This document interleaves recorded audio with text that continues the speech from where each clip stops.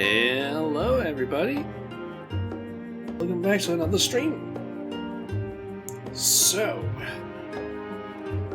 today we're just gonna kind of do some, I don't know, random things that I could come up with because I don't really have anything planned really for today. That's not entirely true actually. I do have a few minor things, but it shouldn't take too long, most of those things. Basically, the things that I can think of right now that I'm at least planning on doing is, we have Emilians need to deliver the last, custom deliveries to, because after that, we'll have finished up her deliveries, and have maxed out her, our relationship, I guess. We have a, what's that called again? That? We have the Cazadora, or Dara, that I can do another quest for, basically rank them up. And then I also want to go to Eureka Pyros, because I managed to get to level 50 there, which means I can now unlock Hydatos, and I kind of want to do that because then there's a Turtle Triad person I can unlock to fight against. I just need to do the quests in there, which is gonna probably take some time. Also, I guess I can go ahead and show this. I kind of forgot to basically post about this on Twitter, but I have basically maxed out my crafters and or just all the crafters, because the others have been maxed out for a while now. But yeah, all the crafters are now maxed out, all level 90 and everything. That's nice.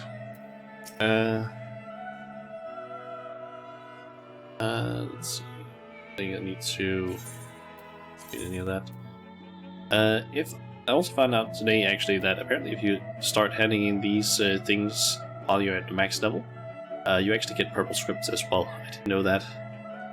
So I might do that in order to get some of the purple gatherer scripts, and also white gatherer scripts, because I need some books that I need those in order to buy. So, yeah.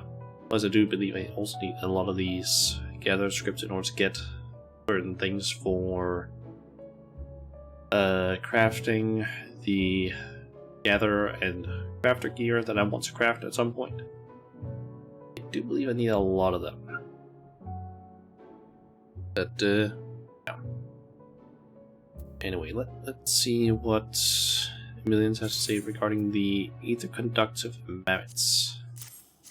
As you know, mammoths are invaluable tools for helping students gauge their capacity for ethereal manipulation. Everything from their clothes down to their very cores must be highly conductive to ether if we are to observe clear results. Now, if you will allow me to inspect. Yes, this appears to be sufficiently sensitive to ether. The students will be pleased to have a mammoth so well suited to practicing their healing magics.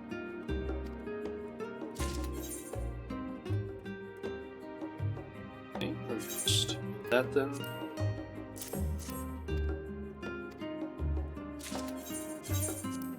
We need to just speed through this.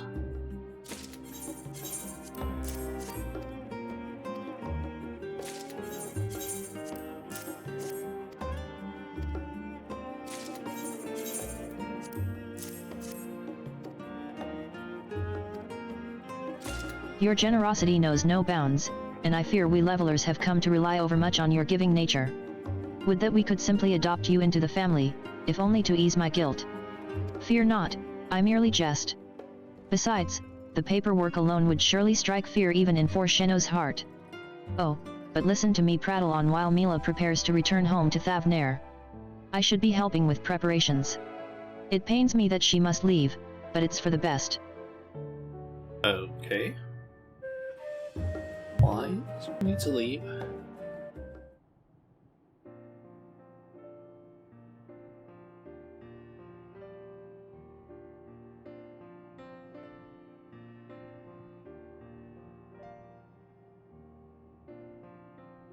Lady Amalliance, Marild, and Shauna. Though my time in Charlie Ian was short, full glad am I that I was able to spend it with you. There are no words with which I can adequately express my gratitude. My, how time flies. It seems like it was only yesterday you first walked through those doors. I will miss you dearly, Mila, but I know all too well how your parents must be feeling. I know I have said it many times, but please let me say it once more, thank you, from the bottom of my heart. Countless students, myself included, never would have been able to study abroad if not for your support. I can scarcely imagine how my studies would have turned out had it not been for the amazing resources you and Lady Amalliance prepared. And, while I don't quite have something to offer as thanks, I do have something to show you. He's able to cast healing magic, I guess. Here I go.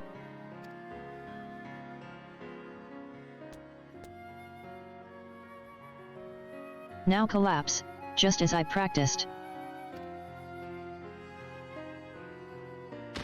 She's able to manipulate it, I guess.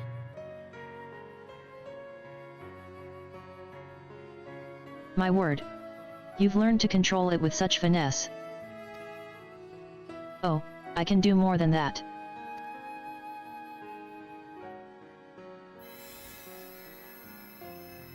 And healing.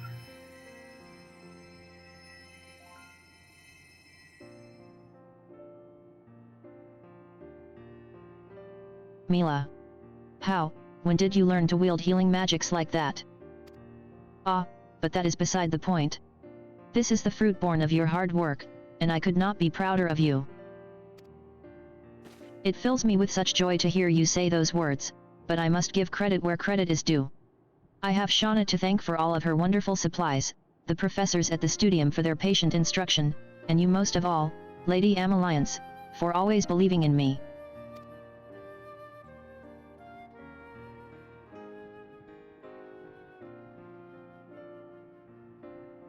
There is something you should know.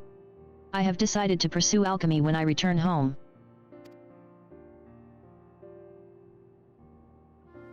By studying the art of spellcraft, I feel that I have come to understand the advantages and disadvantages inherent between the two disciplines. It was when I first came to this realization that an idea sprung to mind: what if I were to master both? I could compensate for the weaknesses of one with the strengths of the other, and help even more people that way.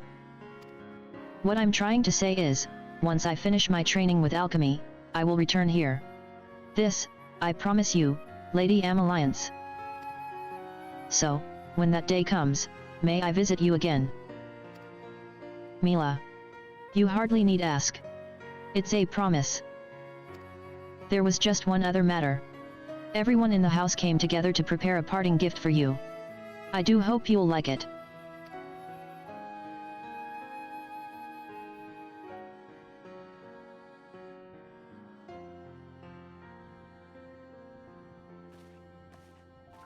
Oh. Is it an outfit, perhaps?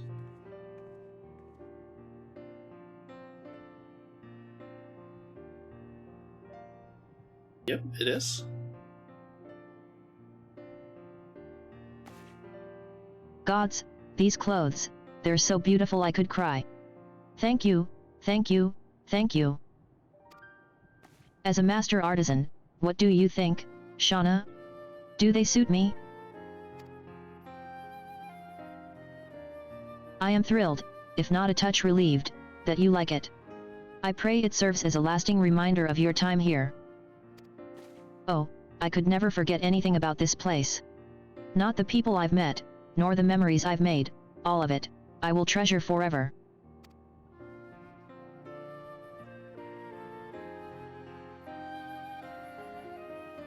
Miss Miladine, I'm afraid the time of your ship's departure draws near.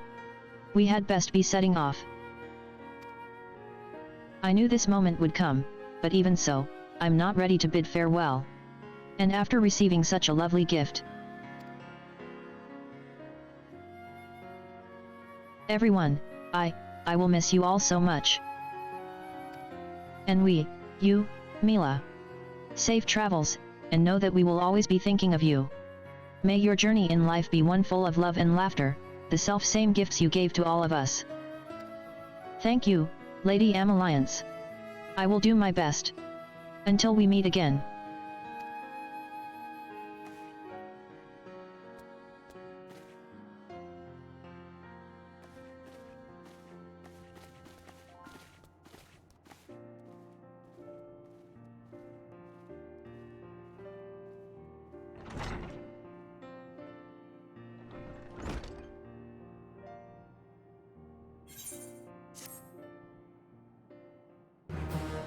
Nice.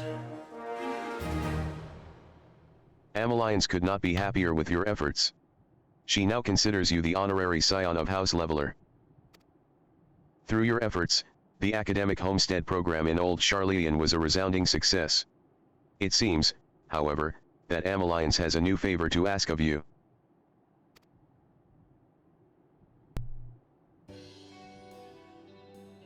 It never gets easier watching them leave. You can only hope you've done enough to prepare them for what will come next. But I should not burden you with such musings, certainly not when I have good news to share. Several homestead families have informed me that the students in their care were able to finish their studies in Charleyan, and return home safely. An accomplishment we could not have achieved without you. Our success here has inspired me to look beyond Charleyan's borders. There is no time for idleness. Not when there are still children who lack for opportunities to better themselves. Which is not to say I will be refusing more students for academic homestead, far from it. Though, it would be something of a shock for Alphino and Alizea to find what they believe to be a stranger boarding in our home. And if Forshino were to find out, well, I must simply see to it that he doesn't.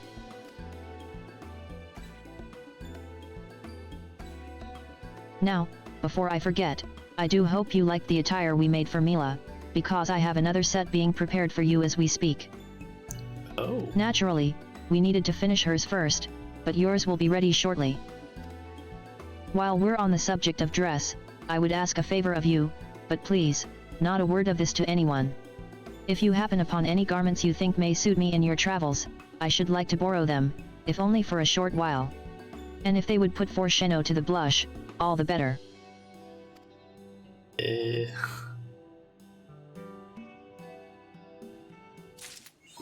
Future, you may note that for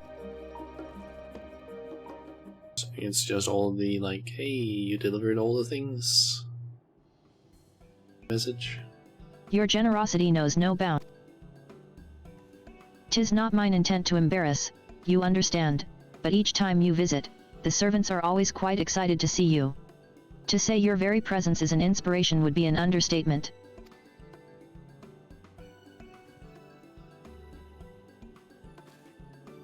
When I first married into the Leveler family, they patiently taught me all of the fancy etiquette and manners expected of a lady of the house.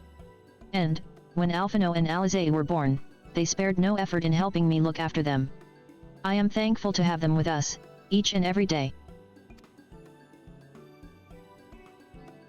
Hey, different? Nothing? you Or have is it just delivered the weekly. Oh, just the you delivered the X amount of things. Okay. And a gift from House Leveler. Pointed attire cover. Okay.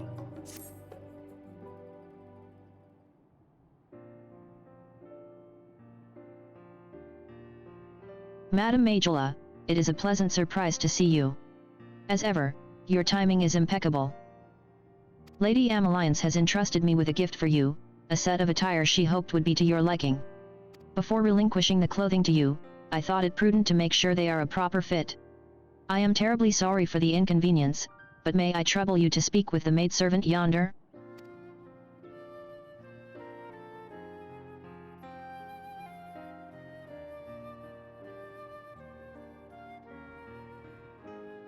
The gift is, of course, a token of Lady Amalliance's appreciation for your deeds, but I should hope you will accept it as a sign of thanks from we servants as well.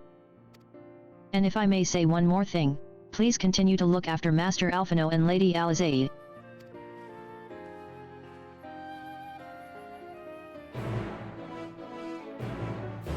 Okay. Okay, maybe we just finish up the quest right here. Greetings, Madam Majula. I have your attire here. Lady Amalliance has a sharp eye for measurements, but please allow me to confirm no other adjustments are needed.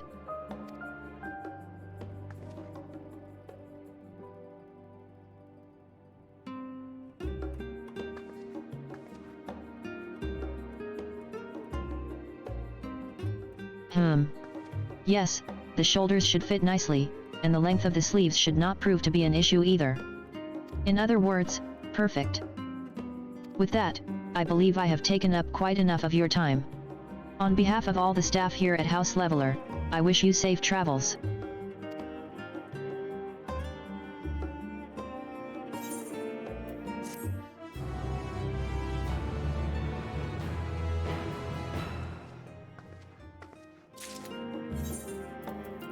Okay. Let's just open that up. And I guess I can do a little try on.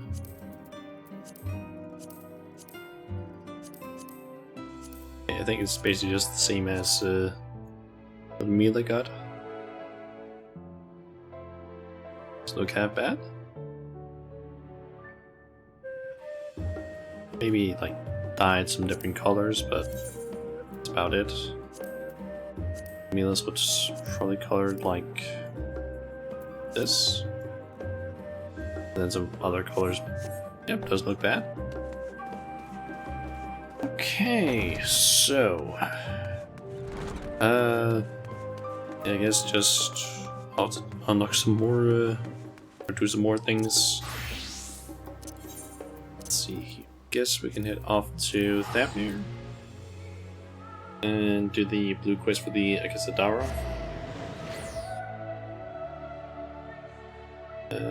Cause yeah, might as well. So that way I can basically also just do the 6 quests here later tonight. Oh yeah, I also got this mount. Ended up buying it from the Island Sanctuary. The like Guardian bike thing. I don't remember the exact name of it right now. Garland GL-2 it's called. I think it looks pretty cool. Okay, Hippo Healing. Happy to see you, Shauna. I've actually got something to tickle your thinker with. Hey Maru, get over here.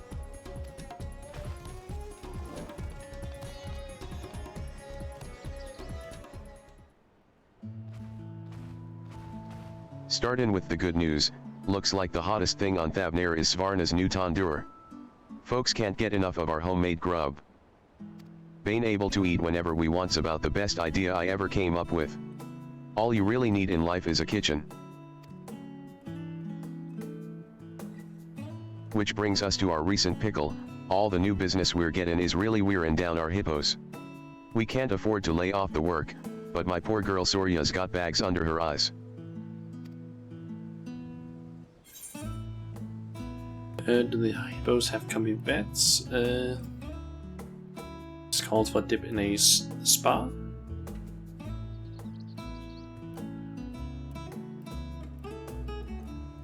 Let's go with beds.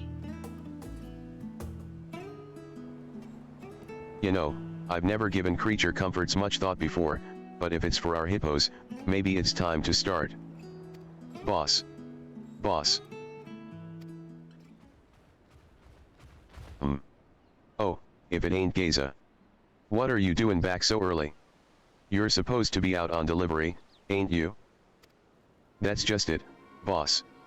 We got trouble. The order I was out delivering, it got snatched. Straight out of my arms. Just when I enter the jungle, this bloke jumps out at me like I'm serving 2 for 1 at his favorite Mayhane. I pull up so I don't ride straight into him, but he rushes me, grabs the food I'm holding, and takes off. How dare he? Stealing my food and running around in flashy armor, like he ain't gotta answer to nobody. Armor. A meal moocher, we're in armor? Alright, alright. Forget that loon, Geza. Remake the order and get it delivered, on the double.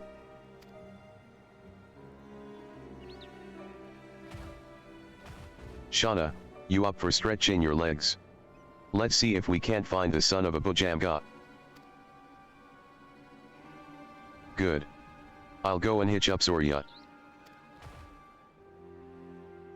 If she'll even let me. How am I gonna convince her this time? Like I said, we've got a thief to catch. Meet me over at the Shroud of the Samga, and we'll see if he left any non-crumbs.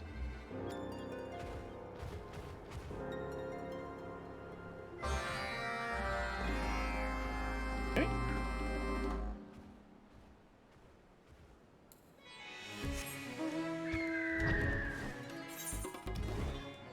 And I'm just gonna teleport up to Pakistan because that's way closer.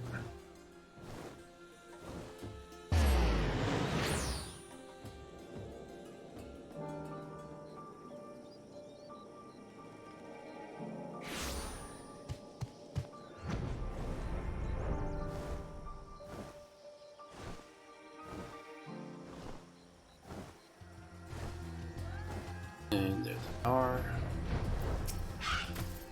Here you are. Perfect, Timon. Me and Surya just made a sweep, but we didn't see nothing out of the ordinary. Not surprising, of course. No thief I've ever met sticks around to face the music. Anyway, see if you can pick up anything we might have missed. A jungle's always moving, after all. You never know what you might find. Me and Surya'll catch up in a little bit. Let me know if you find anything suspicious. Survey the area for suspicious activity.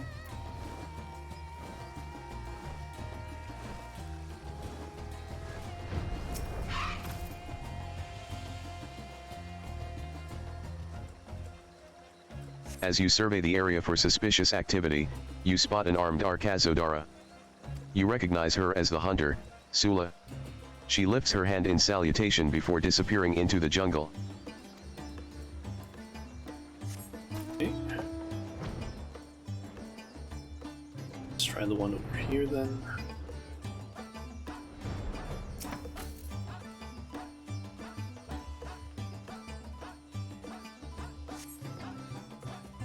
Is this might be the one?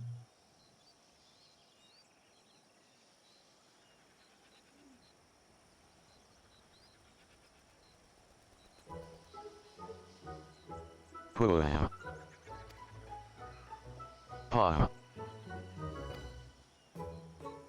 Your survey of the area yields not a suspicious person, but two adorable hippo calves. You may smell more like hippo than you think, because they cling to you as a comrade. Without a herd to protect them, these two calves might easily fall prey to other wild beasts. It would be best to pause your search for now and accompany them to safety.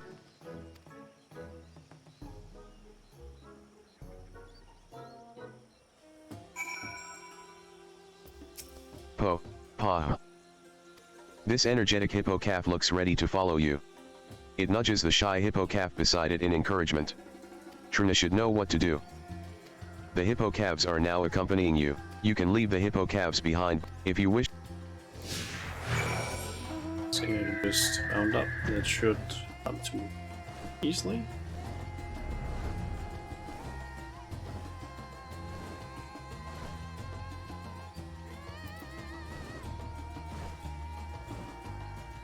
And her hippo is gone. How'd it? Wait, where'd you get those hippos? Don't tell me you're the type that can't help picking up strays if they look at you all winsome like. Nothing suspicious save these little pots, huh? Strange there weren't other hippos, though. Me and Surya also made an odd find, a radiant who'd gotten smacked around by a beast, but no sign of our thief. Anyway, I bundled M into the cart and sent Surya off to Pakistan. Let's head over as well. Geza should be there with his delivery by now, and I want to get his account again. Bring those calves while you're at it. It's too dangerous to leave M out here alone. Okay.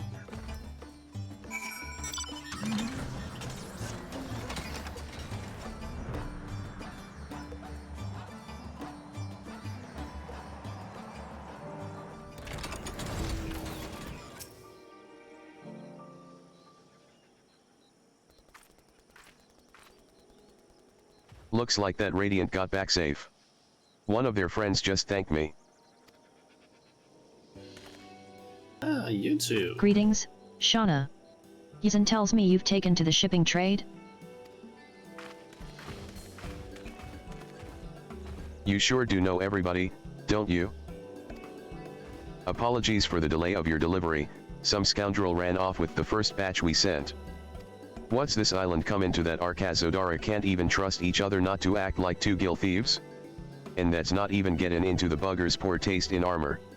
Anyway, we're terribly sorry to have kept you waiting, miss. Think nothing of it. It was only the most minor of delays. I'm more worried about this scoundrel you mentioned. I've been patrolling this area for some time, and this is the first I've heard of an Arkazodara wearing armor. Oh, no. Mother forfend. In any case, I'll be sure to keep my eyes extra sharp whilst patrolling. We can't have Matanga running wild and pilfering prawns, now, can we? You're making an odd squeaking noise, did you know? And your tikka is getting cold. Right you are, young Rakashur. Let us eat. As grandmother used to say, an empty stomach leads to forest fires. Or was it friendly fire? Forgive me, I feel faint. After we partake of these delicious meals, we shall scour the jungle for any nefarious suspects. I will send word if we find anything.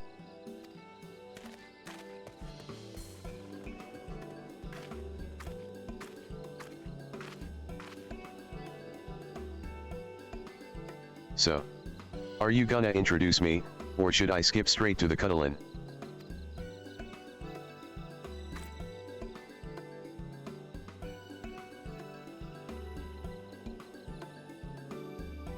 They were alone? Usually calves this young are glued to their parents, but you're saying there were no other hippos around?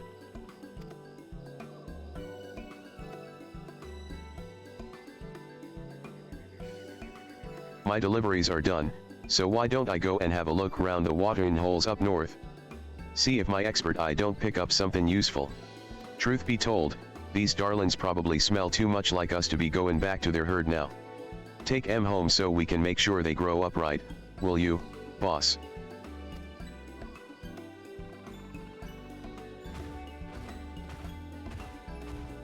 Geza can be a hothead, but he's a real hippo whisperer. Ain't no one knows 'em better. I'll take the juniors back to Svarna. Stop by later when you get the chance.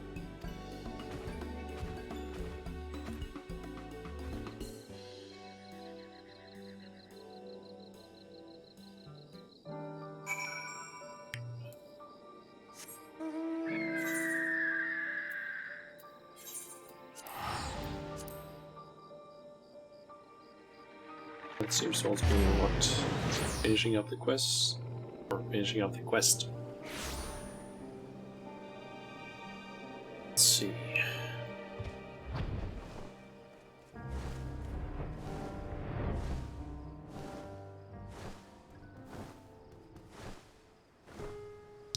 Wondering what we're gonna unlock this time. The vendor, if we end up unlocking anything. Perhaps a new menu?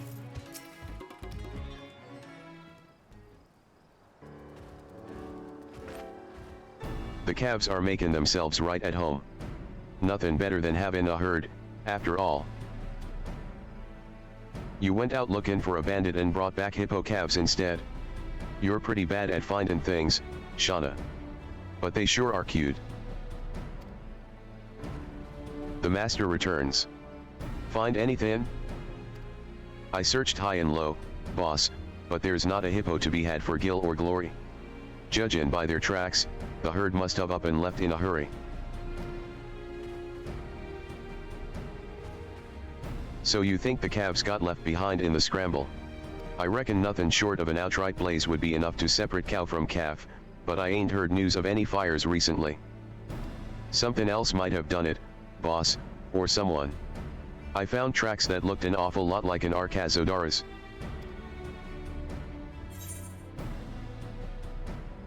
A rival hippo rider? Or a hippo poacher? Hippo poacher, perhaps? Can't rule it out, to be sure. Thankfully, I didn't find no grizzly bits or nothing, so either way, the hippos probably got away safely. In any case, we've got a good, grub-grabbin', hippo-harassin' lowlife on our hands. We've gotta be extra careful till we catch this bandit. Maybe so, but us hippo riders are professionals now. We can't let nothing stop us from deliverin'.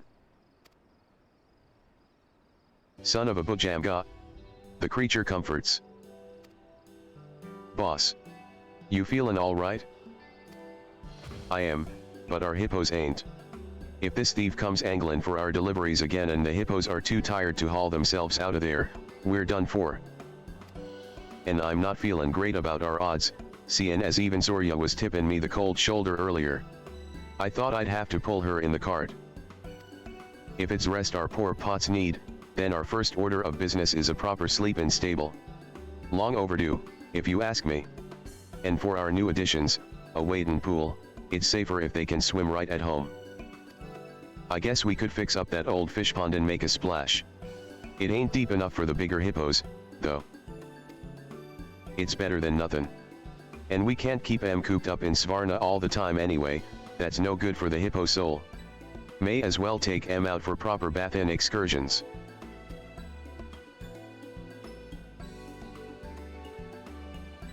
I guess they are the ones doing most of the legwork, but this ain't no small project, Geza. You better be helping me build all of this.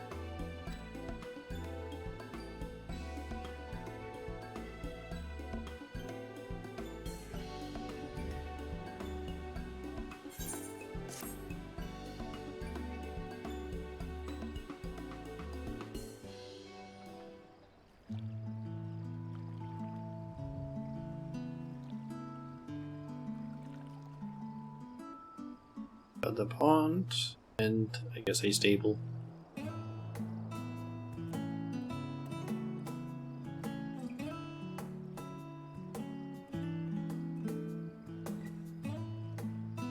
Is that Maru?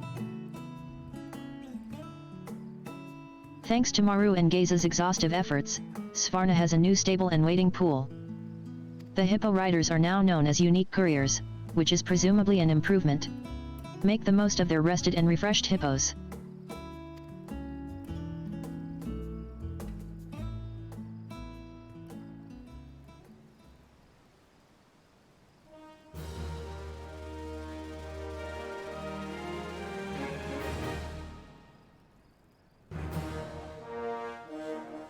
You have achieved respected reputation with the hippo riders.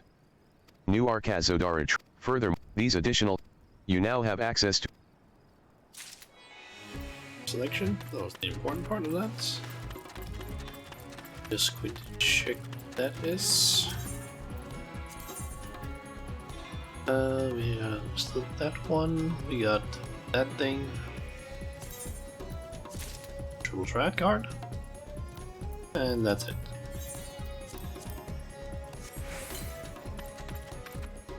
Alright, so I need to quickly just get a little bit of a break, very short one, because during the one of the last cutscenes, I think maybe the one where we were completing the quest, my dad called me, so I need to quickly call him back to figure out what it is he wanted. So yeah, I'm just gonna switch this. And there's that one. So yeah, I'll be back in at most I would think 10 minutes. Hopefully it won't be any more than that, but yeah, I'll be back in just a little bit. Yeah, see you guys in a little just a bit.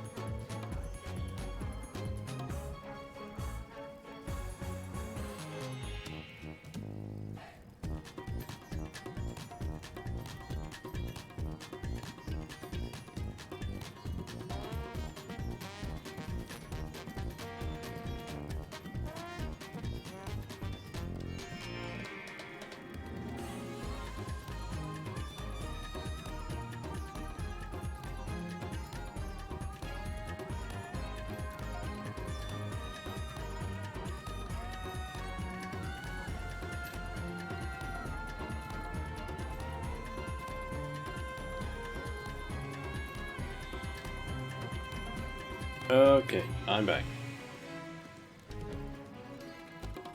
So... Oh... So, let's see here. What to do next? I guess the next thing that I sort of had planned was that I wanted to go to Eureka and do the quests in there. Also, I can see that I actually need to get some Aetherite tickets soon. I'm down to 12 of those. We still also have the masked carnival that I can do, I guess. Or to unlock some more. Or just get some more of the allied seals, I think they're called. Do that. Oh yeah, also yesterday I ended up getting the final version of the Warrior Romaborn relic weapon, so I can now buy the replica versions of it. And I decided to basically also go out of my way and get the augmented fighter set and dyed black, because that's basically just the armor set that Artward wears. So yeah, went ahead and did that because I thought might as well.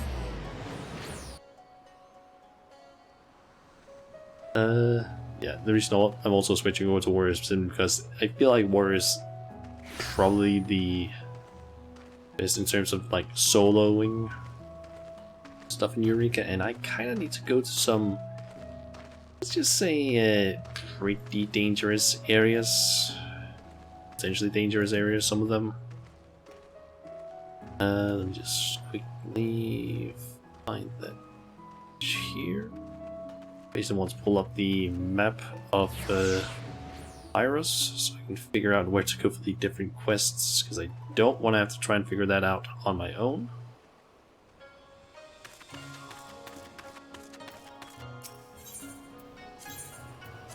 Let's see here, enter Pyros.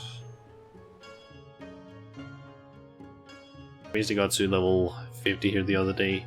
Gotta say, I still don't like Eureka that much. It's still annoying in certain ways, but it has gotten a little bit better in, like, after I started trying to play it as Warrior, because it makes it so much easier to do things. Still feel like the whole Logos system is a bit weird due to how it works, but yeah. I think I need to speak with Geralt. Want to progress the quests.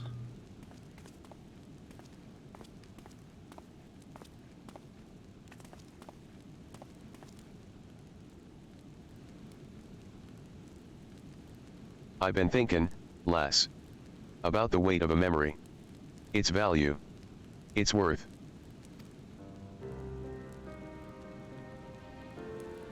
Oi, what's that look for? I ain't talking about my memories. 7 hells, you're just as bad as Drake. No, ya daft bugger. I've been thinking long and hard about them what's-its. You know.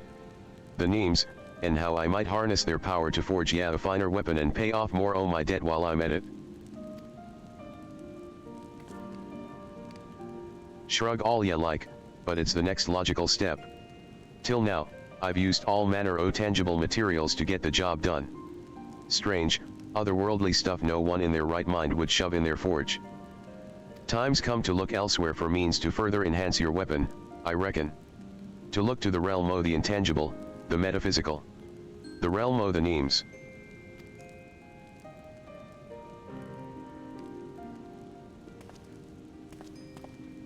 Still not followin', I see.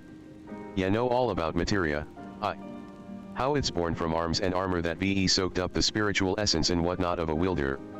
Think of it like that, but in reverse. Talking the names out o' logograms and infusing a weapon with them. Or something to that effect. Boy's got impeccable timing. Come on over, Drake, I was just telling our friend about our latest project.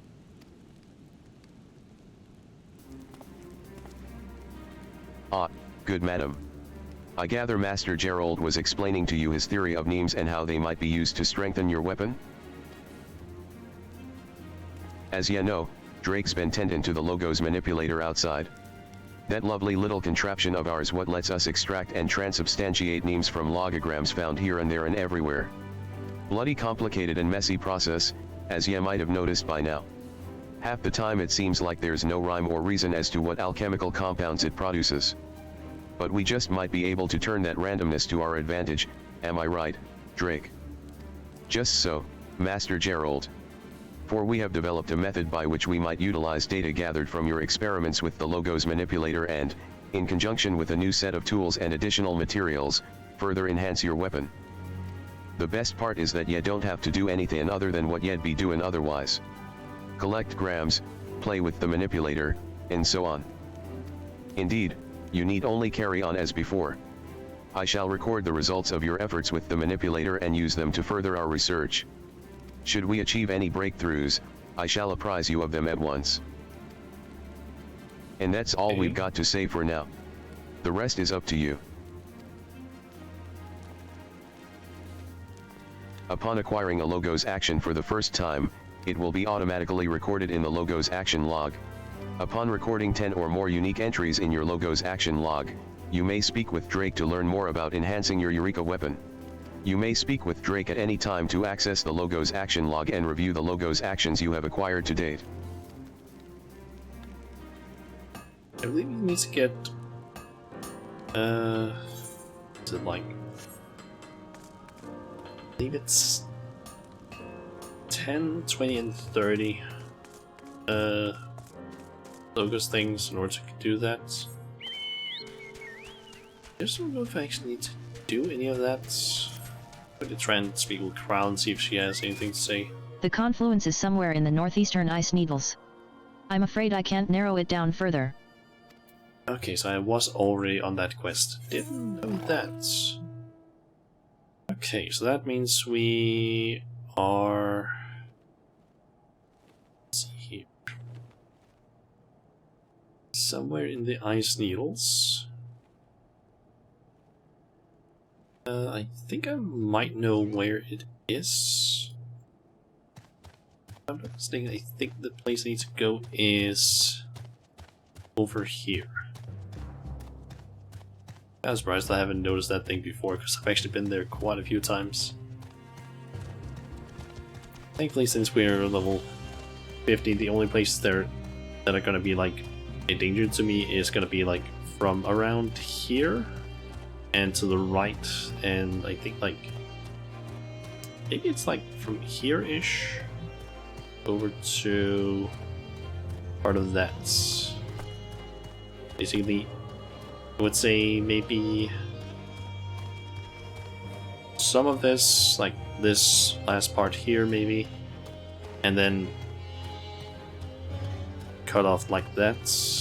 That area's gonna be dangerous because like there's like level 55 enemies I think over in this general area.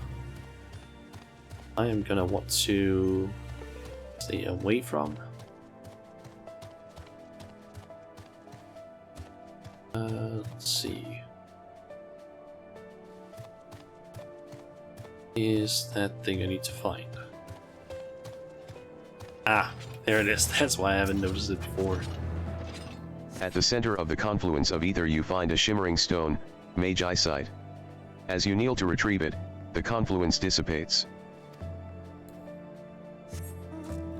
Okay.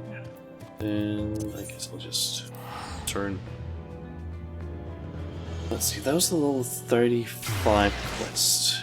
Then I believe we have a level 38 A and B quest, it seems.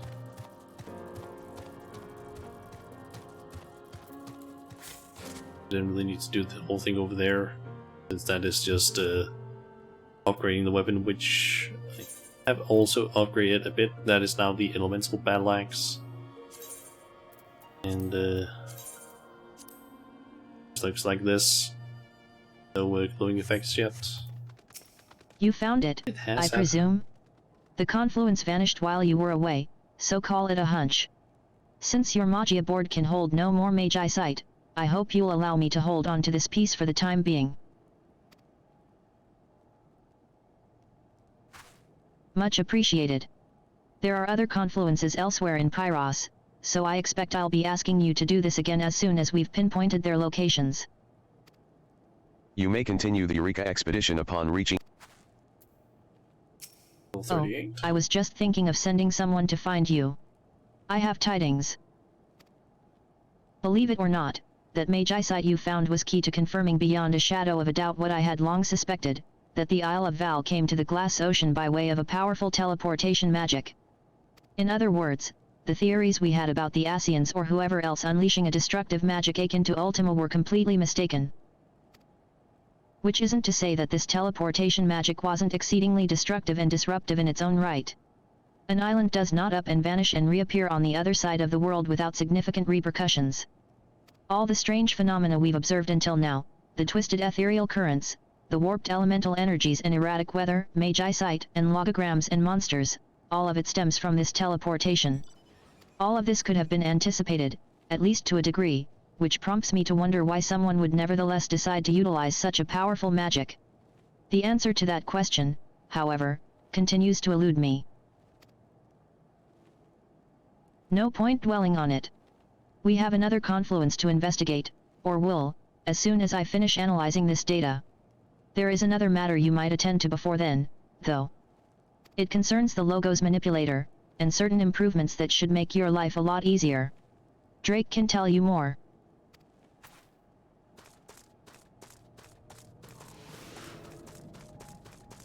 So, Quincy Drake then? Well met, madam. Mistress Kryl sent you to speak with me, did she not? I will get right to the point, then. In actuality, the Logos Manipulator is designed to incorporate two arrays, not just one. If we were to integrate a second, its capacity would be, in essence, doubled, allowing for more complex transubstantiation. However, we lacked the necessary components when we first built it, which is why it only has the one array. It would be such a shame not to take full advantages of its capabilities, though, which is why I bade Mistress Kryl send you to me. You see, what I require may be at the Circuit Townhouse to the southeast. I've written a detailed description of the components I seek. If you could spare the time to journey there and search the ruins for anything resembling it, I promise it will be worth your while. Okay, so I believe what we need to do is down.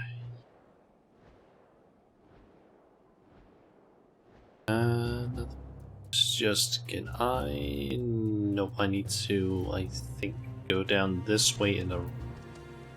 Actually, there's an easier way for me to do that. I can just teleport to that one.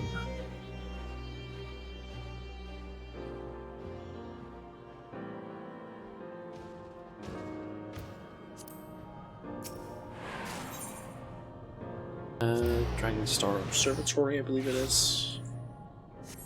Yep.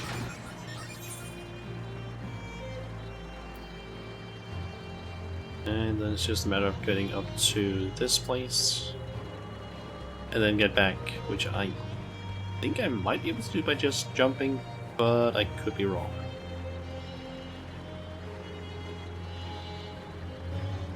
I'm guessing once we're done this one, we need to go and get the 38E quest location, which is right up here. Thankfully that one is easy to get.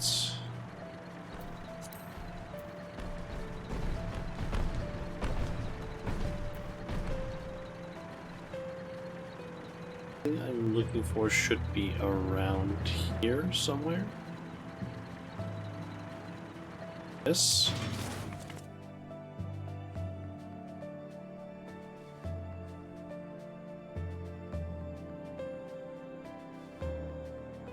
Searching through the metal scrap, you uncover several components matching the description provided by Drake. Whether or not they are still usable, however, remains to be seen. Okay, time to see if I can just jump down over here. And it looks that way at least. Just this path. Yep.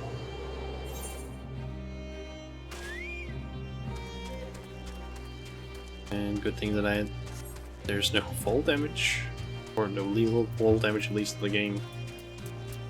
Apart from if you're in combat, I guess.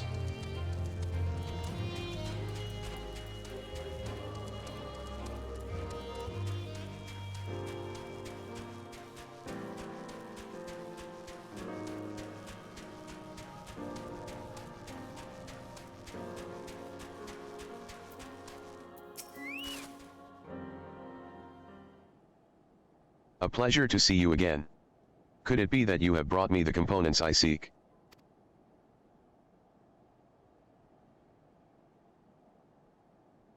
What luck? They seem to be in good working order. If you'll give me a moment.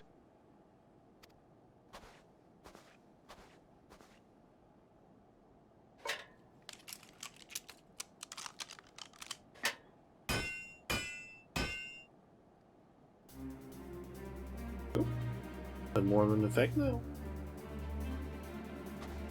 There, I've completed the modifications. The Logos manipulator now has 2 arrays which you may use to transubstantiate alchemical substances which will confer upon you multiple abilities.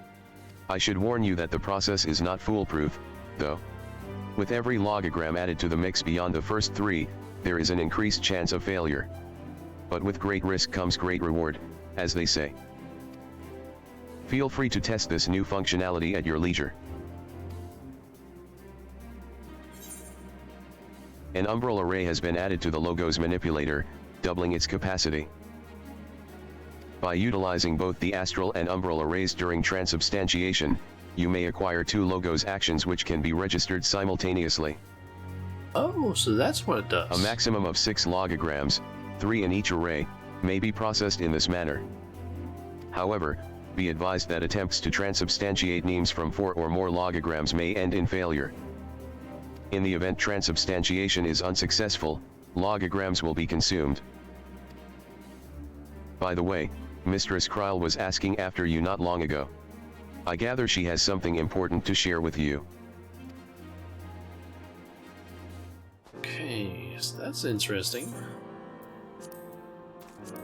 Just means that now add multiple of these things over here. Don't really know how much I'm gonna use that, to be honest. So, yeah. Yes, it's nice, but it's probably not gonna be something I use. You've finished helping Drake improve the Logos manipulator. Well done. It ought to prove more useful than ever. Now then, as you've probably guessed, I've finally located the next piece of Magicite I'd like you to go and collect. This one you'll find in the caves to the northeast, near a place called the Firing Chamber. Getting there won't be easy, I'm afraid. Be careful.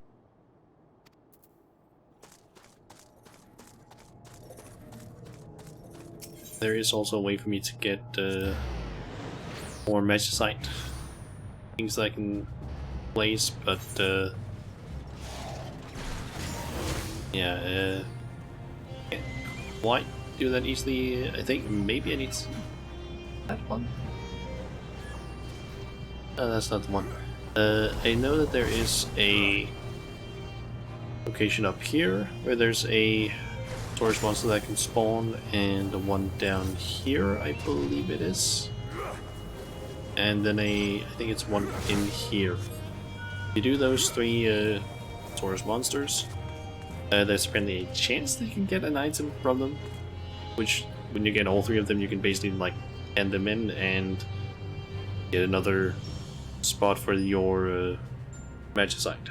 You can basically have 5 in one element, and then preferably like I think it's usually then 1 in the one behind essentially on the list, so that when you rotate you have basically max in damage output and then a little bit in defense against the element you're fighting.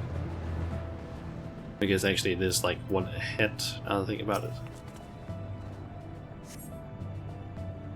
So that would mean you have more damage against it, but also resistance against the damage. Fancy meeting you here, adventurer. I trust your exploration is proceeding without incident? As is Kryle's work with the Proto-Aetheriot?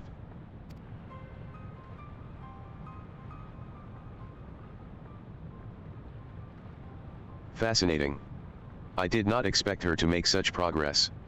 This reversing of the flow intrigues me as well. Ah, forgive my mutterings. I should thank you for sharing your discoveries with me.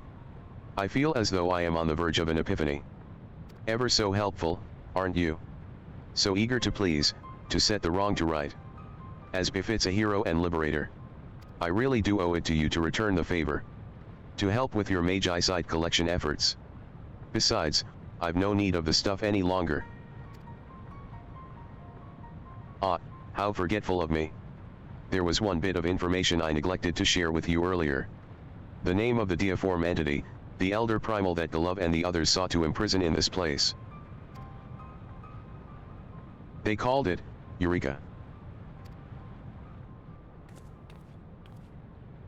The self-same name we bestowed upon this isle. An amusing coincidence, is it not? And yet, in retrospect, so very appropriate. Anyway, I'm afraid that's all I have to share for now. But if the fates conspire to reveal to me any other pearls of wisdom, rest assured you will be the very first to know.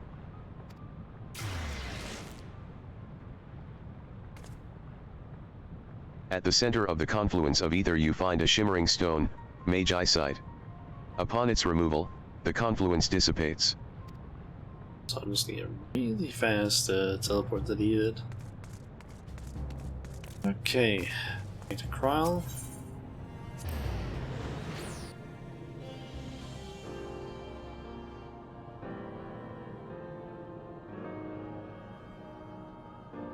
And then I'm guessing it's probably the level 40 quest that's next, I assume. It's always a relief to see you return safe and sound. Did you find the Magi site near the firing chamber? But of course. Though, I take it there's something else you wish to share? So according to Ahika, the deiform entity is also named Eureka, is it? I am reminded of a conversation I once overheard, back before I left the Isle of Val Roja. One of my colleagues was discussing a theory he had concerning the Crystal Tower with grandfather and the other founders. She mentions Raha. She usually just calls him Raha. Crystal Tower and everything. But I guess at this point in the game it wasn't required to do the Crystal Tower, so yeah. As you may recall, Eureka was the name of an underground labyrinth said to contain the most powerful weapons of the Allegan Empire.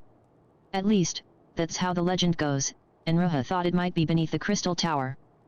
I remember thinking at the time it was odd how the founders suddenly grew quiet and stone-faced, how grandfather simply said no and ushered the others away, leaving Ruha to wonder if he had somehow given offense. And then I had to go and pick the same silly name when prompted by Rowena. Ugh. Don't read too much into that. Seriously. Anyway, I can only presume that the founders' behavior that day was because, for them, the word Eureka had an entirely different meaning. Even though Ruha was clearly talking about the labyrinth, their secret knowledge of the primal clearly weighed heavy on their consciences. You've given me much to think about, Shauna. You may continue the Eureka expedition upon reaching... I know this is sudden, but I have to ask, you didn't stumble across a piece of Magi site recently, did you? I was afraid you might say no. You see, I've been tracking a number of confluences, but before I could pinpoint their exact location, each vanished without a trace. Which isn't necessarily a bad thing, given that the ethereal currents have become more stable as a result, but I cannot believe this is a natural occurrence. Magi site doesn't simply vanish on its own, which leads me to believe someone is collecting it. If not you, then that leaves Ahika. But even if he is trying to help, he could at least let us know. And if he's not doing it for us, then that leads me to wonder why. Until we meet again, though, we can only carry on with our original plans. There's one confluence I've located in West Flame Rock that has yet to dissipate. If you would be so kind as to hasten to it and retrieve it, I would be most grateful. Okay. So the firing chamber. And then that gonna be up here-ish. And thankfully it seems like most of the enemies there are gonna be 5, so that's safe for me. Where I don't have to like worry about getting attacked, because I think only level 48 and above can aggro on me, unless it's specific enemies that have like certain aggro types. For example, there is a bunch of enemies up here that will just attack if you use a spell near them. They'll just straight up charge at you.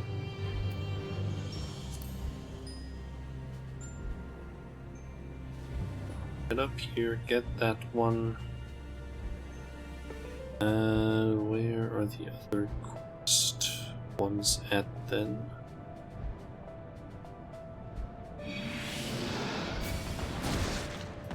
Oh, that's a flame dragon. I completely missed that one. That is bad. That is very bad. Completely missed the fact that there was one of those there. Was basically the map that I'm using of Eureka open, which completely blocked my screen, so I didn't see that that thing was there, because they are usually there asleep. Which anyone watching the stream probably noticed, because I did not. I was basically trying to see if I could spot where the next quest objective is, but so far I can't see any one of them that isn't like around level 50. So I wonder if that's the next little quest there is. That seems to be it. Where there's 2 objectives, there's level 50A and level 50B that I would have to go to, and both of those are in areas that are like level 55 enemies, along with some of those sleeping dragons along the way. Then I would basically have to go out of my way to dodge, or at least walk by slowly, because otherwise you get aggroed by them, or you end up aggroing them. So this one I want to just be on the safe side, do this. They're kind of like the same as in August, where there's like dragons all over the place. Thankfully here it's only like in this area. And like here in the northern part. So are you gonna attack me, or are you gonna leave me alone? Seems to leave me alone. At the center of the confluence of ether you find a shimmering stone, Magi Side. As you kneel to retrieve it, the confluence dissipates. Okay. I'll ask quest again. This time I should be able to. Yep, I can actually just sneak past it. It seems to only react if I get too close to it while just running. Yeah, I don't see any other quests apart from the level 50 quests. So I wonder if that's just the next one. Also, the reason why I'm not using Return is simply because the area up here that I need to go to, seemingly for the level 51, or the level 50 quest, yeah, I don't really want to try and like run back out of that, because I do not want to try and die here and have to like release, because That's gonna be bad, because then I need to like get up to level 50 again. I'm pretty sure in order to unlock more stuff.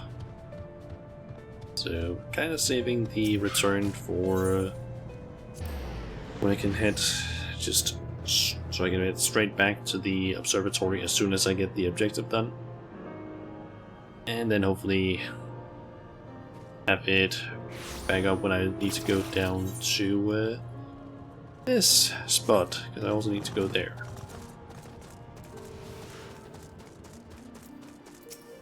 Welcome back.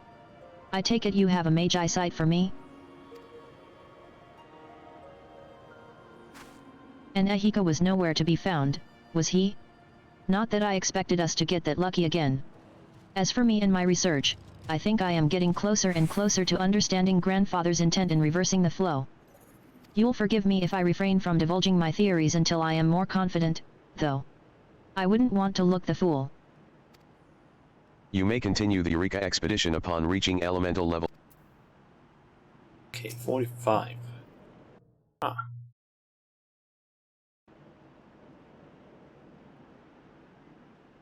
Just don't seem to remember seeing a It's so simple, Shauna. point around How could I have not seen it earlier? Unless I don't need to go anywhere. It's a massive ward, one which encompasses the whole of the Isle. By diverting the ethereal currents as they did, Grandfather and the others transformed the Isle of Val into an arcane ward. But that was only in the beginning, for what Grandfather later realized was that, by inverting the pattern and reversing the ethereal flow, the primal could be slowly drained of ether, eventually killing it once and for all. Oh, how to explain? Ah. It's like your Magia board. Yes, imagine the entire Isle of Val as one giant Magia board. Not exactly, of course, but close enough.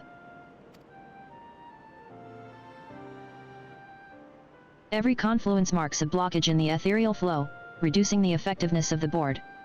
But, with every blockage removed, the effectiveness increases, and the ward holding the primal in place grows stronger.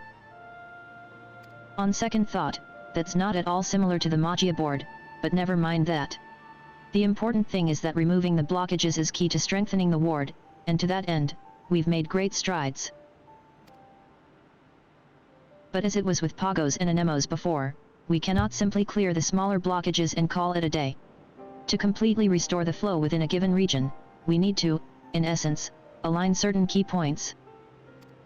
Were I to return to my rather poor metaphor of a Magia board, these would be analogous to pieces of Magi-site, perhaps. Naturally, given the scale of the ward in question, these would need to be far larger than the pieces in our possession. For a region the size of Pyros, we would need at least 4. For what?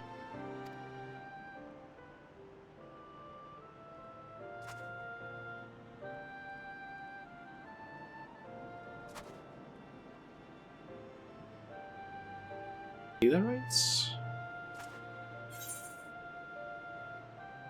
Giant spinning crystal thieves? Aetherites. Aetherites? By the 12, for whatever inexplicable reason I simply cannot help but miss the most obvious solution. I wonder if this is why the founders were so devoted to the study of Aetherite technologies. All the while they were constructing an Ethernet that served a second secret purpose. I'm glad you're here to show me the light, Shauna.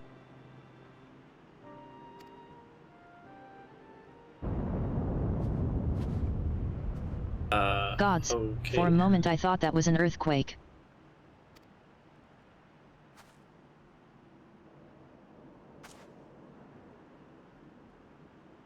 I sense a disturbance in the ether. But this doesn't make any. Oh no. We have to go to the Proto-Aetherite right now.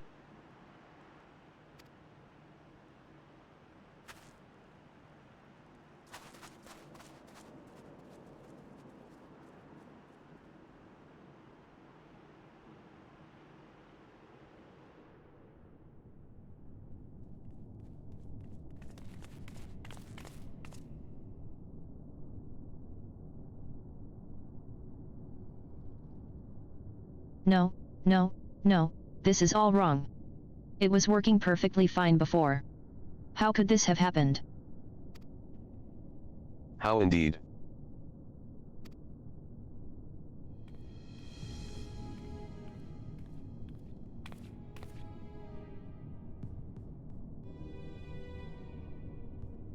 Ahika. What have you done? I have removed a rather vexing impediment from the equation. The protoaetheride was integral to the ward. You knew, and yet you. Help me to understand, Ahika. As if either of you ever could. No, I think I'll let him do the talking.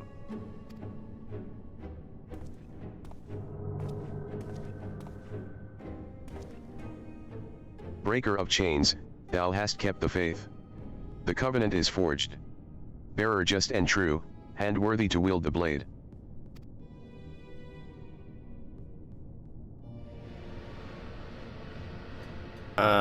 What?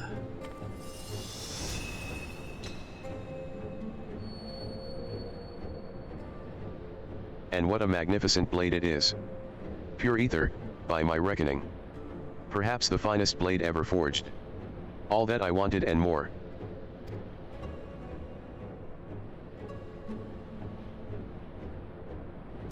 Such strength is now mine to command. To use as I see fit. Is this the power that sets your heart racing, O brave and beloved adventurer? When you hold your enemy's life in your hands. This isn't you, Ahika. Don't you see? The primal is clouding your mind. Oh, dearest Kryl.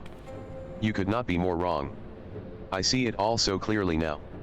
With open eyes have I welcomed this power into my being, welcomed the glory of Eureka into my heart. In light she walketh, and in light she abideth. As did the one before who tried and failed to lay us low. But now we have a champion. Oh, Ahika. Don't do this. Don't let it make you its thrall. I am, and ever will be, my own master, Kryl. I will wait for you within the tower, at its prison. But be warned, I will not wait forever. Ahika.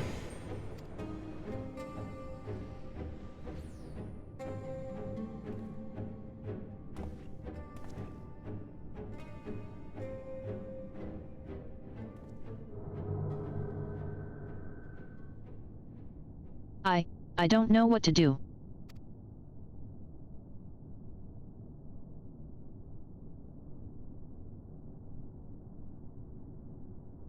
Is the level 50 quest then? What's next?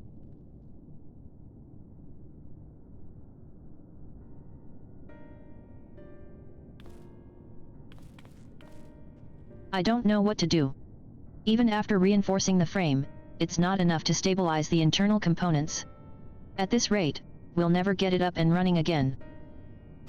If we were in the Charlian motherland, perhaps, I'd have all the necessary equipment at my disposal. But it's on the other side of the world. Not only did Ahika destabilize the regional Ethernet, I fear he may have shattered the ward grandfather and the others put in place. If so, then there is nothing stopping Eureka from feeding upon the ethereal currents. Eventually, it'll be strong enough to shatter the barrier encompassing our headquarters, and once that happens, it's all over.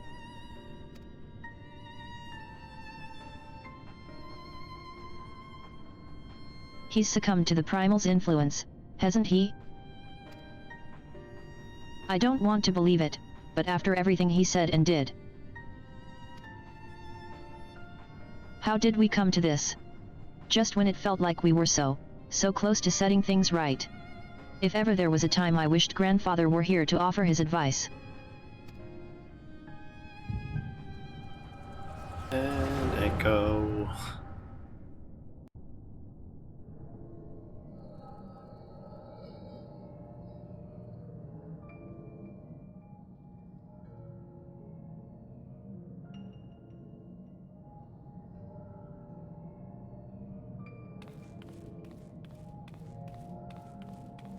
Gods, I can barely keep my eyes open. If I have to spend another night slaving away for the sake of etherological experiments. For someone so exhausted, you clearly have enough energy to whine. As if it's not taking its toll on you too. I can see it in your face, and hear it in your increasingly curt instructions. What you call curt, I call efficient. If you're so concerned about whiling away the hours, you could spare me the idle chit-chat and leave me to my work. Not all of us can coast on reputation and God's given blessings. Ahika, I'm not looking for another fight. I'm here to help. You can help by being anywhere but here. I have matters well in hand and do not require your assistance whatsoever. Oh, you mean now that we've solved those thorny problems which drove you to come to me in the first place? Why am I not surprised that, once again, you're pushing me away the moment you no longer have need of me? Ugh, I knew this was going to happen. Did you now? Then why did you come here? By the 12, Ahika, I don't hate you. I've never hated you. You're exhausting and annoying and rude and a bloody pain to work with. But you're also driven and clever and, God's help me, I actually enjoy your company. And I think your research has merit, and I want to see you succeed. Is that really so hard to believe? If you're going to stay, then you should at least make yourself useful. Oh Kryl, Ahika. You two truly do make a wonderful pair. We do not.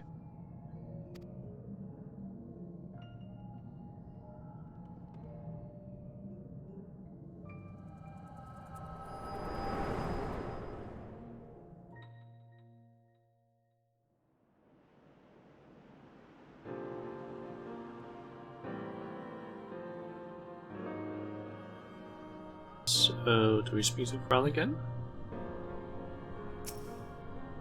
Yep. And another cutscene. Judging from that vacant stare of yours, I can only assume that you were walking in my memories.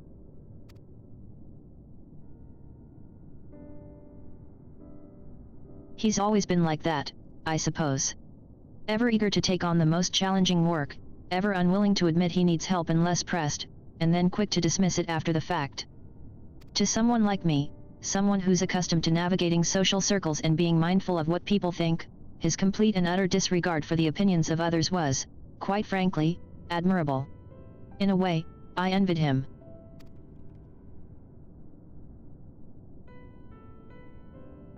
I shouldn't be thinking about him like this.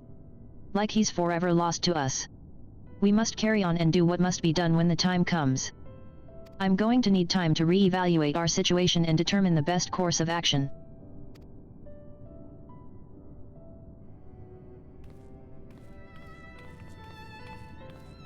You may continue the Eureka expedition upon reaching. Yep, 50. And this is the part that I've heard should be probably the most dangerous in the Duels of Fight. You need to go into areas with like what, level 55 enemies, like regular enemies. I'm not looking forward to that.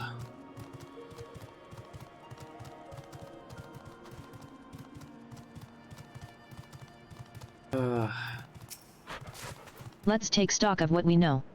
A deiform entity named Eureka was imprisoned within the central tower of the headquarters of the students of Baldessian by means of a complex arcane ward spanning the entirety of the Isle of Val. Said ward was then modified by Grandfather and the other founders to slowly drain Eureka of its considerable ether, eventually killing it once and for all. However, with the proto-aetheroid no longer operational, the ward has been broken, perhaps permanently. Without the ward to bind or drain it of ether, Eureka can feed on the ethereal currents to regain its strength and eventually break free of the barrier surrounding our headquarters. Assuming Eureka dates back to the time of Alig, defeating it in the traditional manner would ensure it never returned, as those who summoned it forth are long dead. Yet Grandfather and the others instead elected to imprison it here on the Isle. The question is, why? If, for some reason, slaying it is not an option, then we would need to restore the original ward. Alas, without the proto-aetheroid, I cannot see a means to do so. Simply put, we have no good options. That said, we cannot simply throw our hands up and do nothing, can we? I should like to think we are of one mind in that respect. So, in the spirit of trying something, anything, regardless of how ineffectual it may prove, I would like you to first help me tie up a loose end. I've detected another confluence in East Flame Rock. The last piece of Magicite still clogging the ethereal arteries of Pyros, I suspect. I'd like you to go and collect it for me. Please. Okay, so that is all the way up there. So, question is now which aetherite would be best, because I guess the firing chamber might be the best one. Also looks like someone died up near the quest objective. Okay, should probably mount up as well, so we need to go specifically to this spot right there. As far as I can see, that is where it is. The only problem is just that there's 2 dragons along the way. There's one around here, and basically the entire path up to that area is filled with either level 50 all the way up to level 55 enemies. It's not gonna be easy. Let's see. If I go this way, I'll mainly just be encountering level 50 to 52 enemies most of the way until I get up to the area with the dragons. If I go to the right path, I'll be encountering basically the level 52 and upward. So the ways I'm thinking heading north might be the safest.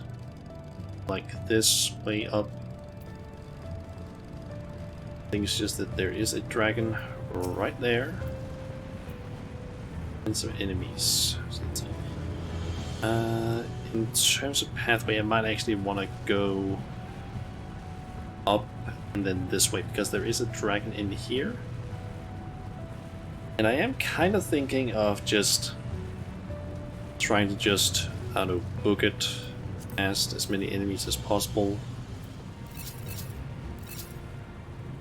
Just to take against wind.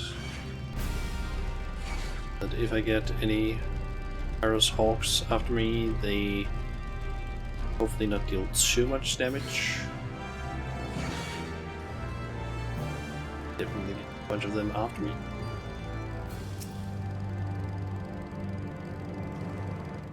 Try as much as I can to basically avoid pulling too many others.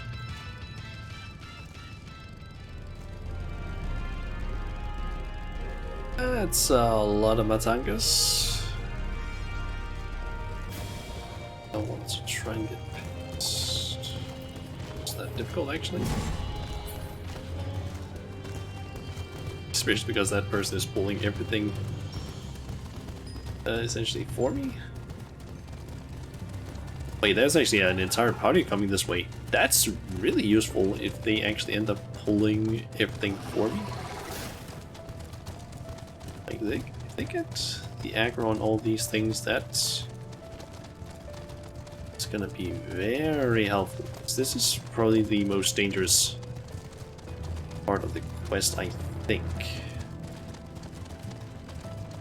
Basically just getting up to this confluence.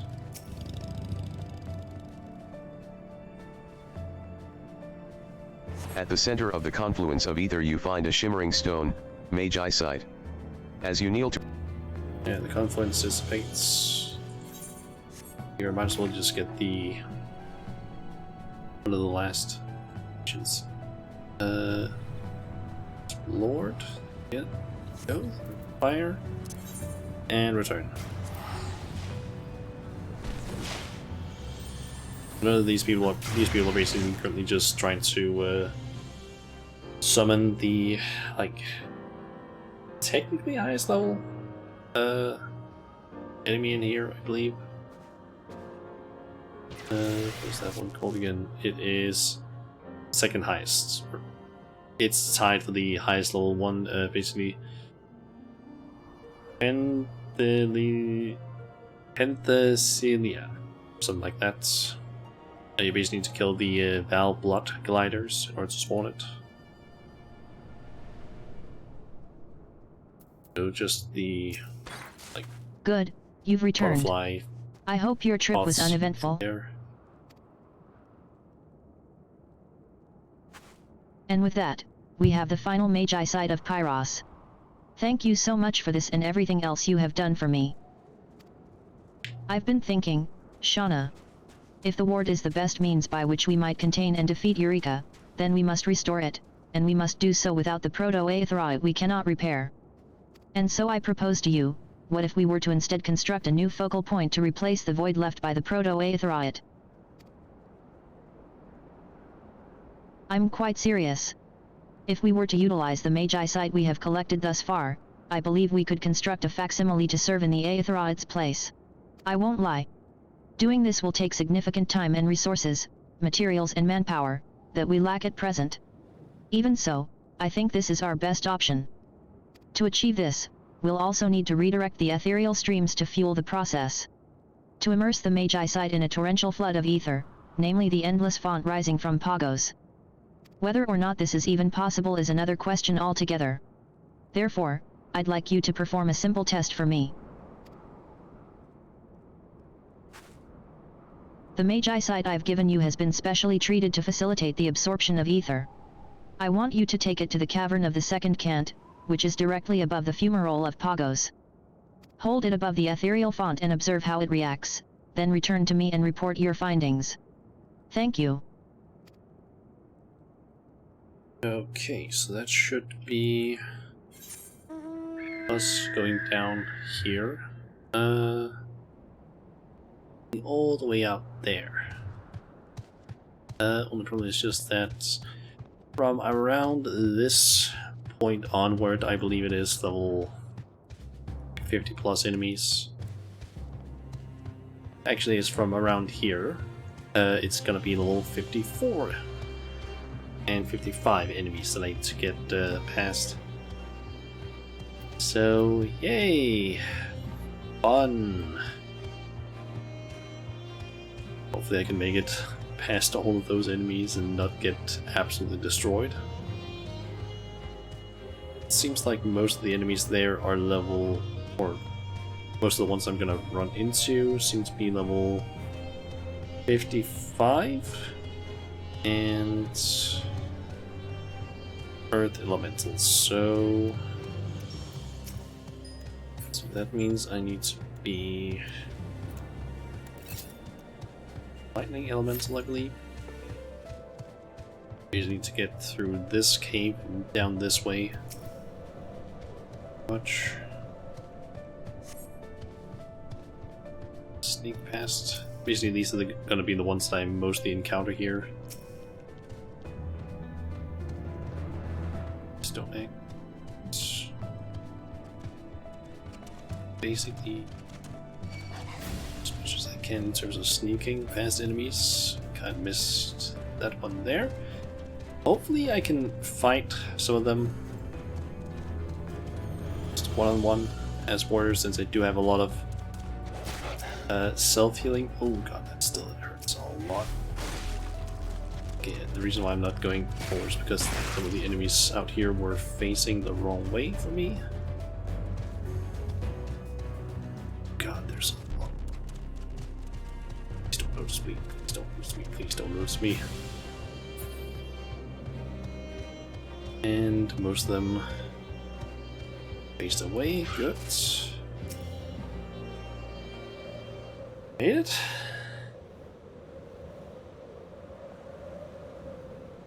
The endless font of ether rising from Pagos far below continues into the skies high above.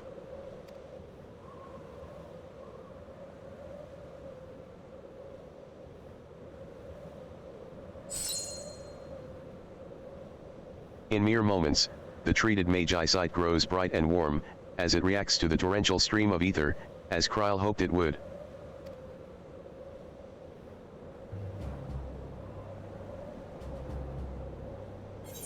Okay. So now I just need to get back there. That is on cooldown, still has like over 500 seconds left. Just gonna hopefully be able to do this. Just bob out. And then go up again, and that should still keep the progress, I'm thinking.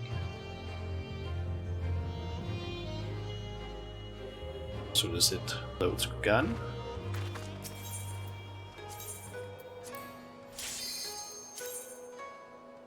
So let's see, I should still have the progress on that quest, I'm assuming. Nope.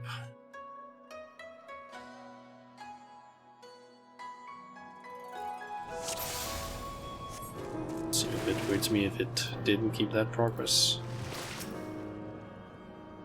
Like it did. Please tell me you come bearing good news.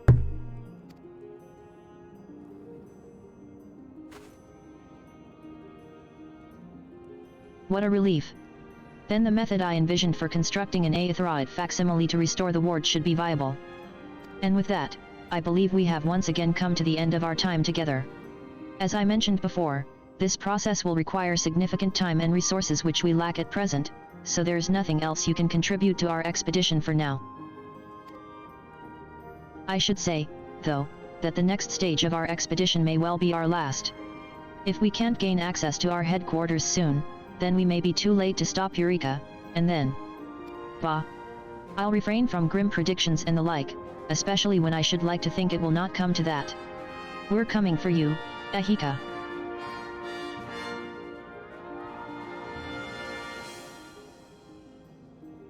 You have reached the conclusion of this chapter of the Eureka expedition. To continue the expedition, speak with Rodney at Pier Number 1 in Kugane to travel to the Forbidden Land, Eureka Hydatus. Okay. Making most of Pyros. The most Pyros. So I believe as soon as I complete next quest, which unlocks Hydatus, I should have access to a person here in Uganda that I can play Triple Triad against. They should have that. Ah, adventurer, you couldn't have come at a better time. The preparations for restoring the ward are in place, I'm pleased to report, and with our practiced efficiency, we've established a base camp on practically the doorstep of the students' headquarters. Now, in keeping with tradition, the region in which the camp lies has been given a name, Hydatus, a reference to its watery disposition. God's willing, this will be last corner of the island that the expedition will need to contend with. But without further ado, let me know when you are ready to head over. Mistress Kryl is very keen to resume her efforts with your help.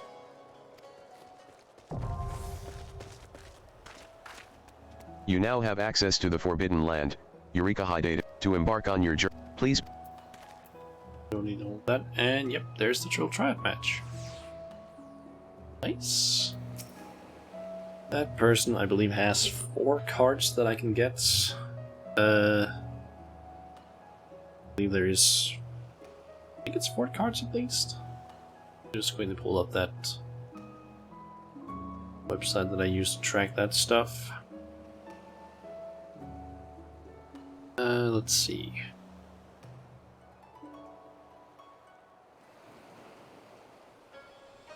Yep. Hetsukaze can basically allow them to get Penthesilia, Murger, Provenance Watcher, and Eika Sunjika. Those 4 Triple Triad cards, basically. The first 3 you can basically get from either Pyros or Hydatus, from doing some of the like fates / Taurus monsters, and the Eika card is only available from that guy. So, it's going to get the Hydatus cutscene. He's just is it. I'm not going to do anything in here because that's like I would basically have to grind to level 60 before there's anything of interest in there, because Apparently 60 is the max level in there. And yeah, that's gonna take some time. It is also the last step of the entire Eureka area, or series.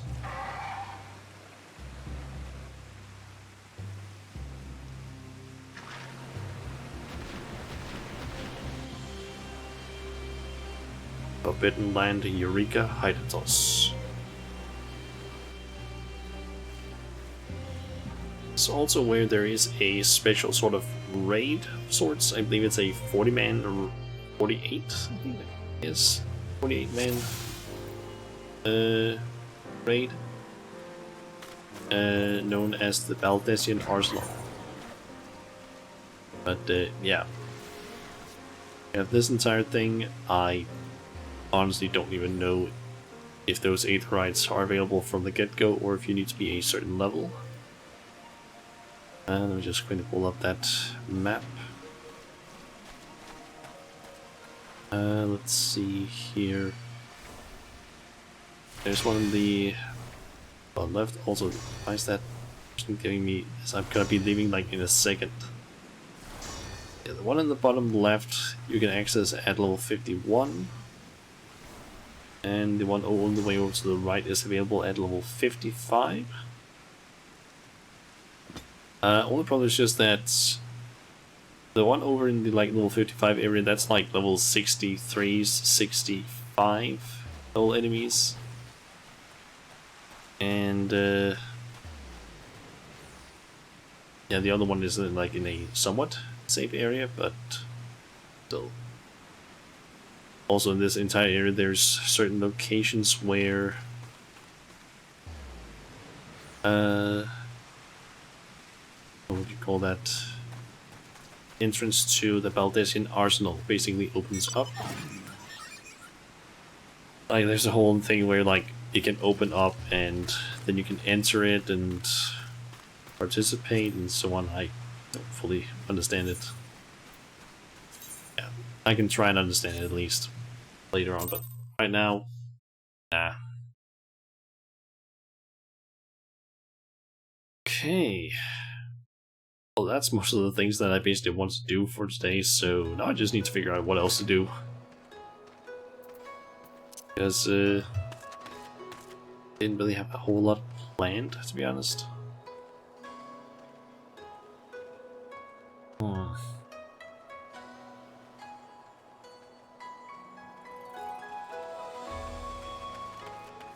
I guess I can pull up a page I have. But basically, like, I don't know, keeps track of things like a checklist.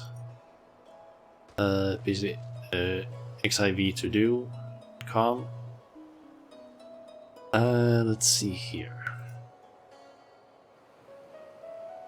Basically, like, gives me a bunch of information on like what encounters I've done, basically dungeons and such, quest lines, certain challenges.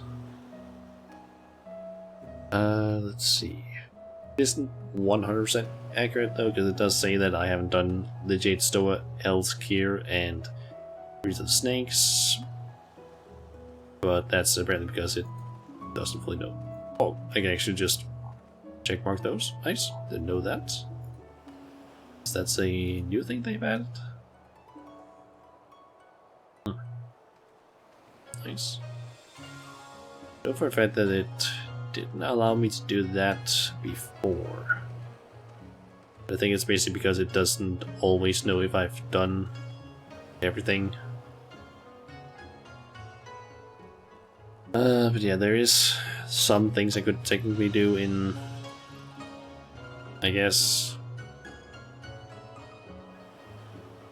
like some, I don't know, what was called again? Extreme Trials, that's what it is. There are some Extreme Trials I haven't done yet.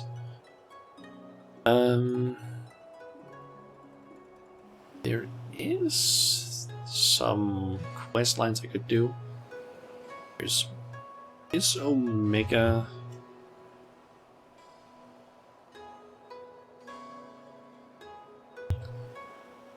Beyond the Rift. Is that the quest line I did here the other day? Not sure. Yep, that is that one. That one has not been checked. Okay, so let's see here. We have something called Tales from the Shadows.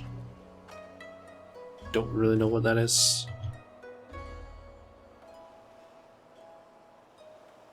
There's Tales from the Shadows.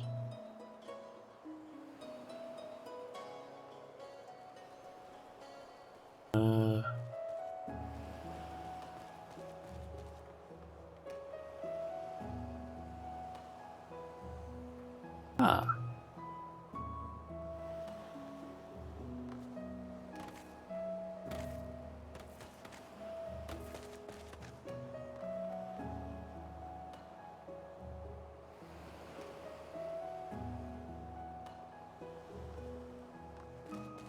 Ah, that's apparently a quest that has some sort of significance. It's located in Mordona? Guess we can go and do that. That's apparently a quest that's gone from Flamine. It's apparently available after Virtues or Vows of Virtue, Deeds of Cruelty, which is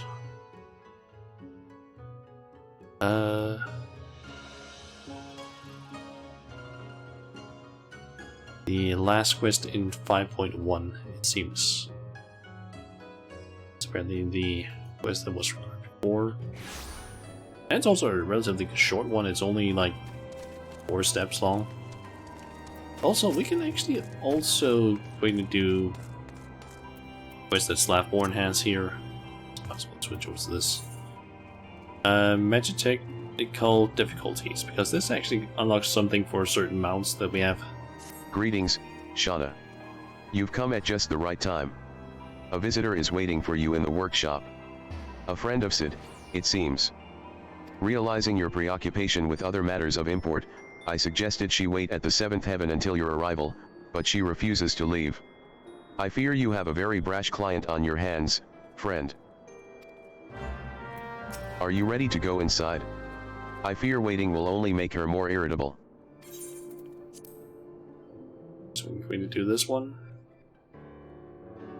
It's basically I'm gonna unlock something for Magitech mounts. And it's Jesse.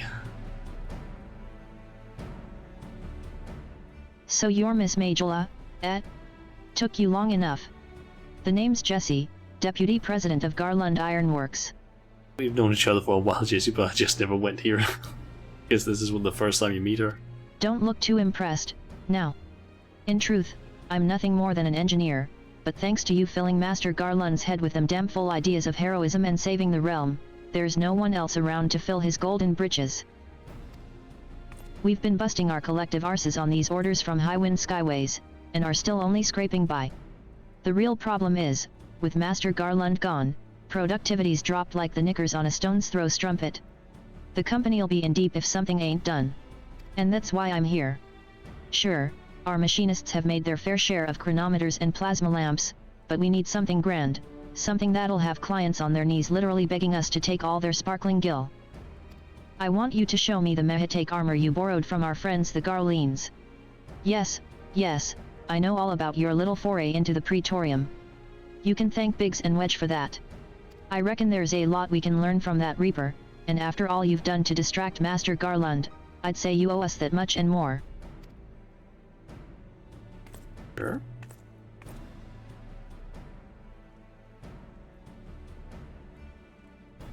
This is amazing. Do you even know what you have here? Listen to that ceruleum engine. I've never heard anything so sweet. And the servo mechanism should be... Wait. A mammoth core? Why didn't I think of that? They're so easy to come by, mass production would be as easy as stealing candy from a baby, or cores from a mammoth. But what in the 7 bloody hells have you done to the cannon's poor convergence modulator? Burnt it out firing victory rounds after slaying some family of rabid squirrels, no doubt. It's a wonder the whole suit isn't a steaming pile of molten slag. Such a waste. What in the builder's name are you looking at? You need something to fix your prying eyes on, try the wall. Anirode, I can't bear to see such a fine piece of work in such a sorry state. I'll patch her up as best I can, but you'll need to gather the parts needed for the job. Think of it as one of them adventures you seem so keen on. A make number 49 Mehatake converter and a make number 50 Mehatake oscillator should do the trick. Oh, and a Mehatake cannon barrel, make, number 51. I can't guarantee she'll be good as new, but at the very least she'll be in better shape than she's in now, which still ain't saying much. Eyes on me, Shauna. I ain't done with you yet. That is, unless you know whereabouts one might stumble across a spare converter, oscillator, and cannon barrel. No? Didn't think so. So here's a hint, it rhymes with Castrum Sentry. You see, Garlean-made technology is what we're after, and I can't think of a better place to find some. Off with you now. Yes, ma'am.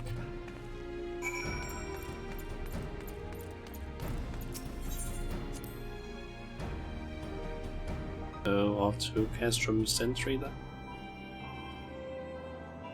Was it Sentry? Sentry? I don't really know. Whichever one it is, we need to go there. So loads. Okay. So head down there and just search storage crates, I guess.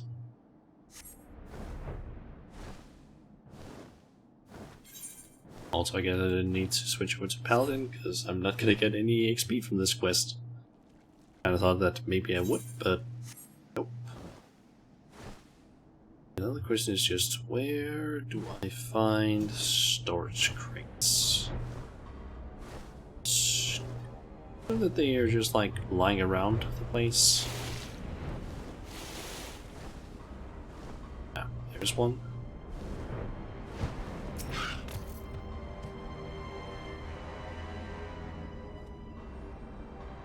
Gonna be the converter, maybe? Yep.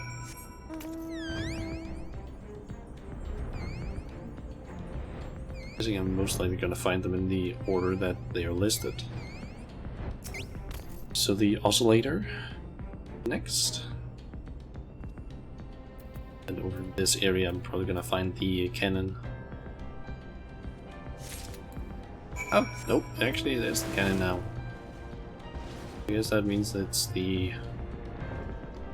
It just has to be the oscillator then in the last location. That is...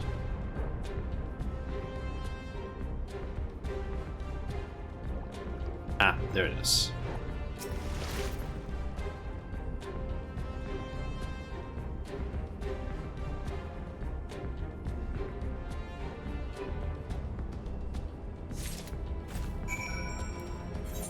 Okay, back to Jesse then. And while we're going, we might as well just read what these say. Developed in the 49th year of the first Guardian Emperor's reign, this mechanical device transforms raw ethereal energies into a more stable form. Built in the 50th year of the first Guardian Emperor's reign, this mechanical device emits signals by generating waves in the ether. Built in the 51st year of the first Guardian Emperor's reign, this cylindrical tube is perfectly calibrated to ensure almost no devastation in projectile trajectory. Deviation, that's what it says. Since otherwise. Also, I'm pretty sure that's all made during the reign of Welcome back. a certain Emmett. Well, he was the Emperor. Or should we say Solus Valgalus, or whatever it is his name is. Let me guess. You've lost, no, broken, no, traded for magical beans the parts we need. Nope. Actually pretty consistent with bringing the things that I need. Well, color me mildly impressed. I was half expecting the worst, and got, well, less than the worst. Don't get all giddy on me, now. You're still not off the hook for stealing away Master Garlund. But I'll admit, I'm beginning to see why he might feel the need to latch himself onto an adventurer like he might a stray pup. Alright, let's see if I can salvage this mess of a masterpiece.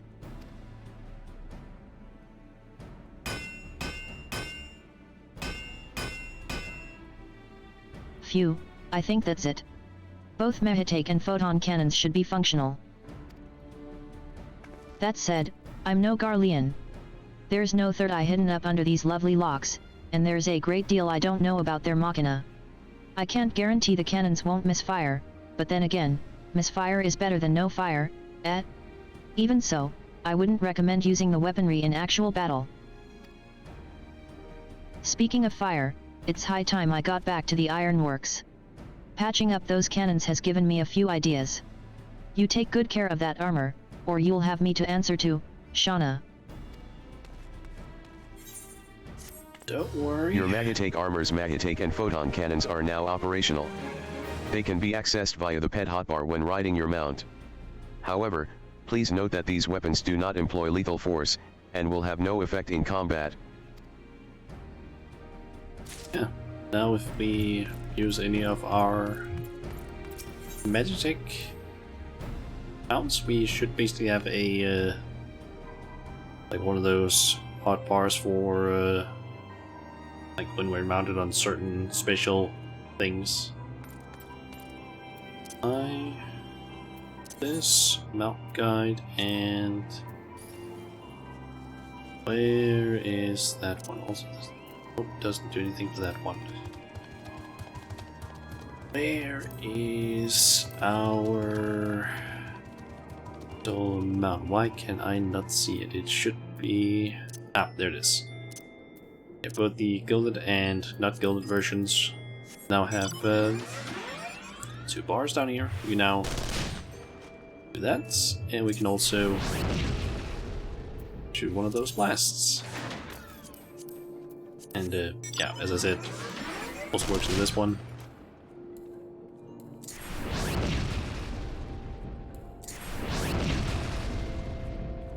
Yeah, nice. This is all nice little upgrade.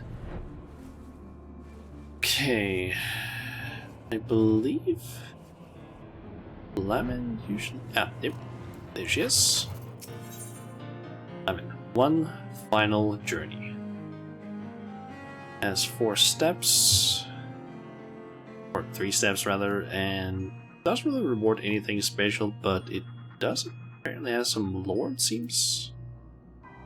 Because, I mean, XIV2do.com does list that one as one that you should apparently, of course, make a special quest line. Side story quest. Basically alongside something like the Scholasticate, those rank quests, Tartarus Grand Endeavors, and so on.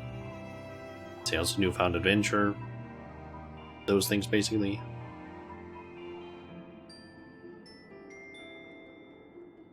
So, yeah. Guess we'll just do that one. Oh, Shauna. Forgive me, I did not see you there. Ever since you spoke to me of your last moments with Minfilia, I find myself often thinking of the moments I shared with her. And it was during one such moment of remembrance that a missive arrived from an acquaintance in Yulda. Even now I can scarcely believe the letter's contents, written as if in answer to my heart's lamentations. Such fortuitous timing is nothing short of a miracle. No less than your arrival here this day, I should think. In case any of you have forgotten, Flamen was basically the adopted mother of Minfilia. After her parents died, I think it was. Semi-forgetting that stuff, but it was something like that. I am about to depart for the Sultanate to meet with my acquaintance, you see, and I cannot think of a better companion for this journey than you. Will you not indulge me with your company? I would not begrudge your absence, but if you are so inclined, it would mean more to me than you know. How could I refuse? Is this something to do with Minfilia? Suppose if I must. How could I refuse? You are too kind, my friend. We are to meet on the steps of Thal, in front of Eshtame's aesthetics. Pray go ahead. I will be along shortly. Okay. I'll see hold on then.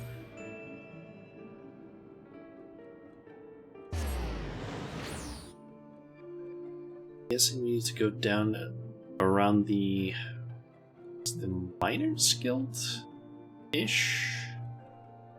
Maybe it's the Jewel or Goldsmith area. These based on where it looked on the map, it might be there, but I could also be wrong.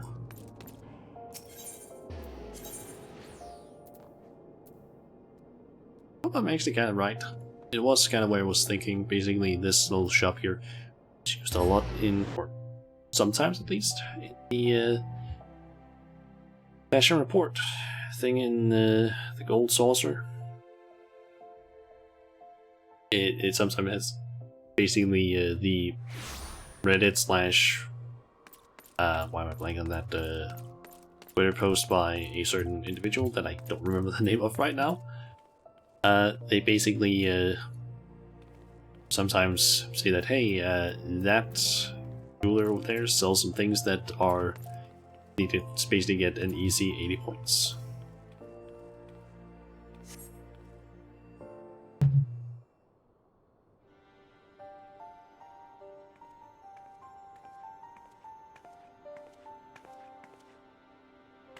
I hope I have not kept you waiting over long. Flamin. Thanks for coming on such short notice. Oh, you two. I seem to remember you. If I'm not mistaken. And I can't say we were expecting you at all, Shauna. Though I suppose you do have a knack for assisting in matters of the dearly departed. Sure, these two are the ones that sent me into the hard version of I'm forgetting what that dungeon is called now. The basically the one in southern Thanaland, the like ruins. I'm forgetting what it's called. I think it's like something Karn. I'm forgetting exactly what it's called. But like we were basically sent in there in the hard versions to try and find their sister, I believe. But yeah, I think those are the two. So, is it true, my friends? Did you find it? To start from the beginning, the concern was contracted to work on the waterways below Ul'dah. Naturally, this included reconstruction of the Sildi aqueducts. The place Minfilia and the others fled after the ill-fated banquet. Or probably something. And while we were clearing out the tunnel, a glint amidst the debris caught our attention. Cat's eye. At first we wondered how it got to be there of all places. But then we remembered the stone Minfilia gave you all those years ago.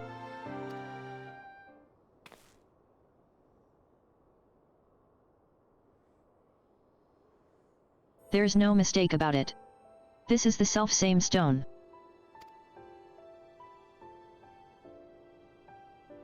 The very first stone she ever unearthed, in those halcyon days when she was still called Asalaya. She was beaming with pride when she presented it to me. It was a gift I would treasure for years to come. Yeah, Minfilia was actually a miner at some point in her early days. Until the day came when she needed it more than I. She seemed so lost that day in the waking sands. I knew that the cat's eye would remind her of how far she had already come, and instill her with a little more courage to take the next step. To think she wore it all this time. When we searched the waterways shortly after the collapse, we didn't find a trace of the scions. No belongings or anything. Curious that it would appear after all this time.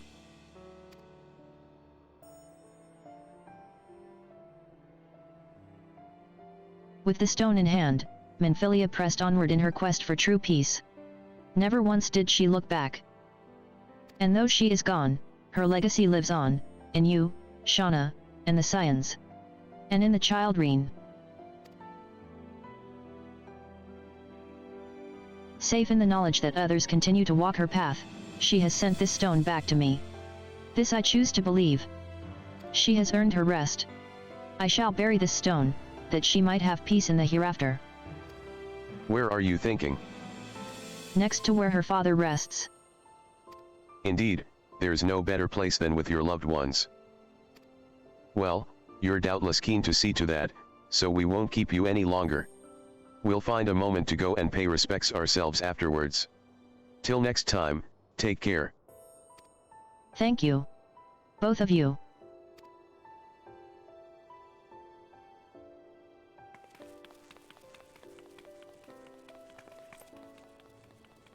Warburton was interred here in Ulda at Iralig's burial chamber, but around the time of the Scion's founding, he was moved to the Church of St. Automalandima, under the care of Father Iliad.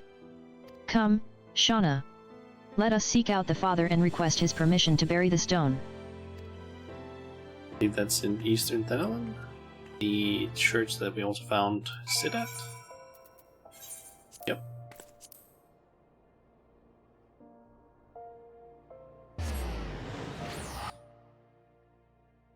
I guess the game hadn't really loaded stuff fully there, since it basically didn't do the animation or sounds until the very last second.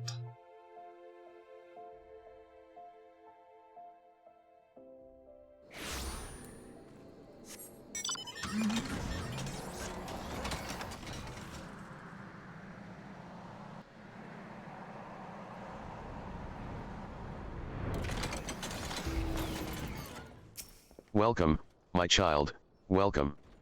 Flamin has explained to me the purpose of your visit, and I see no reason to refuse you. Minfilia would wish to rest with her father.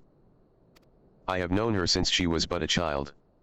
Full of hope and wonder, an aspiring young miner following in Flamin's footsteps. A dutiful student to be sure. Nary a day passed that she did not set out into the wilderness with a pickaxe in hand. But fate would see her set aside the miner's tools and instead don a mantle of far greater responsibility. She was as passionate then as she was in her childhood, a fire in her eyes that refused to be extinguished. It was that flame that compelled me to lend the Scions my support without a moment's hesitation. To now see so many brave and noble souls continue her work. It only reaffirms that I was right to place my faith in her. Ah, forgive my meandering musings, you have not come to hear me wax nostalgic. Pray see to burying the cat's eye. The 12's blessings be upon you. Thank you, Father Iliad. Come, Shauna.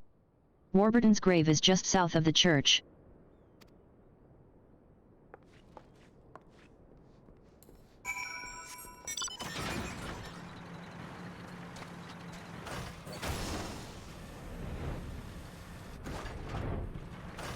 I'm not mistaken, I believe this is where we tried looking for Hildebrand back in the Realm Reborn.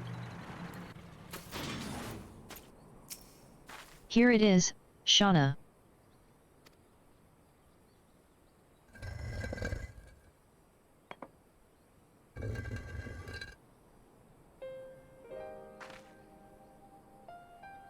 It was 20 years ago that Warburton came to Ulda, risking life and limb to warn us of the threat encroaching on Eorzea. 20 years ago that my ambition robbed him of his life. A daughter of her whole family. You would have been so proud of her. She was a warm, compassionate, and vibrant woman, always ready to answer the clarion call of duty without a moment's hesitation. Just like her father. In the end, that selflessness would save not one, but 2 worlds. Now her duty has ended. And though you are worlds apart, I pray with this stone, this precious gem from Asalaya, a part of her remains at your side. Just as she remains forever in my heart. Oh, Asalaya. Never did I imagine such greatness could be born from a beginning so humble. I am proud to have been there for that first little triumph. Not only did you find a gemstone, you found your own path.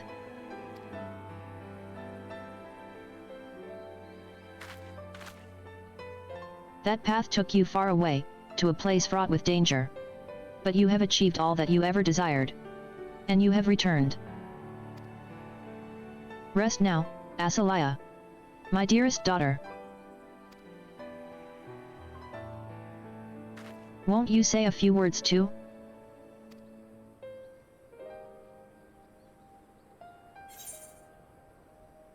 the rest to us. Your legacy lives on.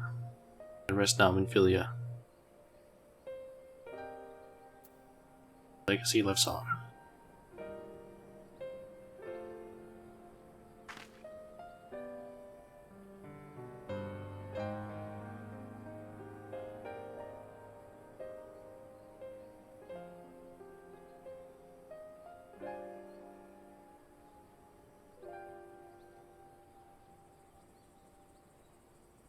There is much I've left unsaid to Asalaya. But I feel as though a weight has been lifted.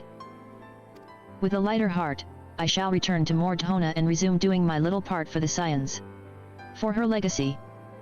Wherever you may be headed, please take care. And when you meet them, do pass my regards to Thancred and Reen and all the others. They are kind of back here. Not Reen, but the others are. I mean, this was supposed to basically be... This was released during 5.1, so they wouldn't have been back at this point, but still.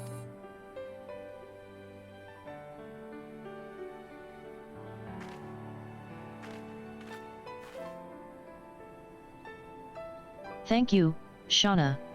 For everything.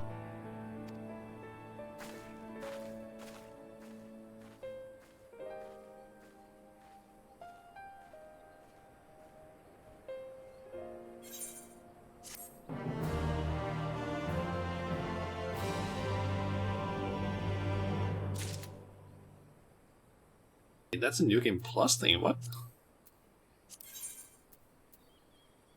That's just side stories? Yep. One of those additional ones. Tales from the Shadows. Okay, let's see. What else could I try and check off from this list? Let's see here. Actually, yeah, for some reason it hasn't checked those off, but I've done all the crafter and gathering quests. Check those off, I guess. Let's see here. What else do we have? There's the crystalline mean and studium delivery quests. I don't really know if I want to do those. There is combat job quests, of which I have seemingly only done the Reaper ones to the end, according to this one. I guess it's also true, I haven't done like the end cap quest for Ninja yet, or Summoner, and a few of the others that we unlocked the like final quest for. Because I believe if I go to Ninja, yep, I'm still missing like one quest here, the same kind of with Dragoon, although I don't think I can do that one yet.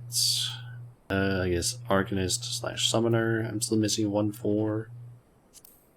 I haven't really done any for Scholar, apparently, it seems, and Gladiator and Paladin, or not, Paladin and Warrior I can basically also do one for.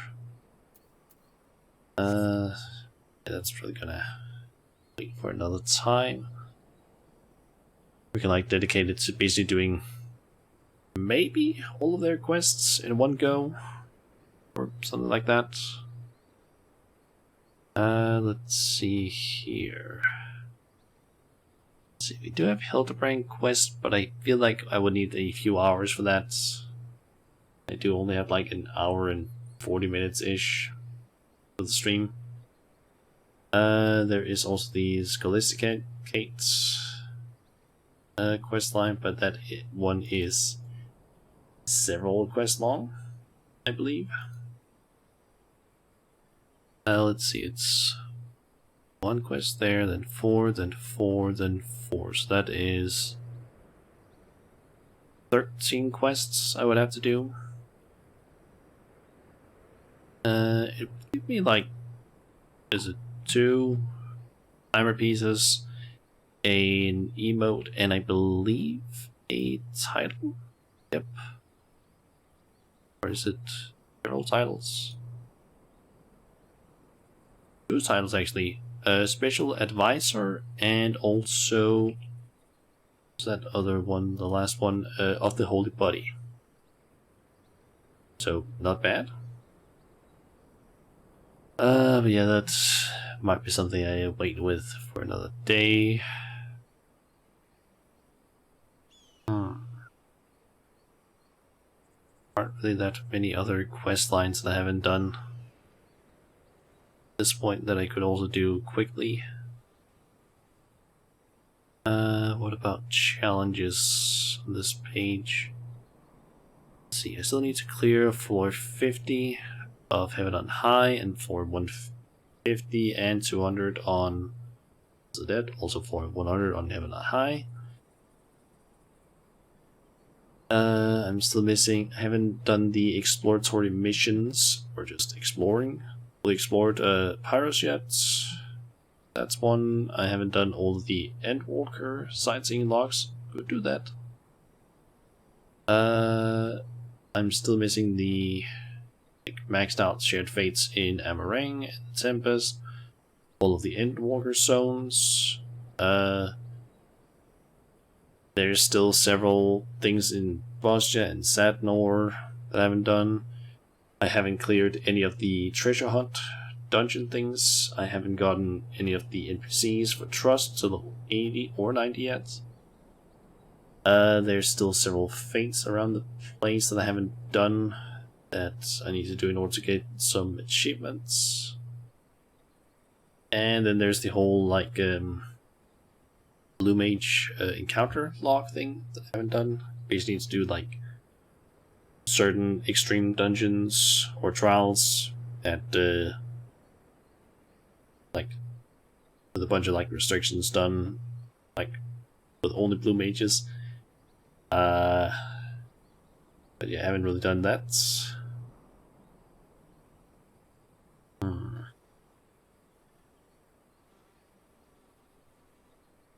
But yeah, there's also Palace of the Dead solo that I haven't done yet. There's what basically in thing here where you could check mark at floor 50, 100 and 200, and also have it on high for floor 50 and 100 solo.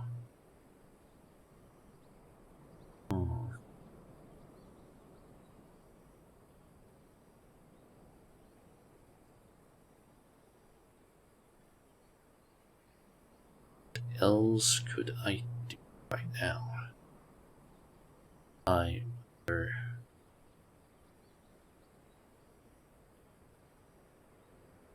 guess I could do the sightseeing locks in Endwalker just to clear that up. So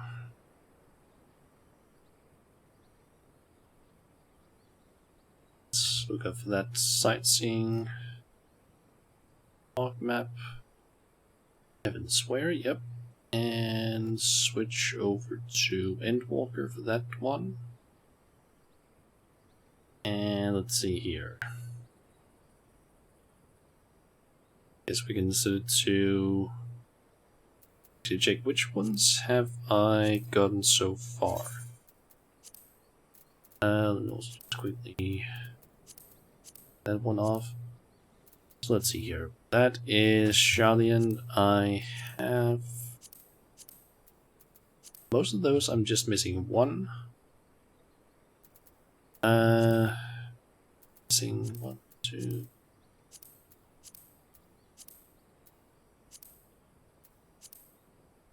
Five in Razatan. I guess I could head to Old Shalian, get the first one, then head to Labyrinthos, then head to Razatan, get the ones there, and then get the ones in Thavnair.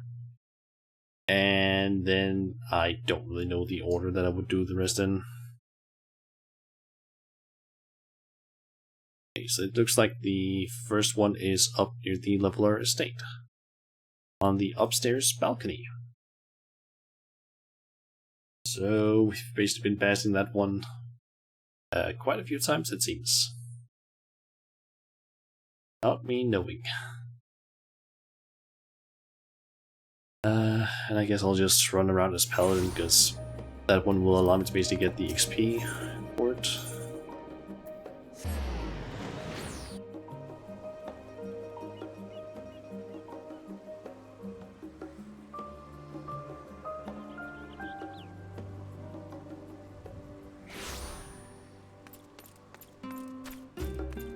Guessing it's up there. So going, just getting just up and around. Oh, that's the person that I can play Troll Triad against. I didn't really look for that one, to be honest. So it's open. Nope. Do not.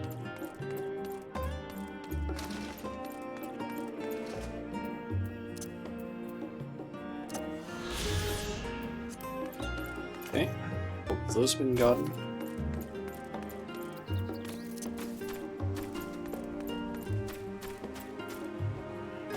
Nope. Is that one? Okay, Auto Labyrinthus.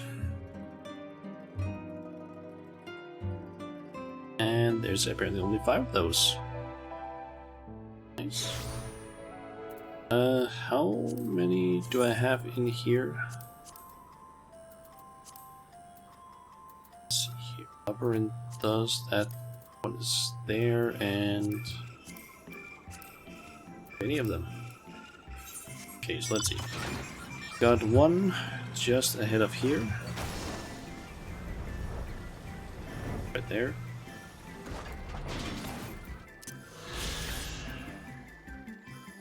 Path of Artifice. See that one says. Let's see. Then we got that one there. We got one down here. One up around here. One down around here, and then one up here. So thinking teleport over here. Hit up this place, then down there, there, and then I can teleport down here and fly down that way. Or I could just fly from this town down, something like that.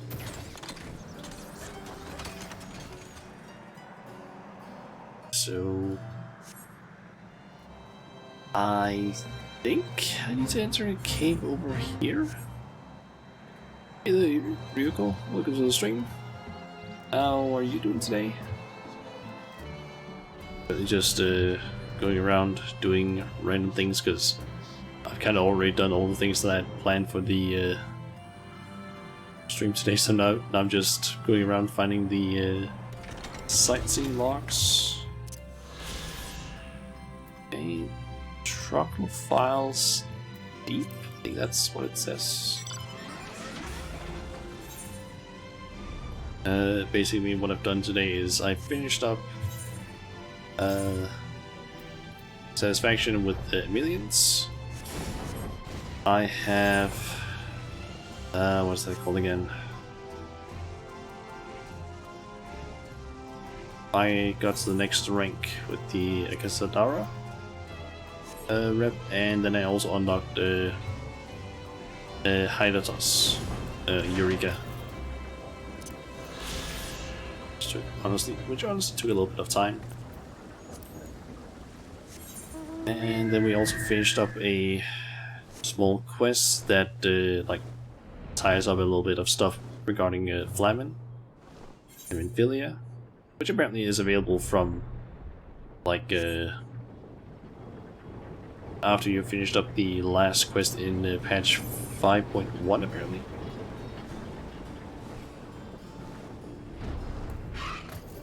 Apparently she just has like a quest in Mordona that you can do only 3 steps really, and it's done. Oh yeah, and I also did a small quest that unlocks this for the Magic outs. So we can basically shoot things. Just woke up from a nap, finished your last day at the temp job, so Now you're free for a bit. Nice.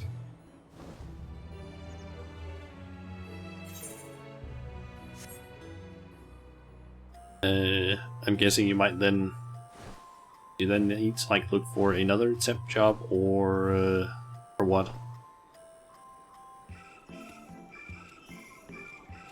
Take Pew Pew, yep. It's basically just a small quest you do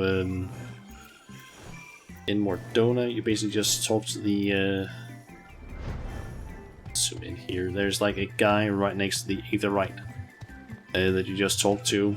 Basically lets you inside the building where like Sid and Biggs and Wedge were basically like constructing or messing around with the Magitech armor. You just talk to a guy there and then boom, you have access to it. Like a very short quest. You're not in the unemployment system. Okay, so you don't need to look for it, but would it be beneficial to do that or what?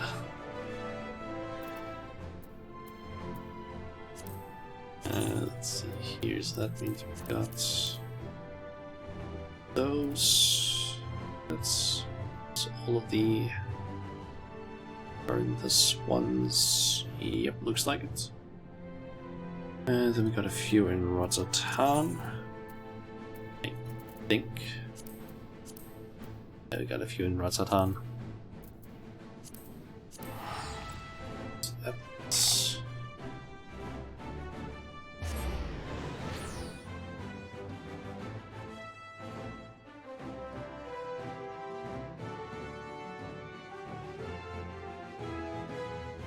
I actually ended up getting to go home early today from school because our teacher basically ended up apparently testing positive, at least on a quick test for COVID apparently. So yeah, we got basically a message like 20-30 minutes after he was supposed to have arrived. We basically got a message on our like online website system that, oh yeah, I tested positive. I'm gonna be getting a test personally, and or like a proper PCR test, and yeah, classes are just cancelled for today. So yeah, that might be something new or not. Depends on your municipality employment. Or employed job consultant. Okay. I guess it depends on what someone else says. As far as I understand. Let's see, I'm missing number 9, 10, and 12 through 14. That one, and then...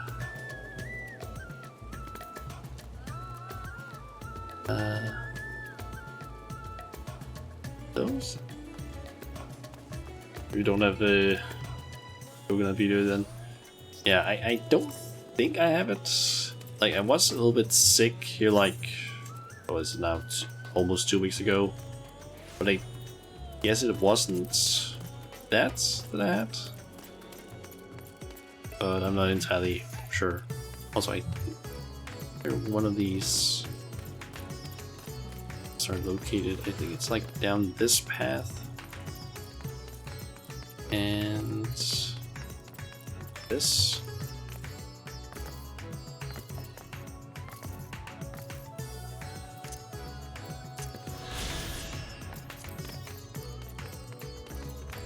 Okay.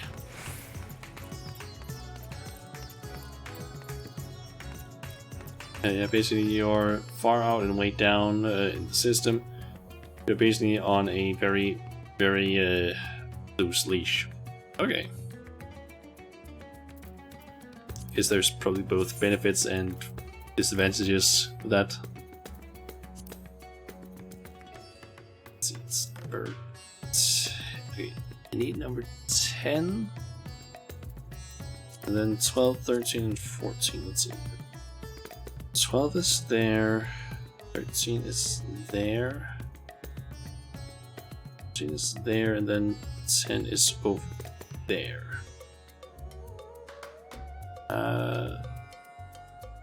Just gonna try and get an idea here. Okay, so I need to apparently get up on the roof in order to get that one. Basically, I completely forgot that I wasn't pointing at anything that you could see. There's one here, one like over here, one around here, and then around one like down here-ish that I need to get to.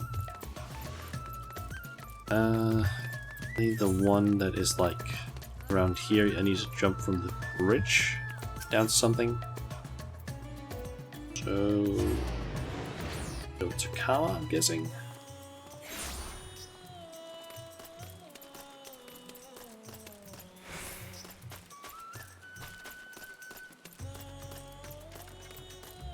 Apparently I need to jump down there, and then I guess I'll maybe run all the way, or maybe down there, take the teleporter up, or down here, and then get number 10, which is supposed to be around here-ish. Okay, so there's that one.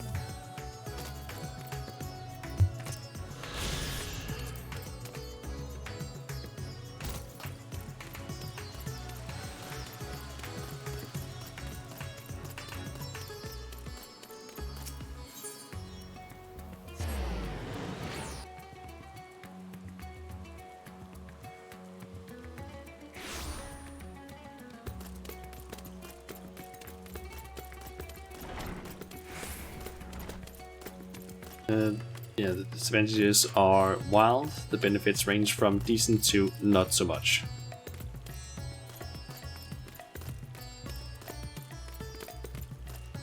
Let's see. That's where that one is. Okay, how the hell do I get up there?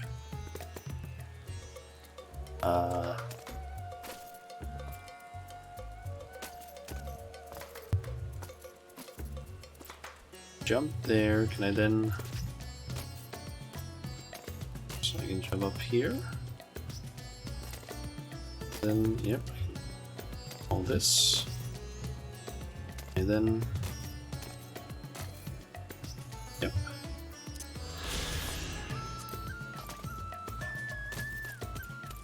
Too difficult, to be honest. Okay, then there is one all the way up here, it seems. But on Kugan Tower? Yep.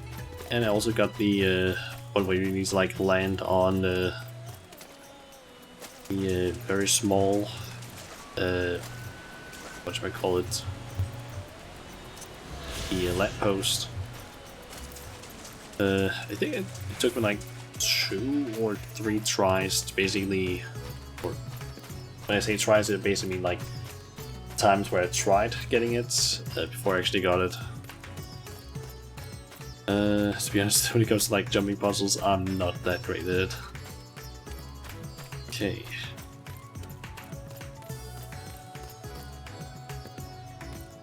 So it seems like I need to really get on the roof of this page.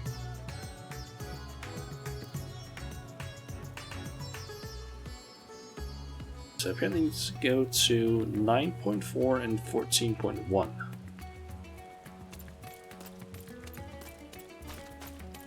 But without having the sightseeing lock unlocked.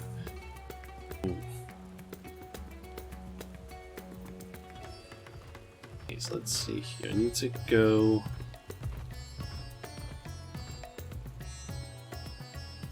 there.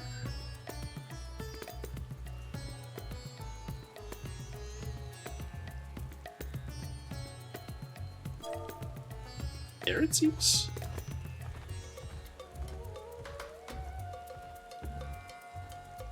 Huh. Apparently there's a jumping puzzle or something that starts from down there. Going to the page I'm looking at.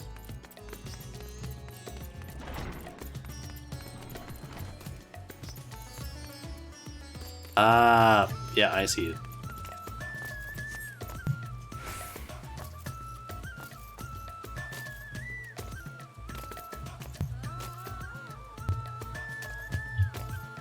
It's kind of like in what's the town where they also had something like this. So not white. Same. That one that was just like a very simple one. There we go, okay. So you need to get higher up.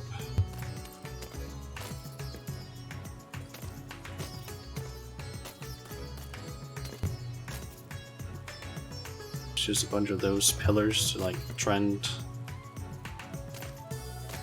distract or something. Where you need to go. Can't wait for a friend to play this with a controller. Yeah, I feel like that would probably make this a lot more difficult. Can I just jump from there? Made it up here at least. So I can get onto the actual proper roof. I should be good, I think. Actually, kind of looks like I might need to jump over. Yep, jump over there. Try not to fuck up and fall down. Okay, there's an entire like garden up here.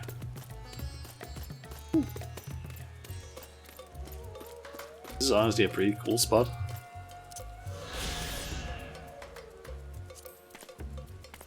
Not too difficult to get to, but still a little bit hidden.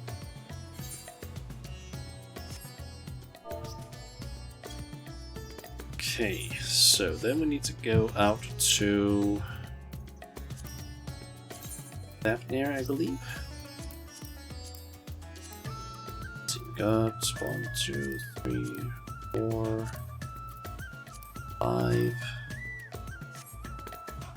5 spots in Daphne. In Grand Gear, you're at 601 item level now. Nice. I have gotten some gear, but it's mostly been for Reaper. It's basically just been like random when I've gotten it. Like I got myself this the other day. Got this from retainer. Like most of the gear that I've been getting has just been from like retainers. Like I got these two the other day. Just nice. Got the Radiant Grimoire as well. I haven't really been trying to get any like gear. I've just got it.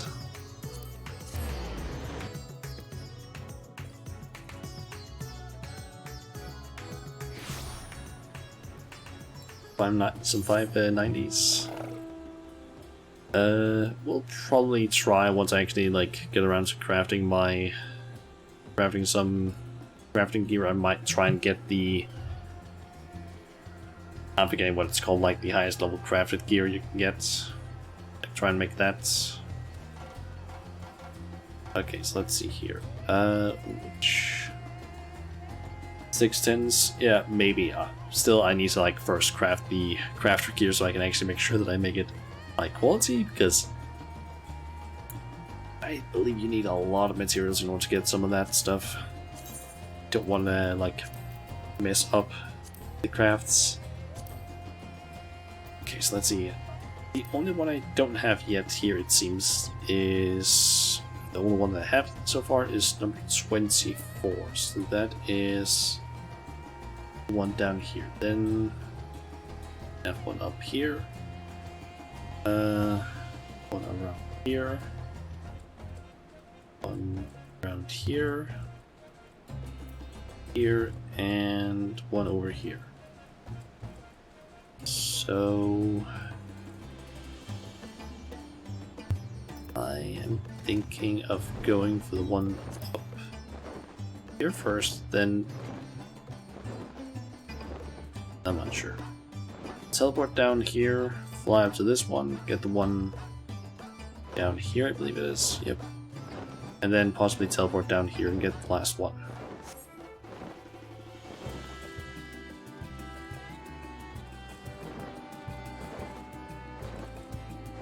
Let's see, where is that? There it is.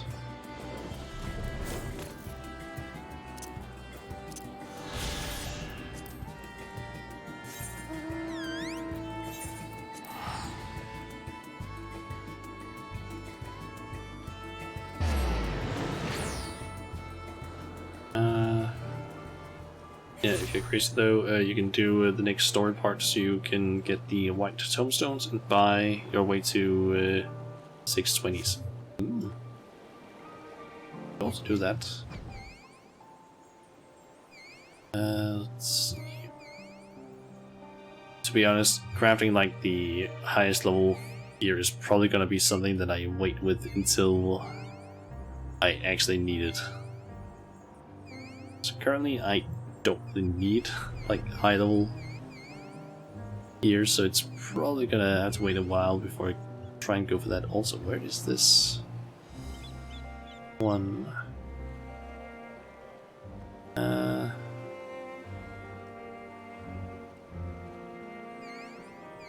It's on a chimney.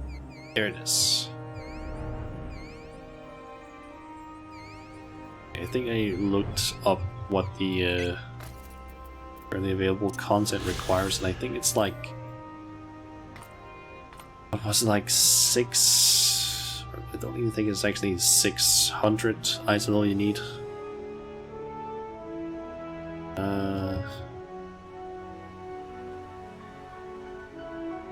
Just gonna quickly look at that stuff. Let's see here. In terms of rates,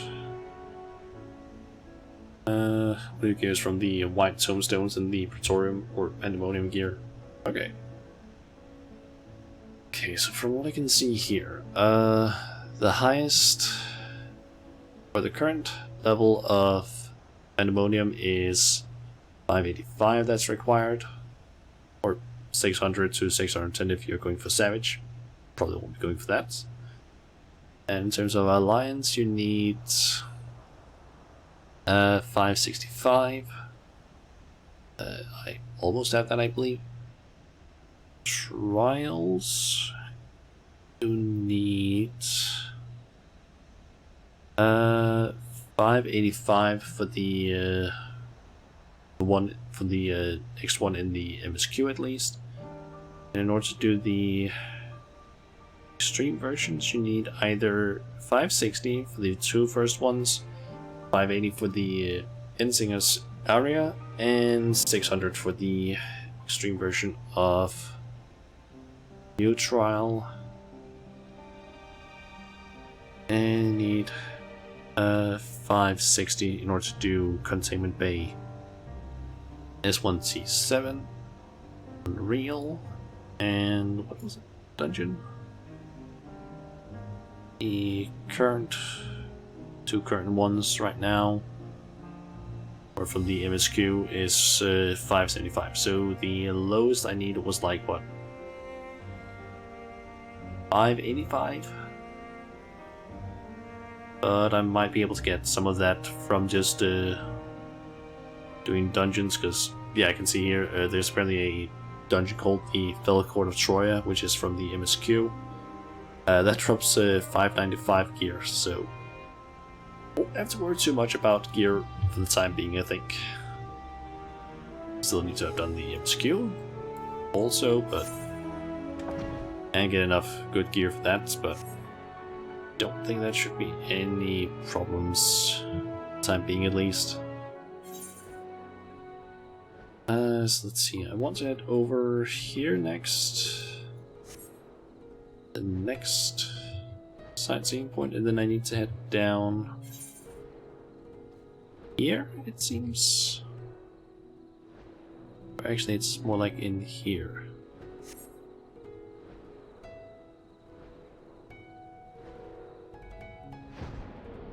So, where is that sightseeing point? Ah, there it is.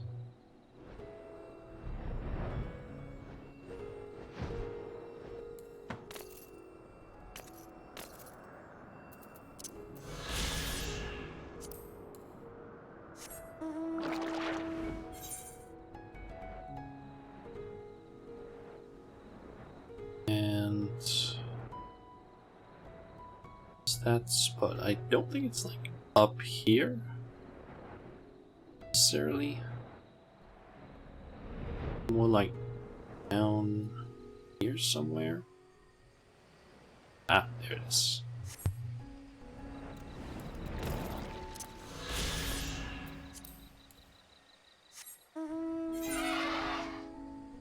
And then it's just down to Edlim. I still don't know how to pronounce some of these words.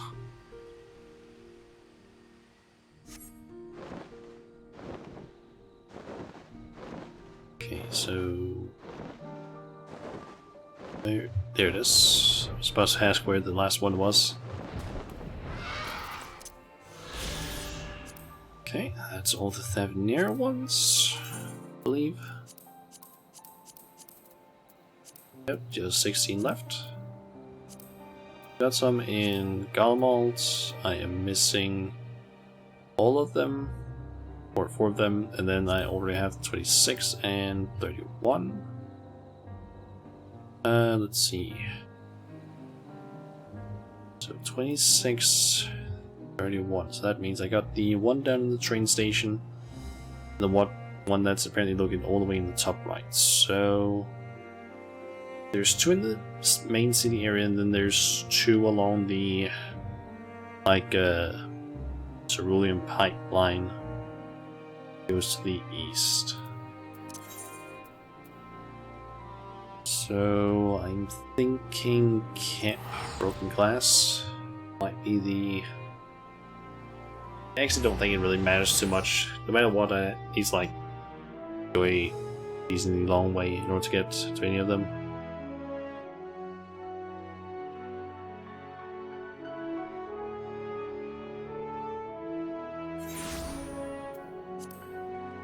Okay, so one is supposed to be like down here, then there's one up around here-ish, then there's one up around here, and then one down around here-ish. Then there's one in the train area, then one up, it's like, yeah, up here.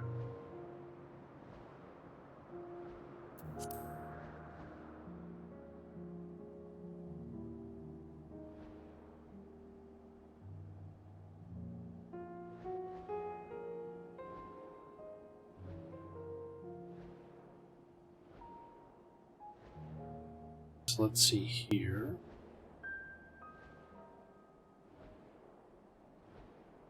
Should be around here. There it is.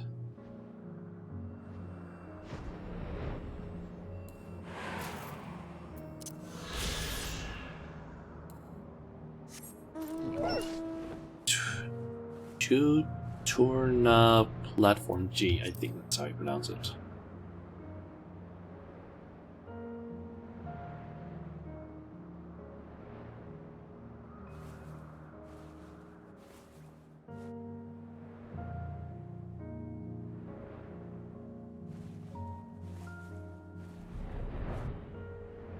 And there's the next one.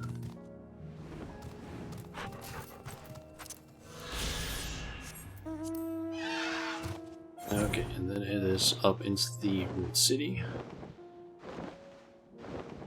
The first one should be over around here, it seems. Something like that. It's just where exactly in this giant mess.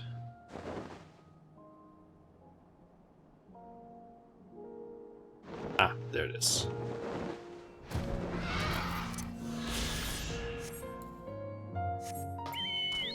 And the last one I believe is supposed to be up here. Sure, yep.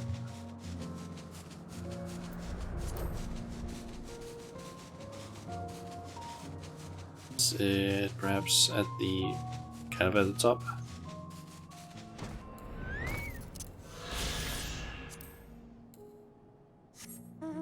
Okay, so we got all of those.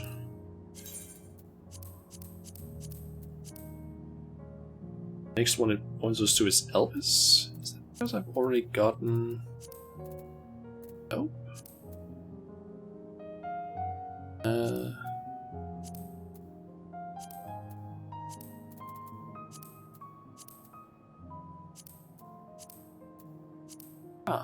And there's a bunch of old in Ultima Thule. As I can see.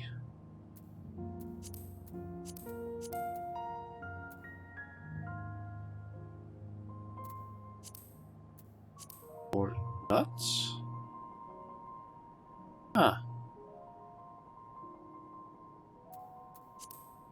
Apparently all the ones up to number 41 is on the moon.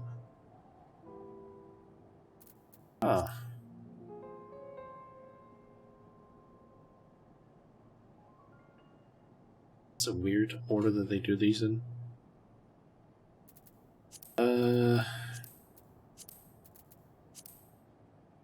So from 37 up is the moon, and otherwise it's in Elpis. I guess I'll just go to Elpis then next. Let me actually check here then.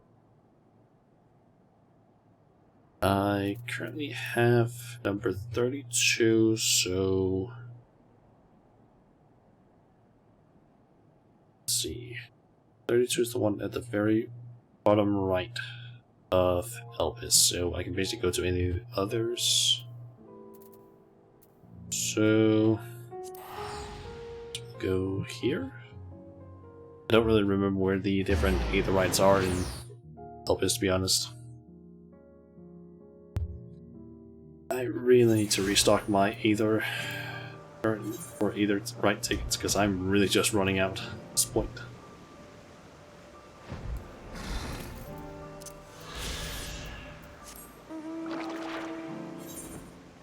Okay, so we got that one. And there's supposed to be one up around here, one up around here, and then one over here. Just gonna go for them in that order, I think.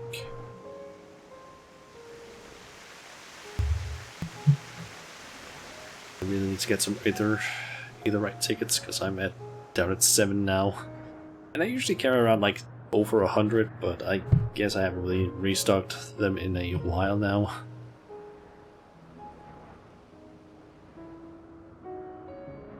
I think the one I'm looking for is probably up at the top of this, to guess. Yep.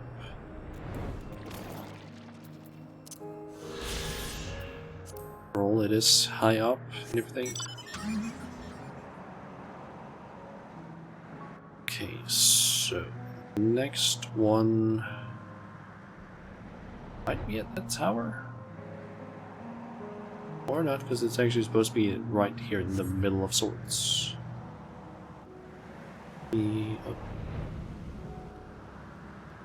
Don't seem to be able to let... There it is.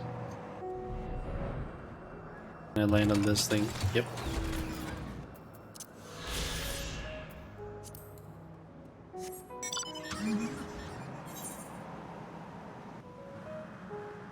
And then it's just all the way down here. Get that one.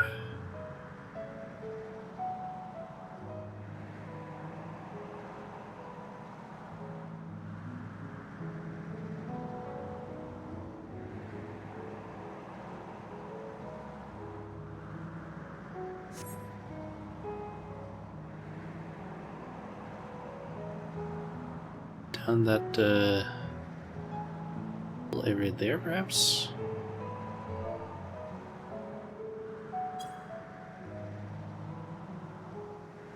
House on top? Yep, it's up on top.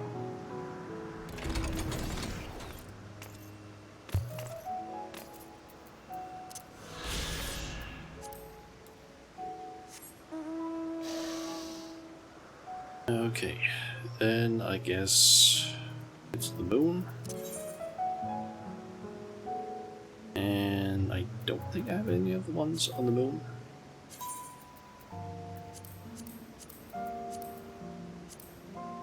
So let's see, we got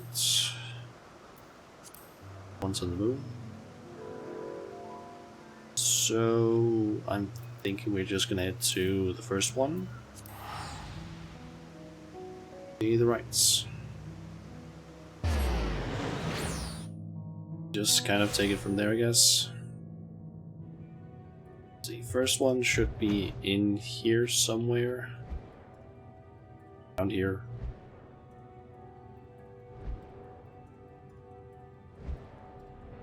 Somewhere. Oh, yep.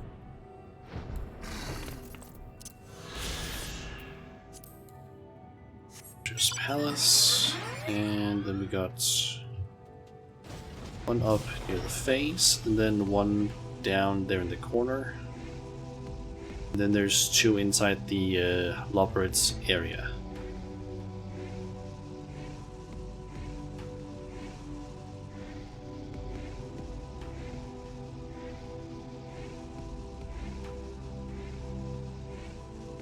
Just thought of something. I don't think we can actually see the sun from here. Or maybe it doesn't appear since it's the night.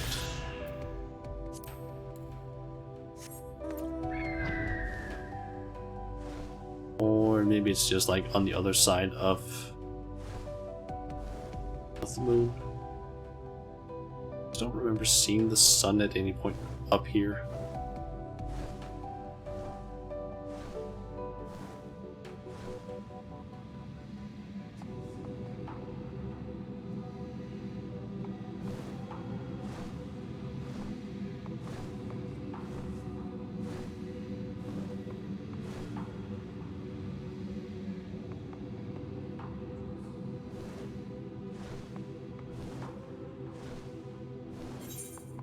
Oh well. Let's see. Oh, wait, actually it's not there. It's up this way. Apparently. I completely misread the map for some reason. It's supposed to be around here?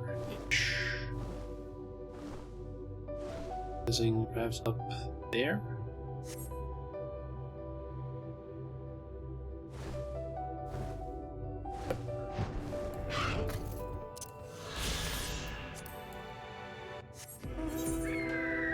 And I'm just going to teleport inside the Loperit space.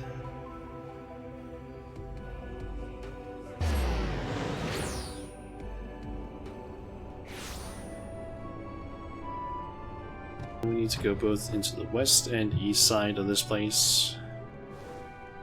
All the way up in the west here, and then apparently around here, eastern part.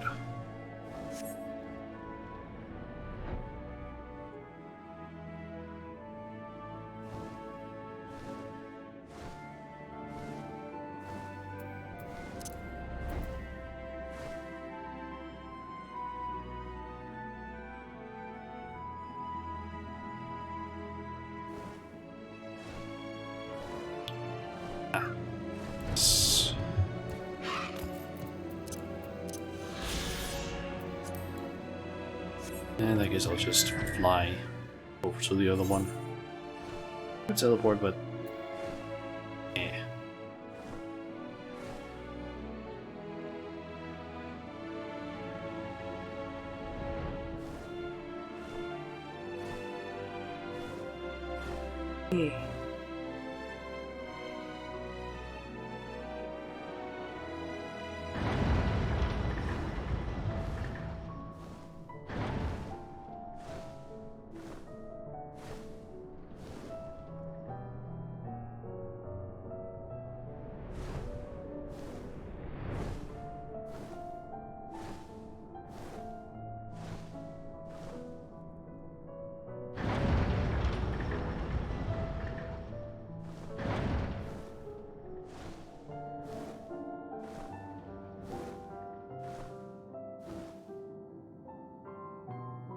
Okay, so somewhere over in this general area is apparently where it's supposed to be located. Assume it's probably over near that thing. Oh, right down here.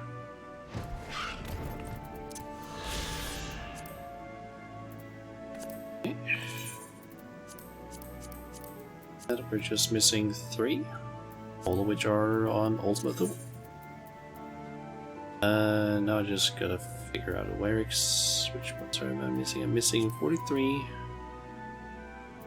4, and 46. Let's see here. I got 45. 2, so I need to go.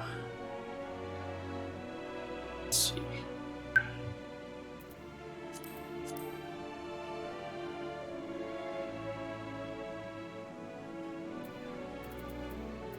I think going to the A might be the best one, because then I just need to fly a little bit to the west, I believe it is.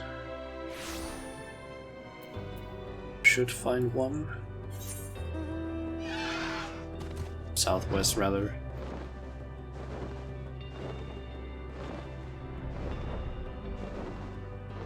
Let's see, it seems like I need to go over here-ish. I'll find something there. I'm guessing it's on one of the... Oh! There's one which I actually now just remember that I found a lot during my leveling of some of the crafters.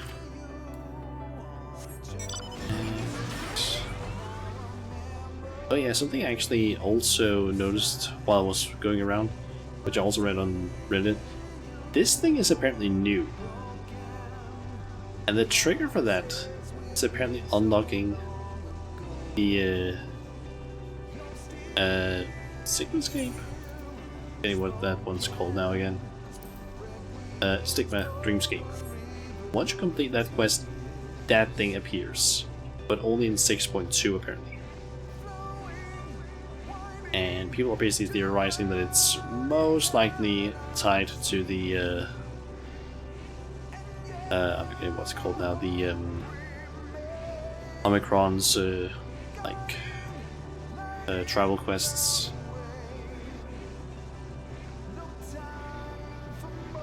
So then there should also be for 46 here somewhere. Slide bridge is still there.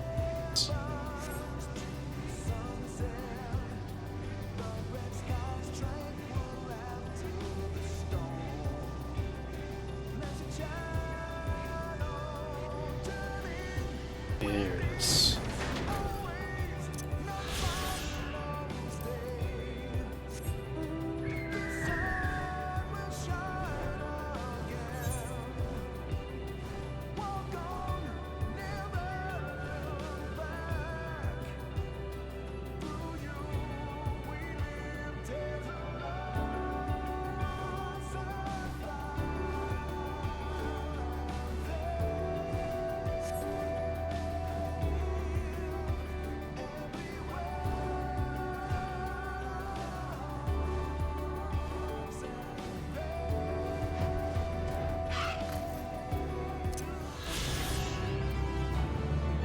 Go.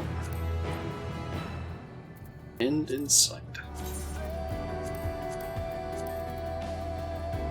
All the sightseeing blocks are done.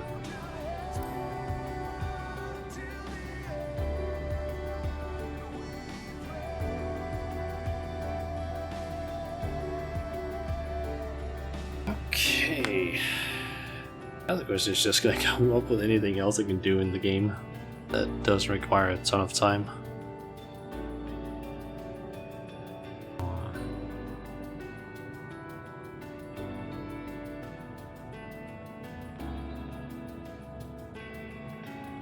Isn't a whole lot of stuff that I could potentially do that doesn't take like hours to do. I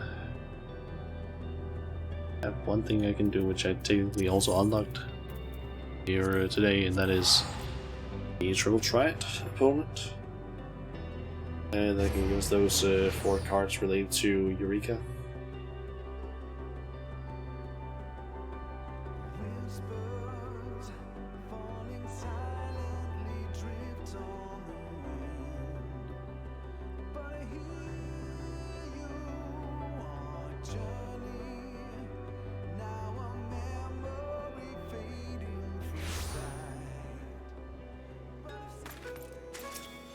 love this song in Ultimate Duel, to be honest. It's such a good song. Okay, down to Pier 1 and get up on the ship. And then it's just time to duel. Is it? Did I get up?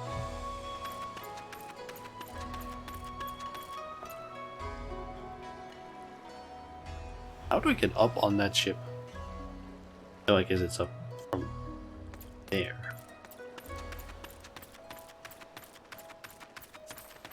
I'm gonna need a class that can faster.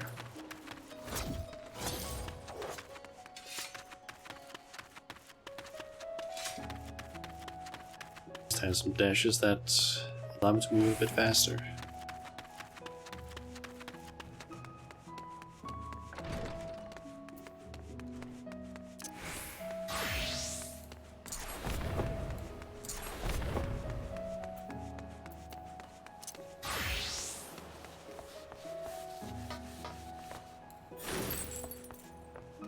That's A challenge, is it? Excellent. I was hoping to test a new strategy I've been working on before I play against my more experienced friend. okay, so let's see here. He has Ascension, Sudden Death, Plus, Insane. Jesus Christ, that's a lot of things he can have. Okay, he does have Ascensions. That means I should maybe try my Ascension deck. Which is just what he actually has. Okay, so let's... that one. Okay, he doesn't... all of his cards are not Ascension, it seems. Which is good for me. So my entire deck is basically just made out of primal cards.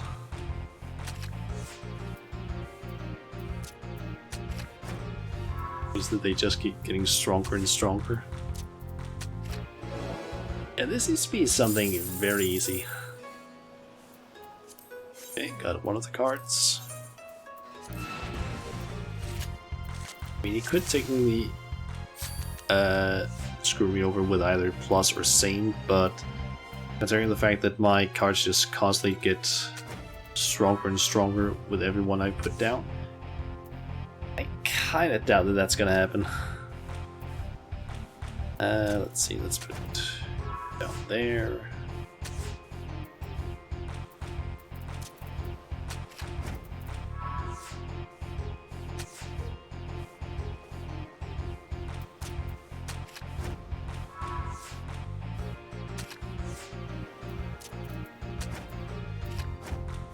And that ended up being a plus combo.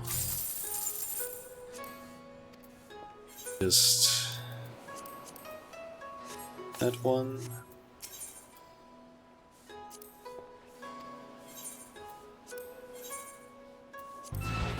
It's just a matter of getting the last 3 cards. Although technically I could get those from Hydatos and Pyros, but yeah, screw that. That's a bit too much of a pain in the ass to do, I think.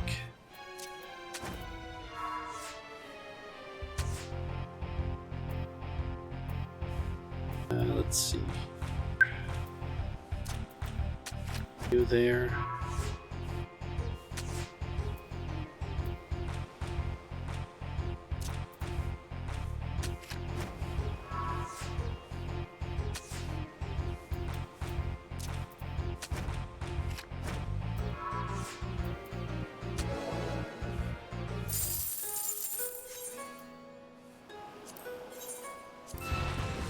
I think I'm also gonna get an okay amount of NGP from this. Of course I don't get absolutely stomped for no reason.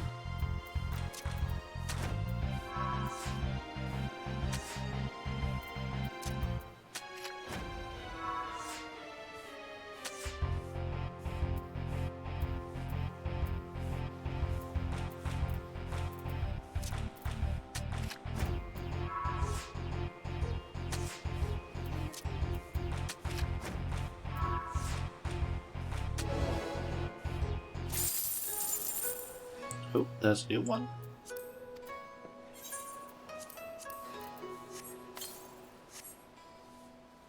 just quickly mark those 2 off that I've gotten in the tracker that I'm using. So I'm just missing the 2 ones from Hydatos now.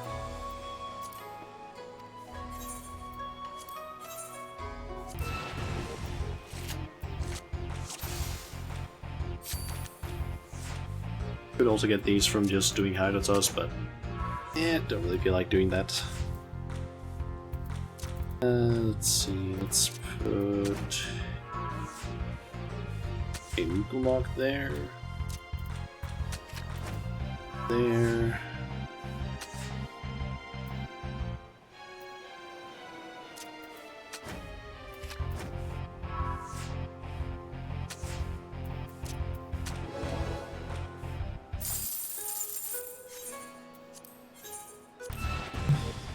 I'm actually kind of surprised that it uses Ascension, but he has no Ascension cards. That's such a weird, like, combination.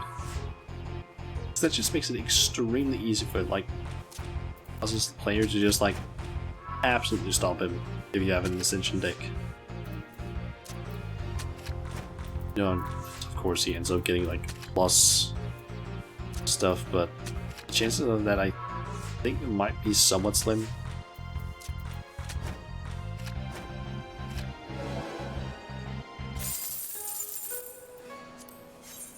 Hika card again.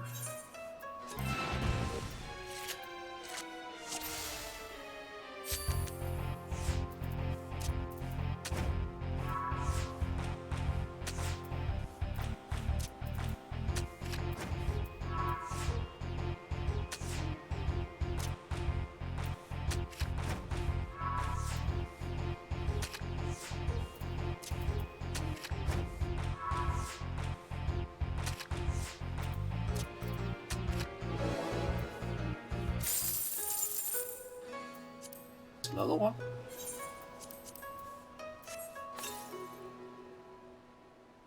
I'm just missing the Provenance Watcher. And then I have all the cards that this guy can give. And also all the cards from Eureka, as far as I know. Maybe there is one from the Baldesian Arsenal, but I don't really know if there is one. I don't remember if there is.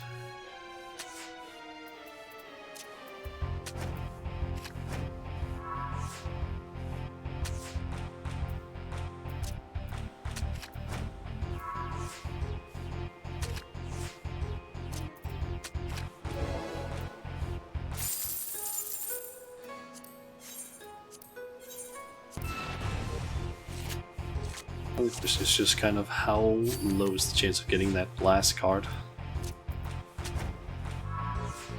So it could potentially be like really quickly that I get it, or it could potentially be like hours of me just sitting here trying to get it.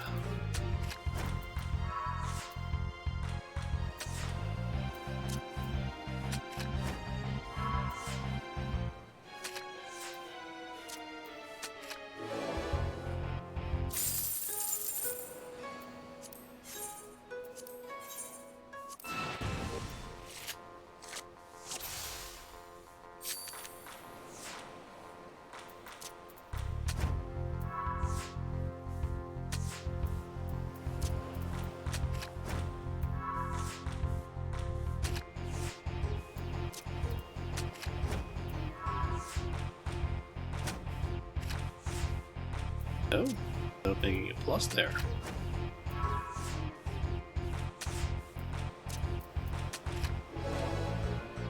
That's the one.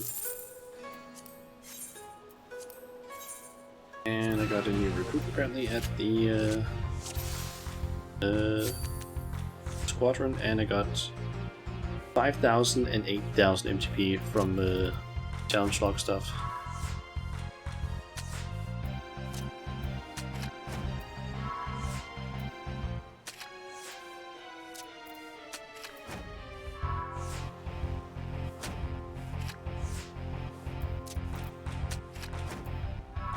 Pretty sure this is going the same way as it did before.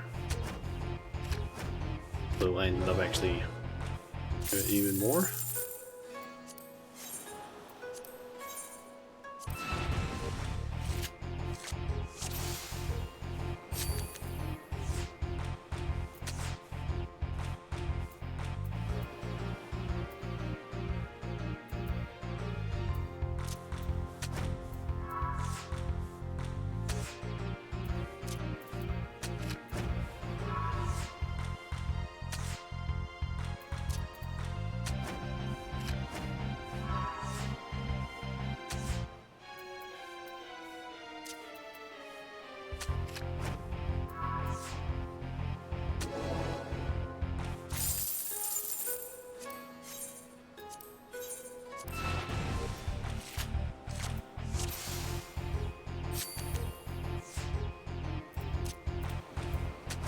When you play Triple Triad or try to get the cards, this is gonna be a song that you just get used to listening to. It's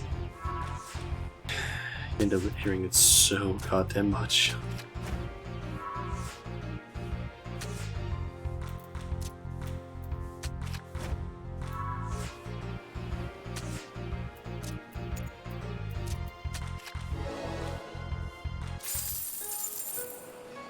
And still not it.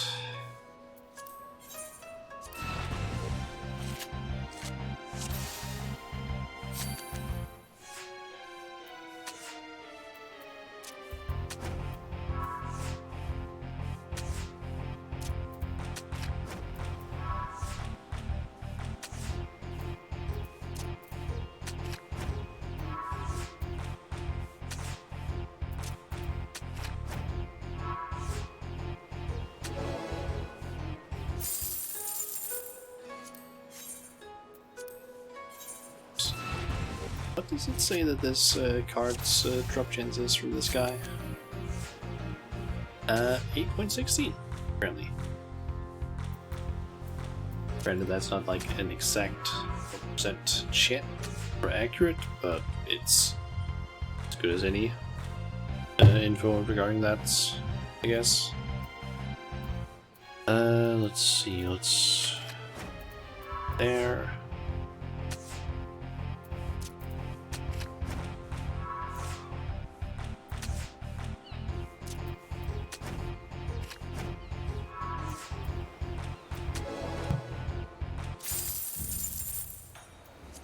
There it is.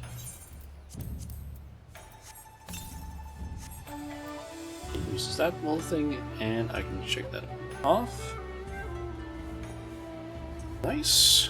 Okay, then there's actually just 4 cards left that I need to get from someone I need to play Triple Triad against.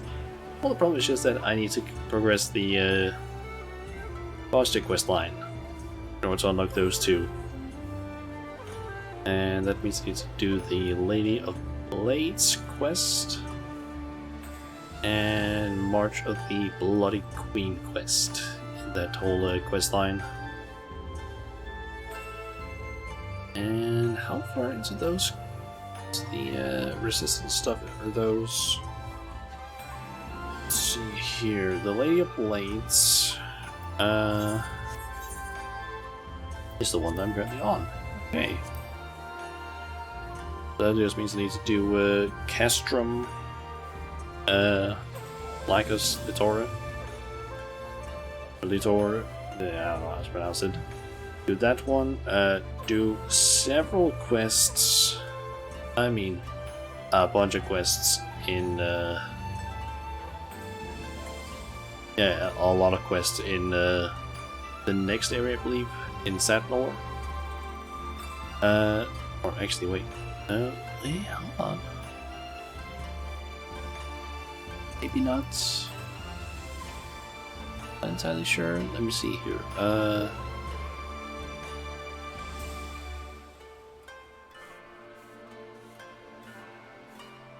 Here. Basically gets a quest called Fit for a Queen, and then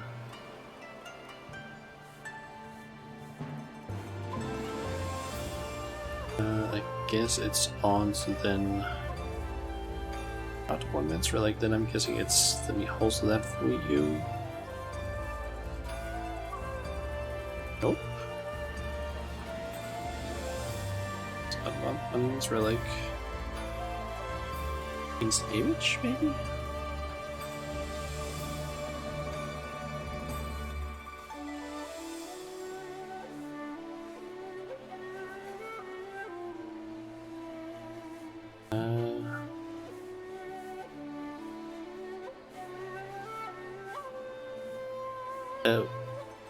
Okay, it does seem like you apparently need to do your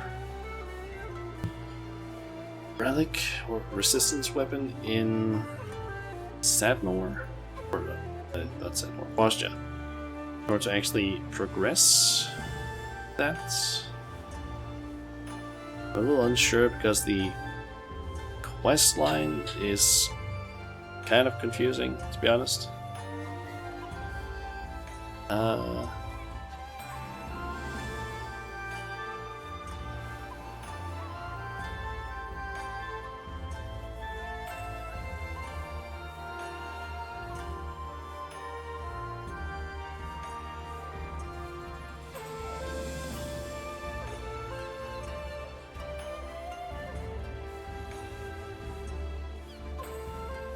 It does seem you need to get to rank 25 in Boston in order to unlock the March of the Bloody Queen quest. So yeah, I guess I need to like go in there, like the dungeon thingy.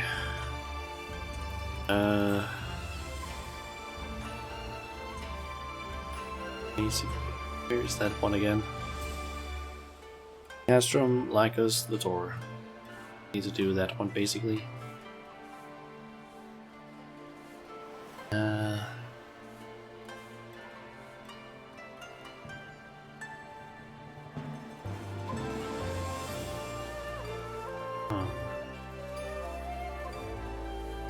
I guess I could try and head to Boston and see if it's open.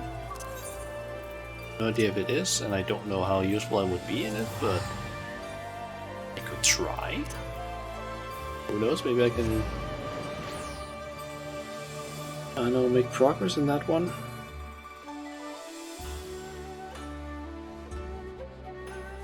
The only problem really with this whole thing is that I have no idea when it like is up. How often it's like accessible. Try and look into that.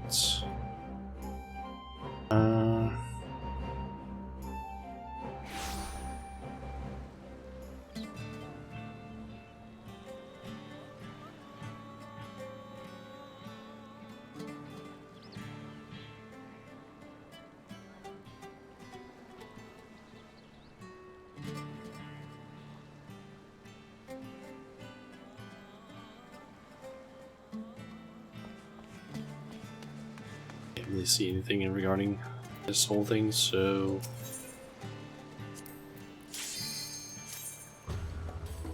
let's try and enter and see if it's up.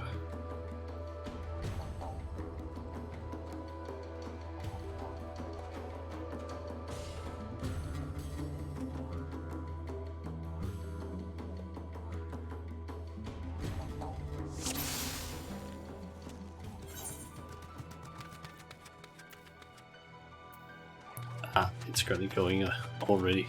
Damn it.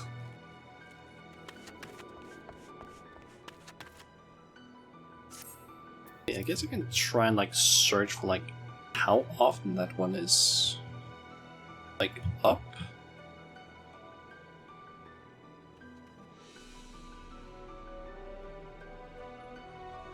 Let's see here.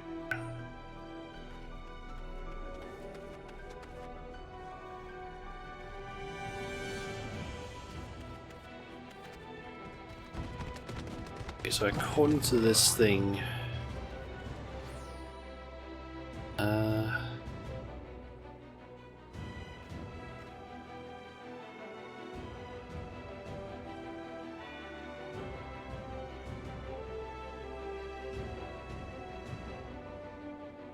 so apparently a way to basically see if if some... Okay, so basically, if it's a fresh instance that you enter of Southern Front, it takes apparently an hour exactly for a new castrum to spawn. In a not fresh instance, it will take 60 minutes from the previous castrum, basically when it closes, until the next one spawns. So it spawns every hour, basically. And apparently the easiest way of seeing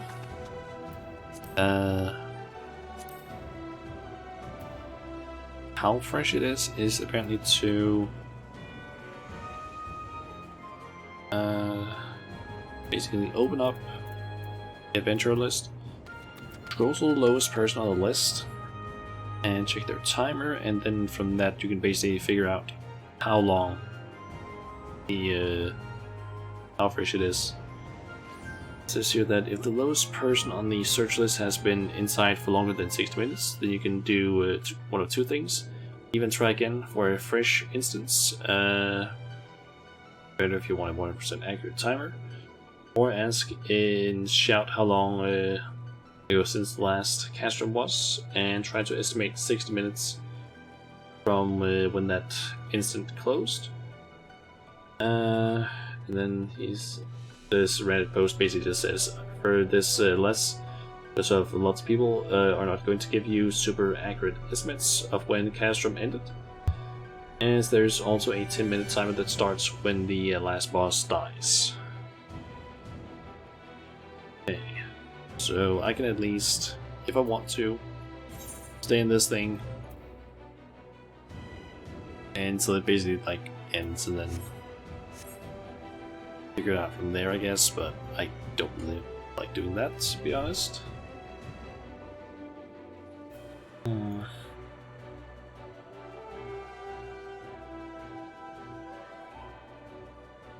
You should try one day and just, I don't know, sit here and pause and just focus on getting inside the castrum and just beating that, because if I do it like a 4-hour stream, I'm bound to get it at some point, as long as I just, I don't know, keep trying. Plus then I can just, I don't know, go around, do critical engagements, maybe try and farm clusters, stuff like that. Because I do need to get to the end of the, or very close to the end of the whole boss stuff. Yeah, it's like pretty close to the end. Basically, do the March of the Bloody Queen. Yeah, that's gonna take a while to get to it.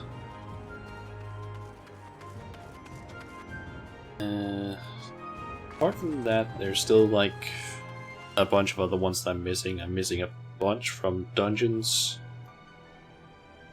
Basically, triple strike cards. I'm still missing the ones from Simon Bay, or basically from Severod and Serban. Those two trials. I'm missing one from also Tribute, aka Susano. I'm missing Lakshmi from Imagination. I'm missing the one from the Drowned City of Scala. I can find that one though. The one from Fractal Continuum Hard. I can do that.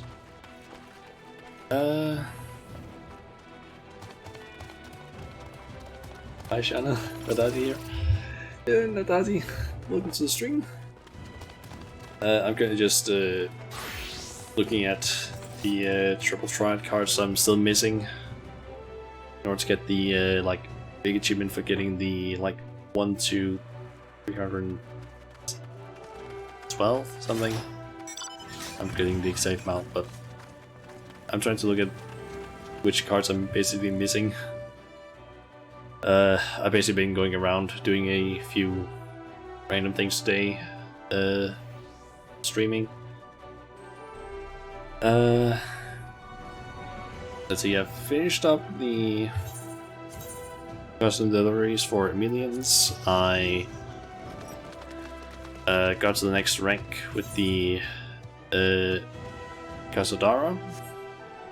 I got to Eureka Hidetus. I got all the triple triad cards from the guy that gets unlocked by getting to that point. I completed 2 quests in Wardona. One that unlocks the what is that called? What do we call that again? The mount abilities for Magitech armors. So I can now shoot and fire the cannon. And I did one for Lemon. That basically unlocked a New Game Plus thing. It's like 1 quest. It takes what? 10 minutes. And it kind of like rounds up the entire thing with Infilia, basically. From it's like apparently available from patch 5.1 apparently. Also thanks for the follow. Then I also completed my sightseeing log for Endwalker, because I was basically missing a few of those, so I have all of those completed. And was there anything else I've done during the stream? I don't remember. I'd forgotten about this deal again. Yeah. I also kind of forget about it sometimes. That's the one that I have as my, like, alert. Although I do believe I still have one that's, like, extremely rare that I've set up. I think there's some, like, one follow notification that's, like, I think it has, like, a 1% chance of appearing. Kind of want to quickly check what that one actually is at, because I think it's supposed to be 1% that I've set it to. All lotteries, kind of. It's basically just an alternate that or variant that I put in that has, yep, a 1% chance of appearing. It's really dumb, I feel like, but I just kind of got the idea after I watched Chuck Conroy do his Xenoblade Chronicles 2 Let's Play. One specific scene, I was just kind of like, you know what, how about I just make that into a, like, follow alert, but like make it extremely rare, because it was just really weird. I think it has appeared like 1 or 2 times on stream, but I don't quite remember if that has actually been the case or not.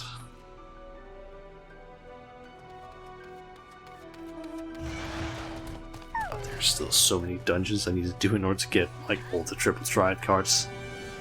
And I feel like some of these I just can't solo. Like, some of them I can, like all the Stormblood dungeons that I'm still missing, I can solo those. Heaven's Ward of Trials I can solo. I know I can solo the Jade Stoa normal on Warrior, but it's not easy and it takes a long ass time.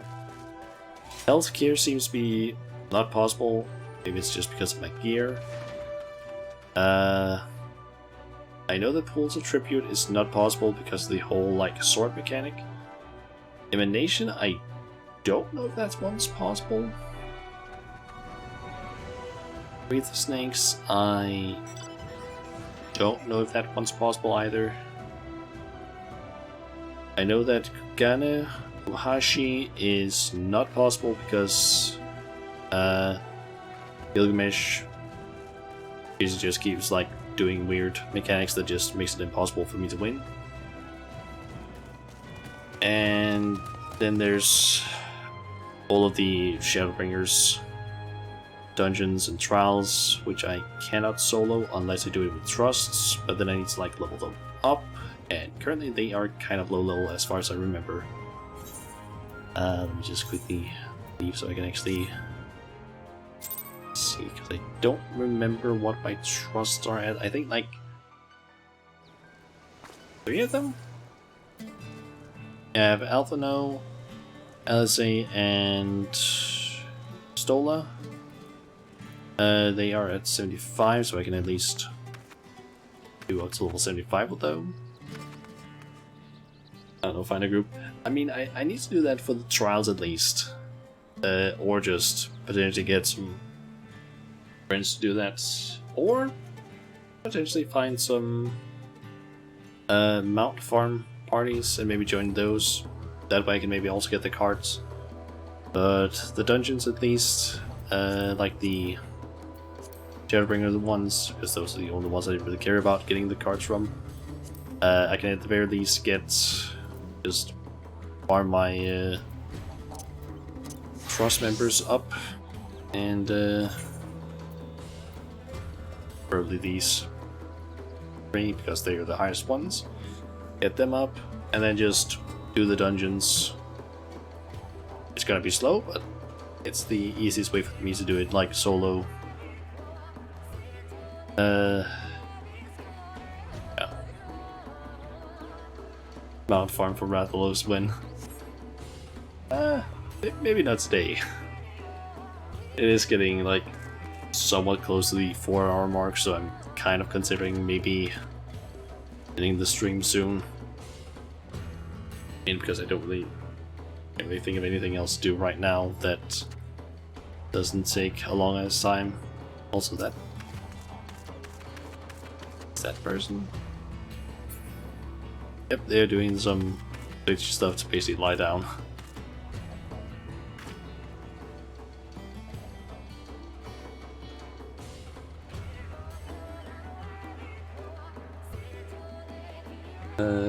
Today, yes, 6-hour hangout stream, please. That is a possibility. Just give any of us in the FC a poke when you want to do stuff. Usually someone replies, I know. It's just that I sometimes don't really feel like replying, because I have a problem basically trying to write. Like, I know that basically everyone in the FCE would be happy to help with trying to do content and farm stuff and so on. The problem is just that I don't like asking because I'm really bad at that sort of stuff.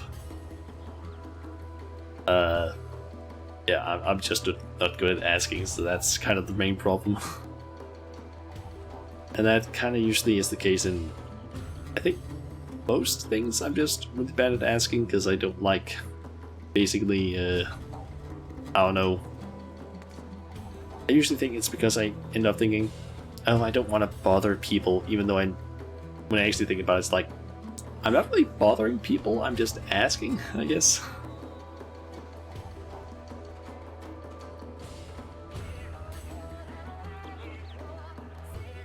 To ask, you're demanding.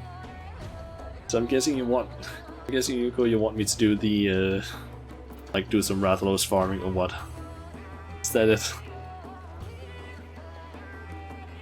Is that what I'm getting from you?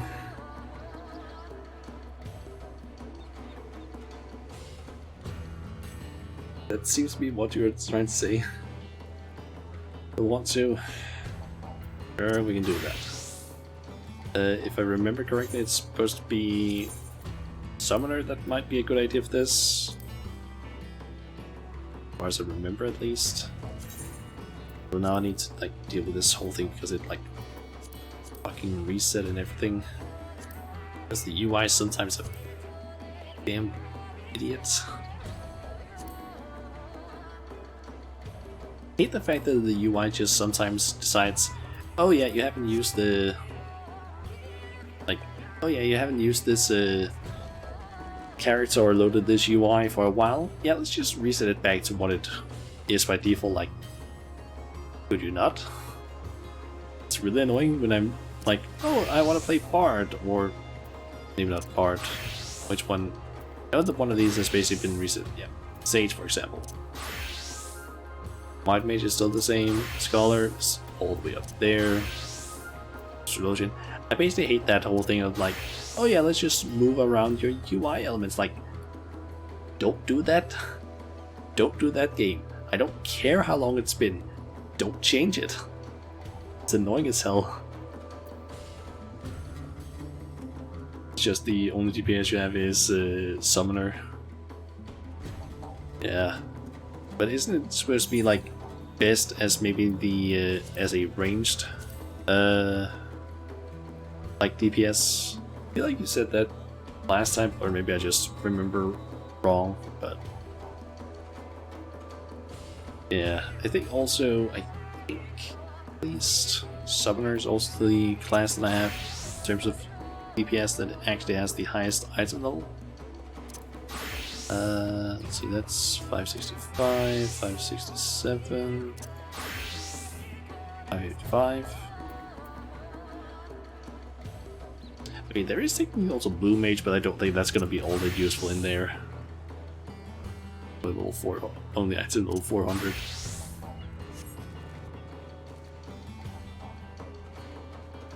Your DPS should hit that.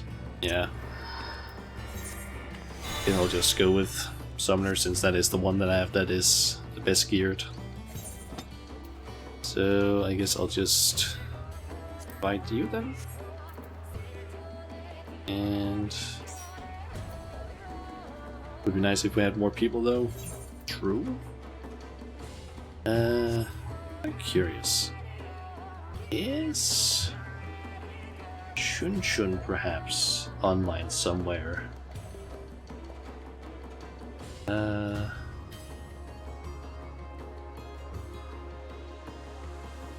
I just noticed I got a notification over in the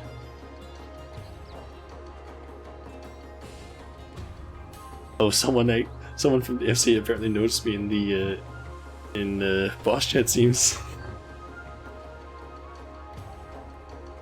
Or rather, one of the friends from the FC of the FC basically knows me. Basically, Aldous apparently noticed me.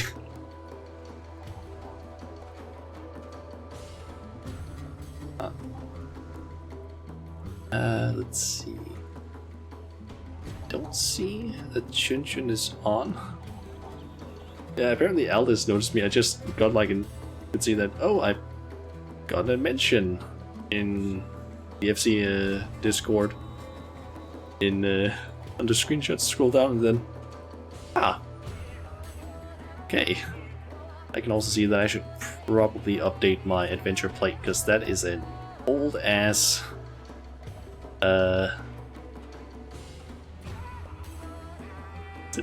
it's a very long time ago since I updated that. I think I updated that all the way back when when the beta for that whole stuff came out in like what, 6.1? It's a while ago that I did that.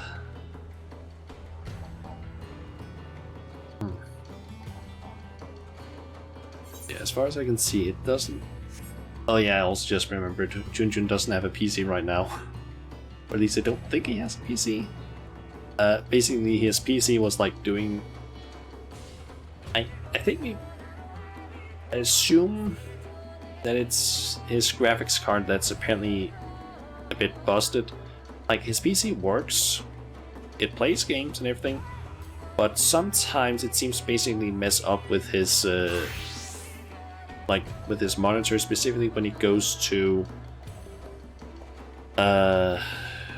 goes usually on YouTube, for example, and loads up videos. It sometimes just the monitor just like essentially loses all sort of connection in a way. Life without main PC is bad, yeah. Basically, I think he basically has the same problem as I had with my main PC all the way back when I got it originally. Because there I had a problem where when I played certain games, it would sometimes just on the main monitor, I believe, just shut off. But the monitor wouldn't turn off, and the PC wouldn't turn off either. It just lost connection. Or rather, the connection was there, still there, because it didn't do anything weird like, oh, you've lost connection. It would just not show anything. But the game was still running and everything. That's apparently the same thing that's happening on his PC, so we're assuming that it's probably his graphics card, because he has tried switching out HDMI cable, and I believe also checked a different monitor. And those things didn't do anything. Should you ask in your NFC? You can try. See if anyone wants to join.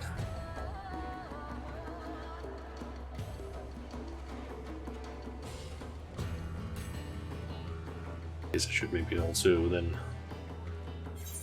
You can't do that from there. Probably promote you to leader in case any one of them replies, because that's gonna make it easier for you to basically invite them. Instead of me having to like try and like maybe write something in the chat box in order to try and invite someone from a different server or something. I guess I can head over to Ghana as well. I'm at it. And maybe also try and grab the scales from wherever it is I put those. Because I don't remember where I put any of those. I think it's probably on Pyra, my retainer.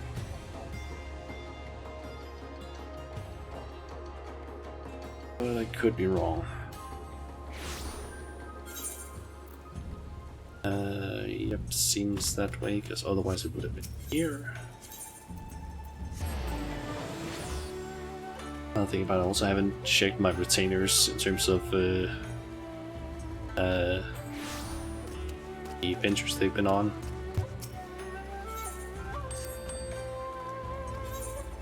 Maybe I'll get some new gear. Oriental crystal array. Maybe use that for my house. 61,000 gil. Okay, nice. What sold? Ah, Mega Aether and the Lesser Panda. Okay. And let's see. Simple art window. Maybe also use that. It's a lot of gil. Yeah, I have sometimes sold some things for like a decent amount of gil. I've also been selling most of the minions that I've managed to get. That one's not really all that useful. And 145. Well, I might as well. Where are you? There you are. Scales. Well, then you have in total.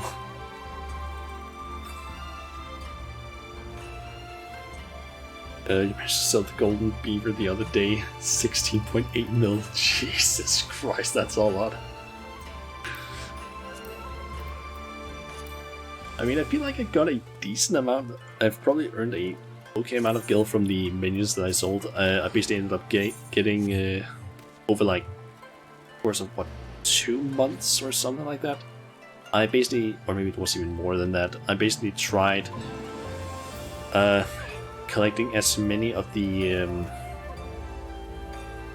I'm forgetting what they're called now, but the I guess loot boxes from the grand companies. I basically tried getting a bunch of those and ended up getting 51 of each of them, plus one venture coffer, and I opened that like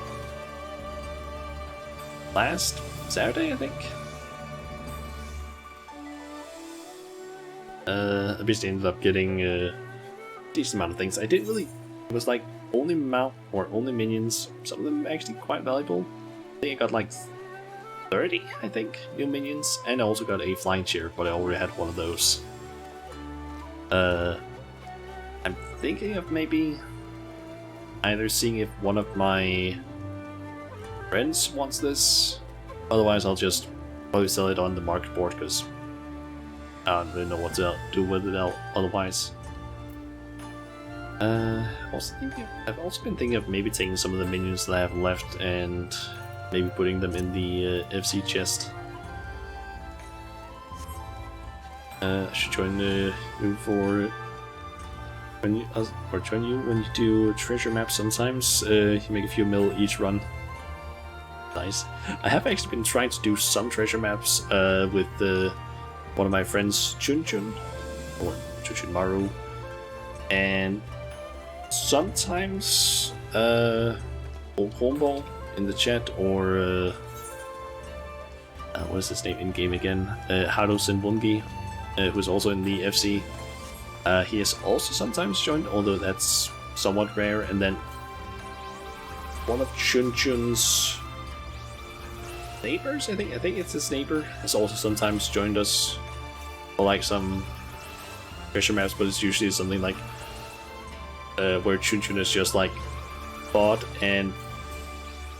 like a few like level 70, I think, maps, and then he's just like, let's try and see if we can get a portal, and we usually never get like very far. It's usually something like, oh, we get maybe like the second like section of one of the dungeons, or I think actually it's only been like the second room or spin or whatever it is in the different ones, and we haven't really gotten a whole lot of things from that. I think I got like one. I think I got a minion at one point. The there is it. Let me just quickly off. So yeah, I think I got the gold whisker minion some time ago. I think that's from one of the things at least. Guess it's a no-go for your FC. No.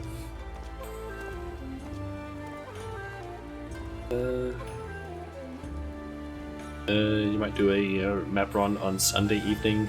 I want to join. For 90 minutes, do you think? Okay. Might join for that. Although I do have to like go to bed early enough, so since I have like school the next day. Although, if I'm not mistaken, I don't think I actually have classes, like proper classes, the entirety of next week, since we're just like, I think either we don't have any lectures next week, since it's just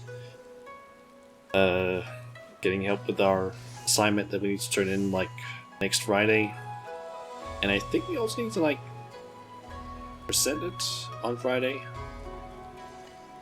We need to like stuff done with that.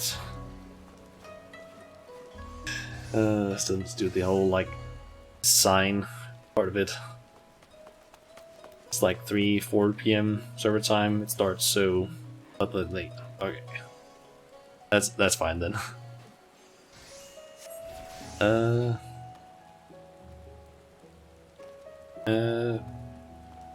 Pack tanks or go party finder.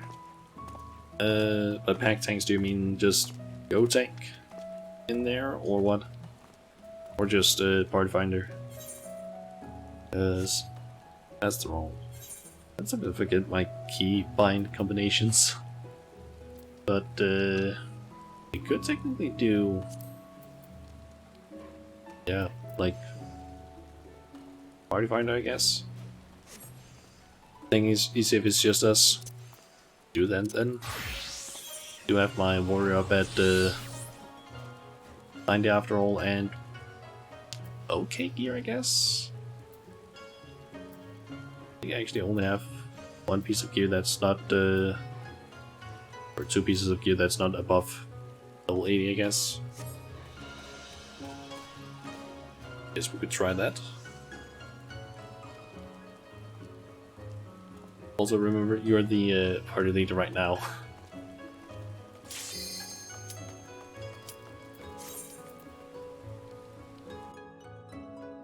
I just need to remember how this whole goes. I do remember the whole thing of like, kill the animal when it like appears and use that as a shield.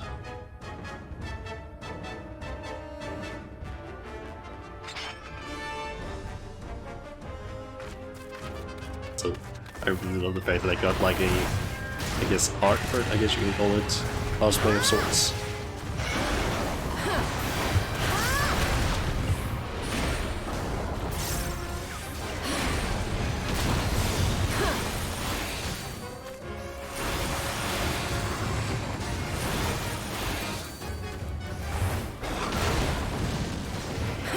I fucking love Primal Rend, or yeah, Primal Rend. It's just such a fucking cool attack.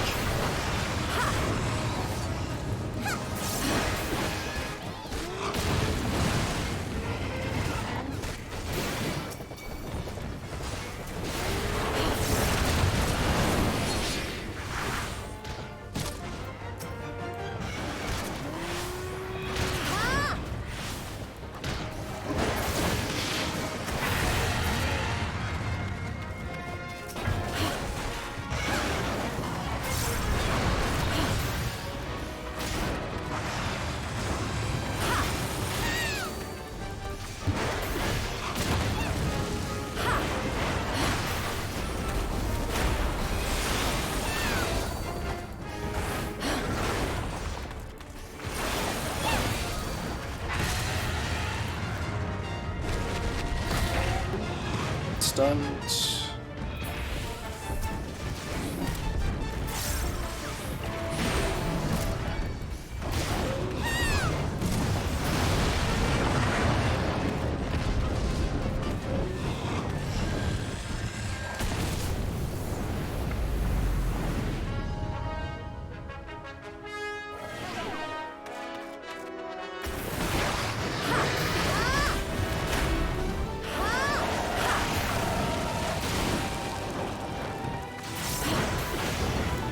Right, is it a party bomb? Ow? You mean by having set it up wrong?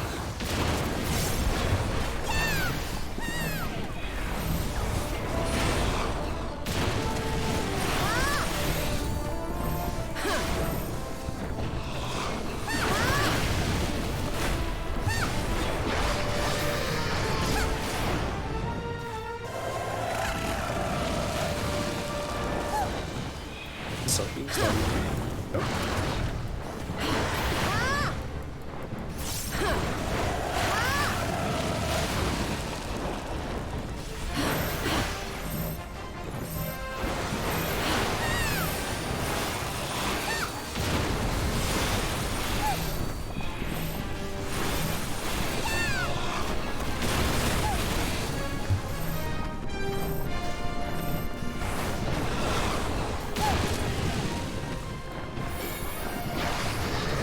I forgot about that. Yeah, you know, it's abilities. That's...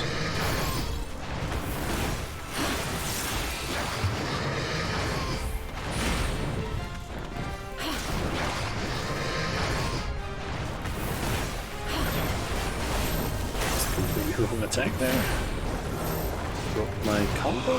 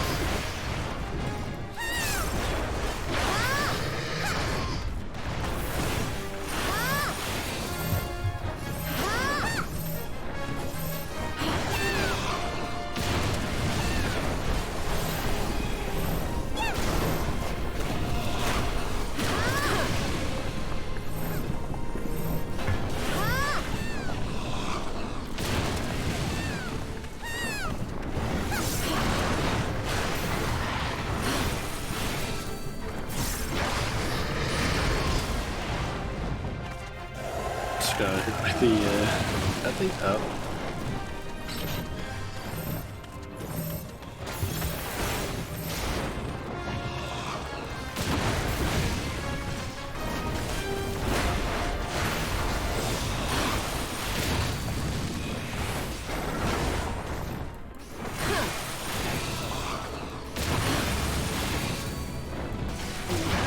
We just got to reach the max.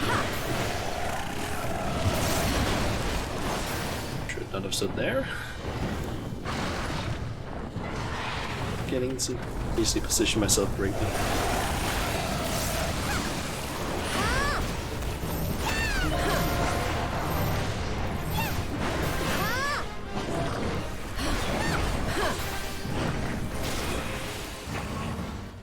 Nice, just under 6 minutes.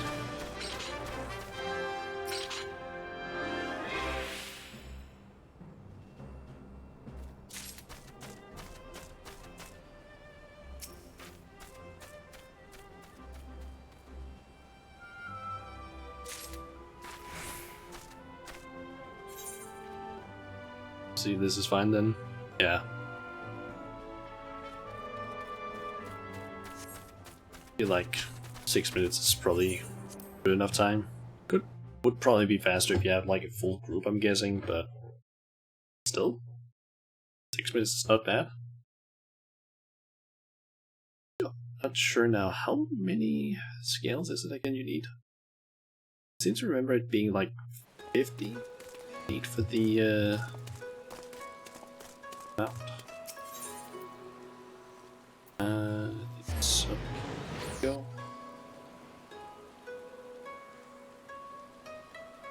Just don't quite remember what it is. This is 50? Alright. A little bit unsure about that. Just don't remember what is it you can get from the others. Is it like... Oh yeah, it's the armor. Then the upgraded armor, I guess. Get some extra rolls, please. But I also need 5 of these in order to get that, and get Boogie and the mount. I need 60 if you want to get all that. And if you can eat, yeah, that's true. The whole,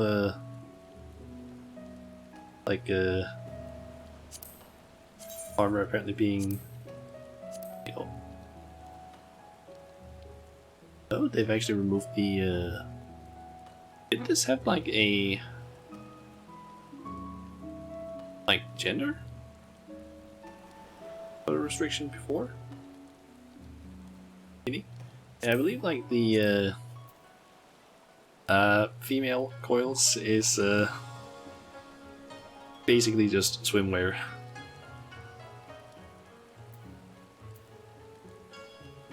Actually, a difference between these and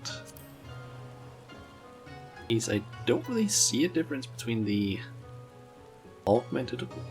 Ah, I see it now. It's that you can dye them. Doesn't even do really anything.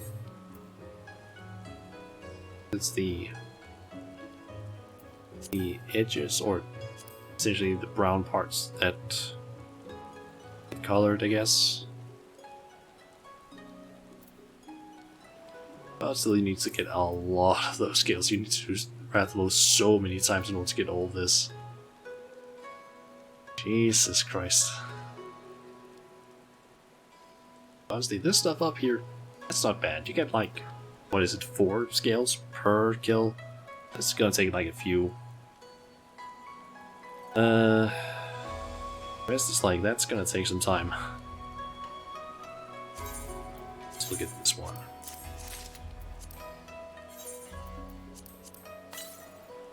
Need the your bottoms for your Lala.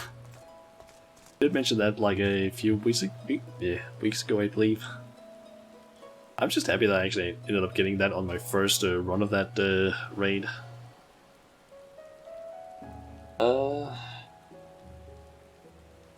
Yeah.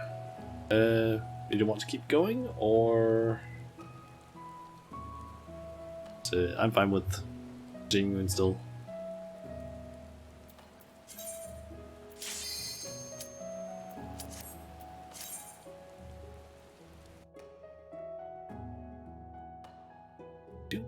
Like one card from, like one triple triad card from one of them. Ah, wait, I actually need 2. I still need the one. I still need 2p from the Puppet's Bunker and 2p from the Tower of Paradigm's Breach. So I still need to do both of those. Several times.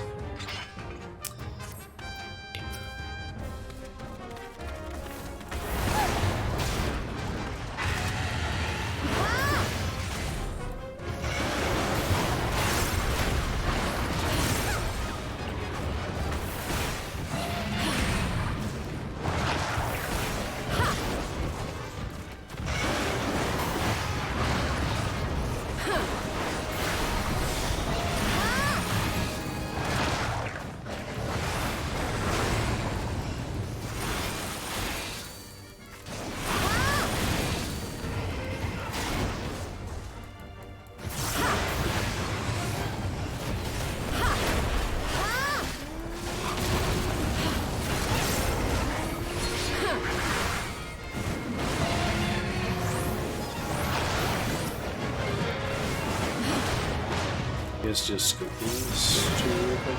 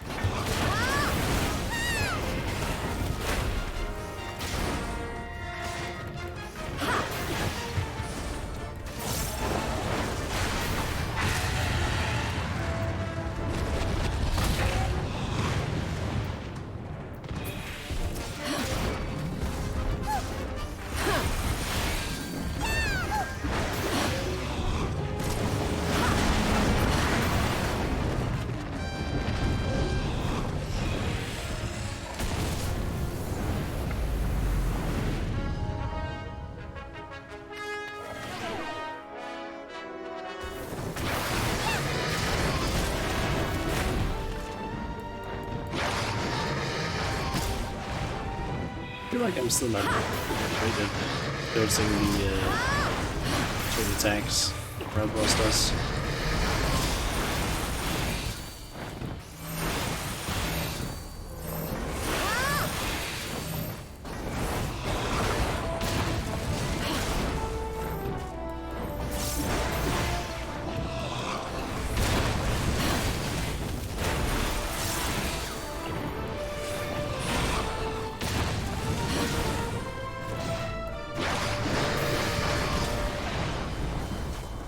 There's the charge. Should have moved away from.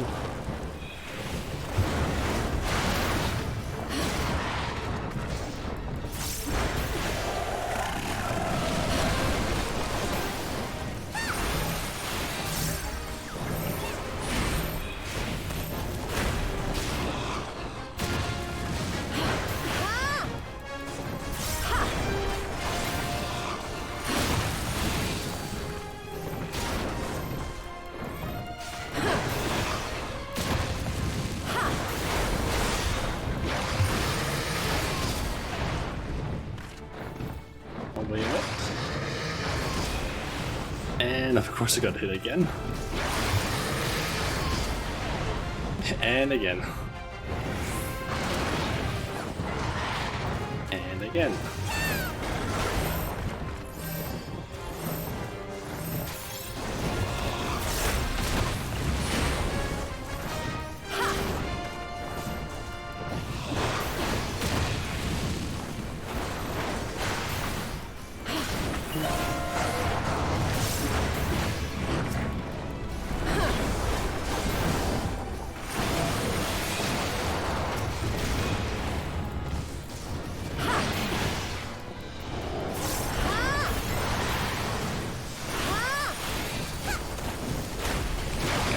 I wish that more bosses would actually have this sort of mechanic where it's like, hey, deal damage to a part of the boss and you can potentially do a lot of damage.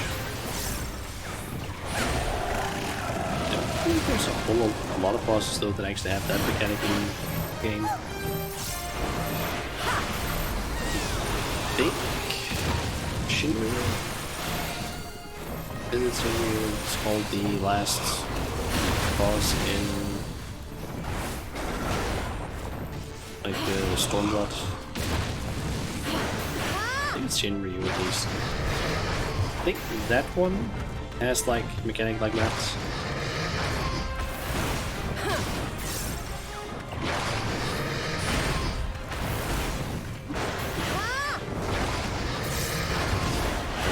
Shinryu basically smashes down the tail and ground, you just need to like deal damage to it.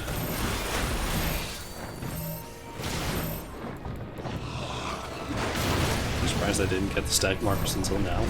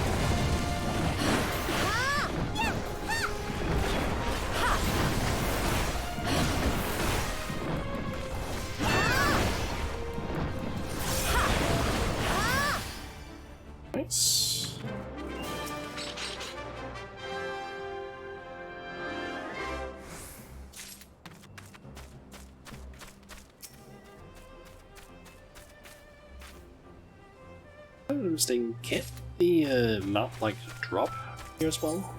Plus some other things. How does that work? Is it like when you kill Rathalos, it just like pops up as something you can roll for?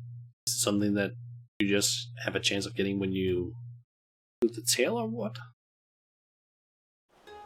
Get ready, gonna head off. Good luck tonight, and just shout in game if I want to do something. Sure. I will remember to do that. And have a nice dinner, I guess that's how you would say it. It's a chance for treasure chase to spawn. Okay, that's how it is. I was a little bit unsure about that. Good to know.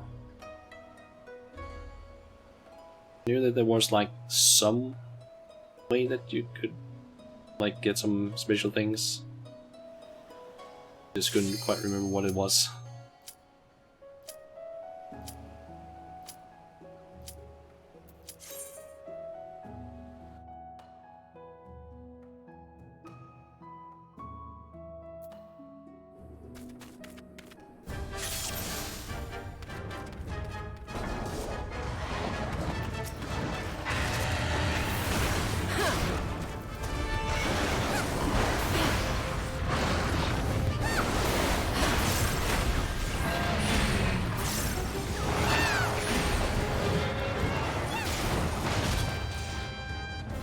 Okay, that was only 180 degrees, maybe? What's that?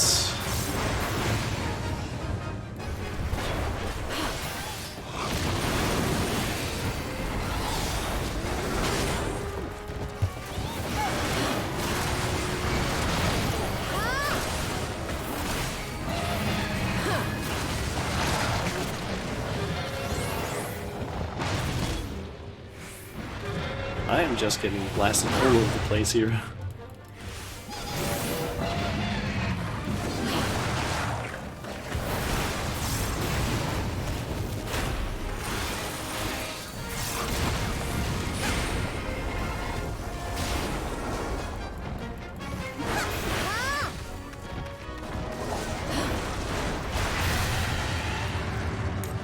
Am I standing?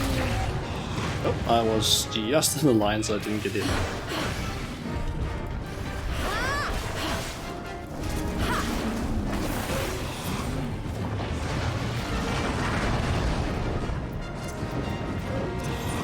actually have a emote.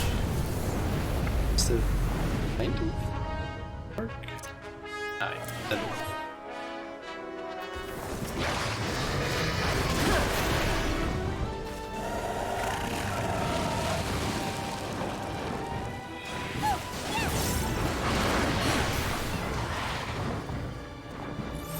I would say the stun amount is a little bit annoying.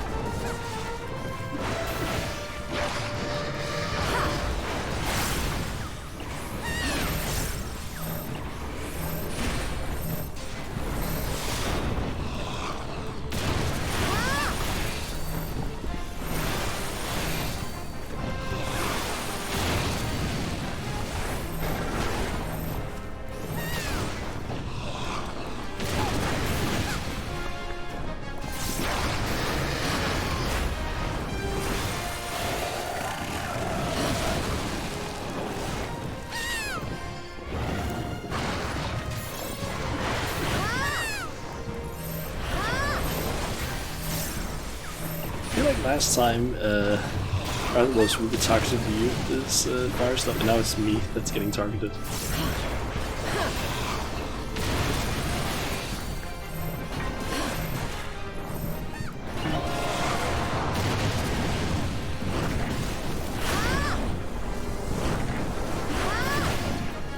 Yeah, God, it's the tail I'm supposed to be focusing on. Got that for a second there.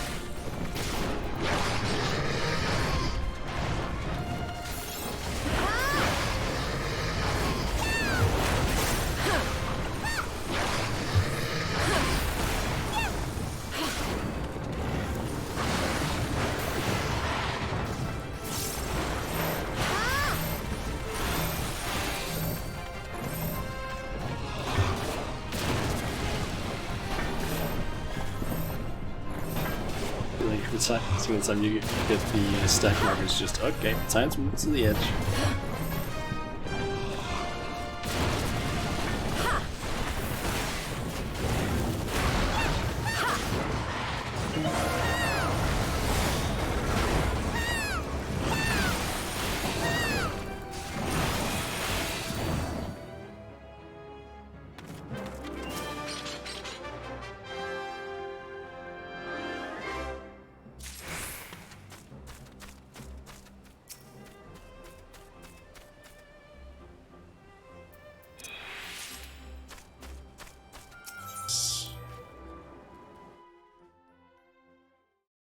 I'm unsure. How many scales am I up to at this point?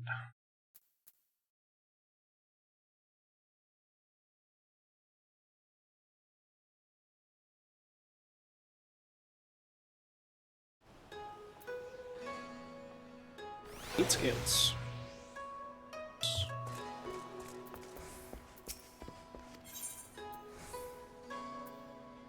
And get another orchestra roll. Oh wait, it's 4 scales I'm at. Not 8. I accidentally looked at the normal scales and not the scale plus. 20. I mean, apparently you've also done it like a lot more than I have, so it kind of makes sense. Looking at my inventory, I can just see I need to clear this thing out a lot, because I think I got a lot of materials from my Reborn Relic sort of grind.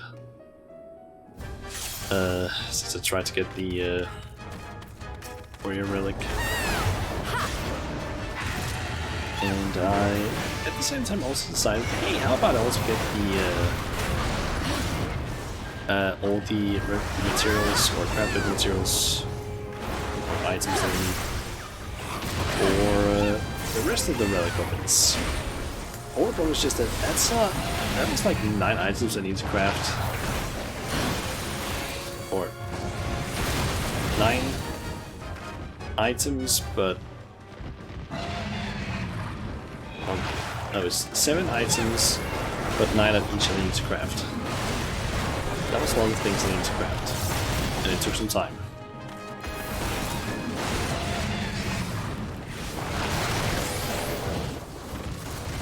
I'm still bad at seeing some of these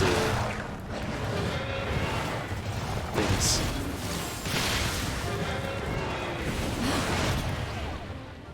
I'm just getting knocked all over the place right now.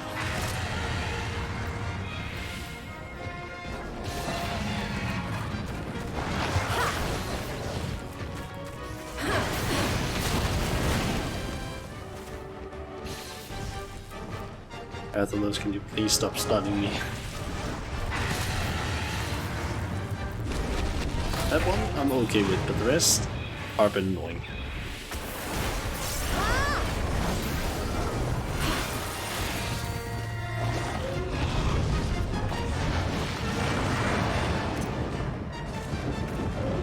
Time to tremble.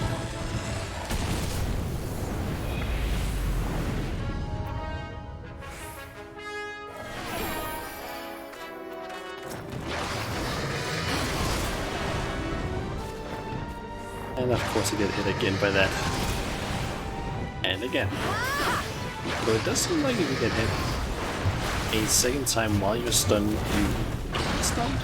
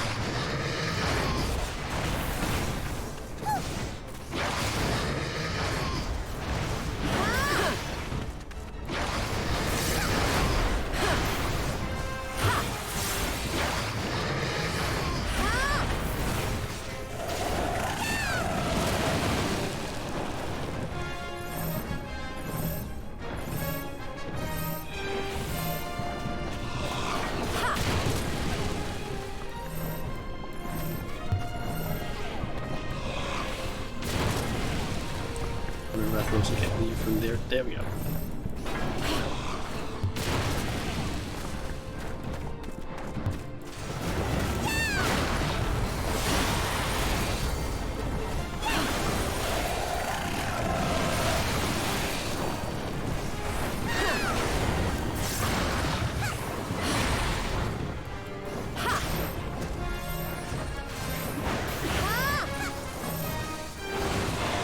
Almost best when Rathalos is just like doing the stack marker thing, because then it's just like, okay, one person needs to just move occasionally, and the rest can just stand in DPS Rathalos as much as they want.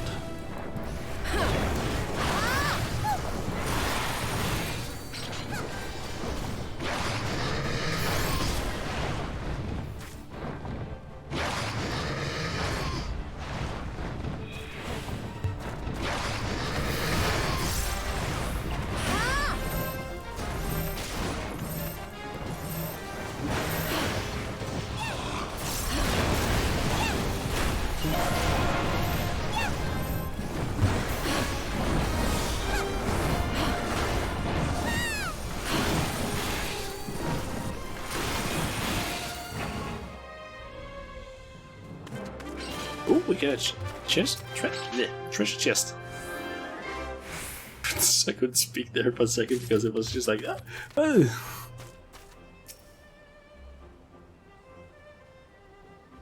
just what's actually in it.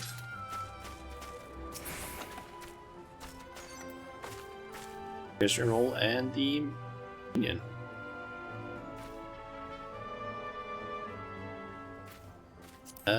Okay, question. Did you need or grade on them? Because I don't want to, like, accidentally do the other thing. Just in case.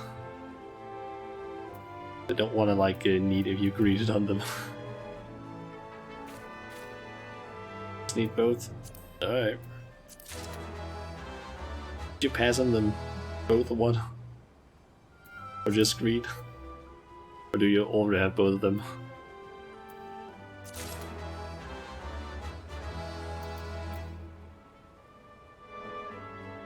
Okay, we actually both rolled on that one. I'm guessing you already had the cookie or what?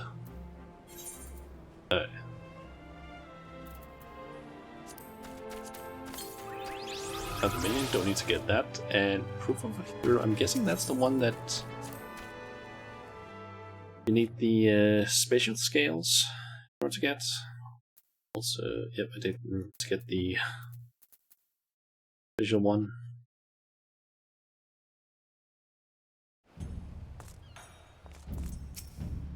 So is that? Oh, yeah, it is that one. Nice. What's the amount of those you need to get? So all of these now just invoke these for the mount, and then maybe some of these afterwards. And I can get this one now. Nice.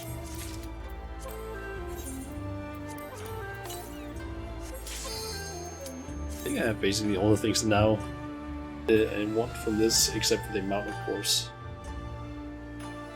But that one is either just going to require some luck or a lot of grinding.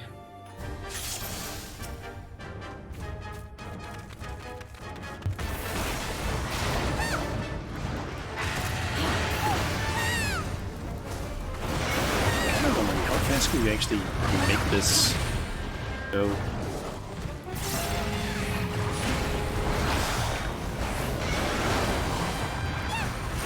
So I'm assuming you can probably make this go a lot faster if you actually have like a whole party of max levels that are like doing it unset.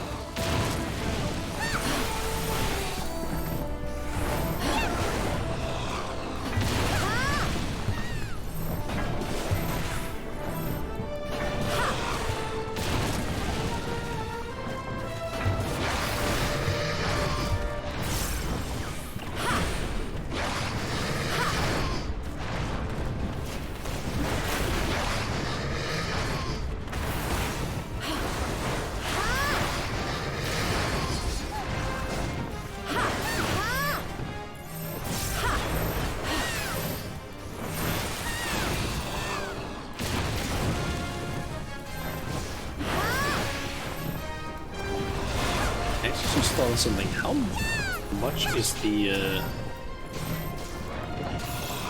like some of this crystal rolls actually worth if you were to sell them? Because I'm assuming you can sell them, because I don't think they have like untradeable on them.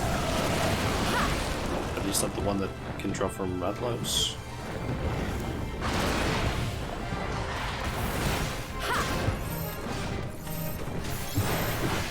So I'm assuming that one might sell for a decent chunk of cash.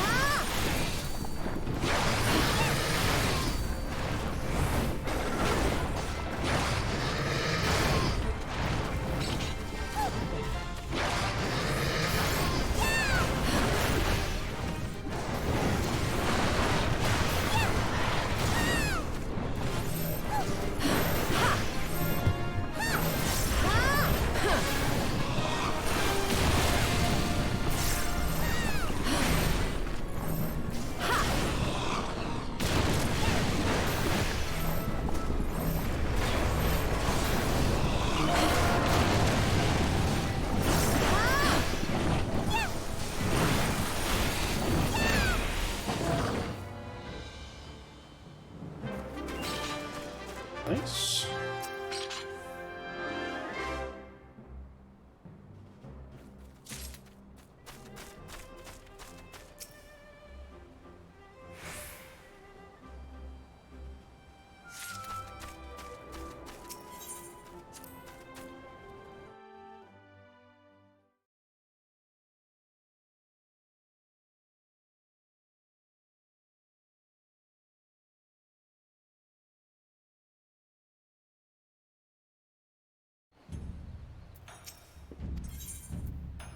Check here. Sell these two. Also sell this one. So this one might sell for a decent amount. Honestly, I have no idea.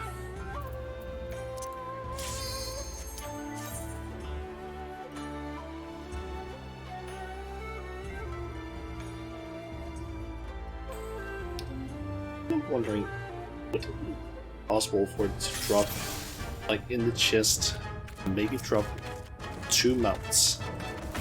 Like, would that technically even be possible? So something like that were to happen, that would actually be pretty insane.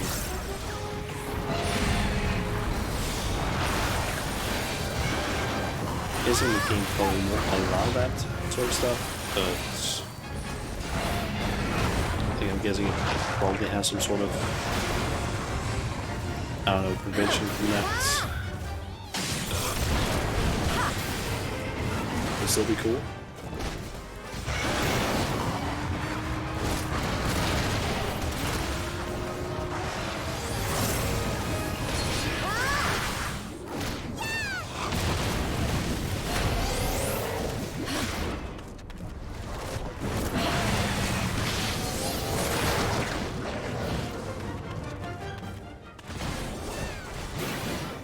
Almost that way for you. Nice.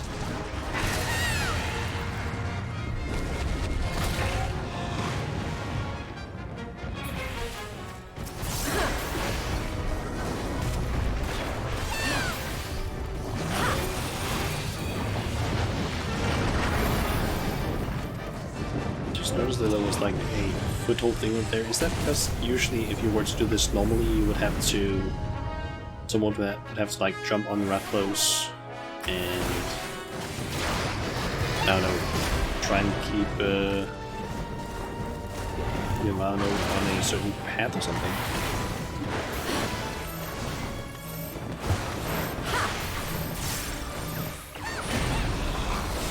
So it's probably something like that. Like the usual like monster hunter riding the monster sort of thing.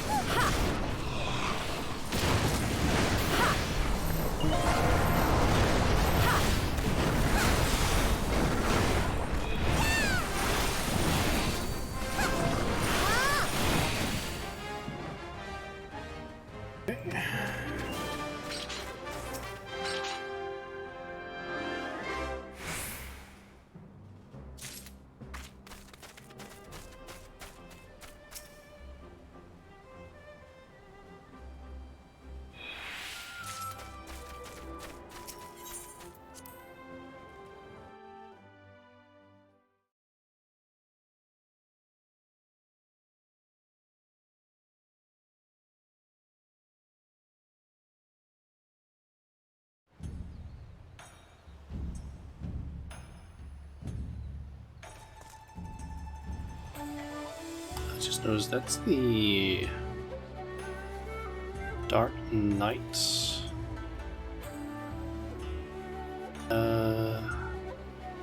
Titan, I believe. Running the monster in Monster Hunter haven't been very involved until Monster Hunter Rise. Okay. I just feel like it was at least part of, or I've seen it like in World, I think. I remember. More shell time. I'm actually kind of thinking of maybe dropping off now, or ending the stream rather, because I feel I'm getting a little bit tired.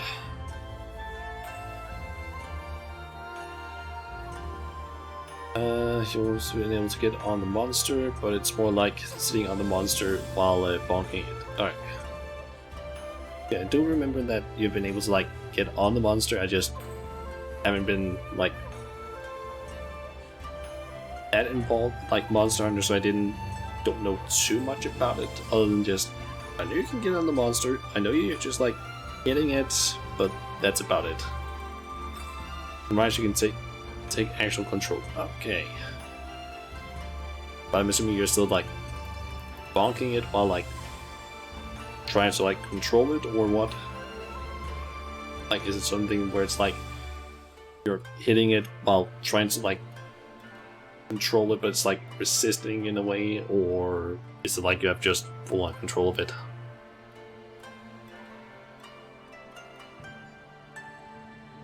So, gotta be honest, I haven't seen too much Monster Hunter Rise gameplay, but I'm assuming that would be the only two ways, really. Just either somewhat control, where you can kind of control it, but it's resisting, or it's just like full on control.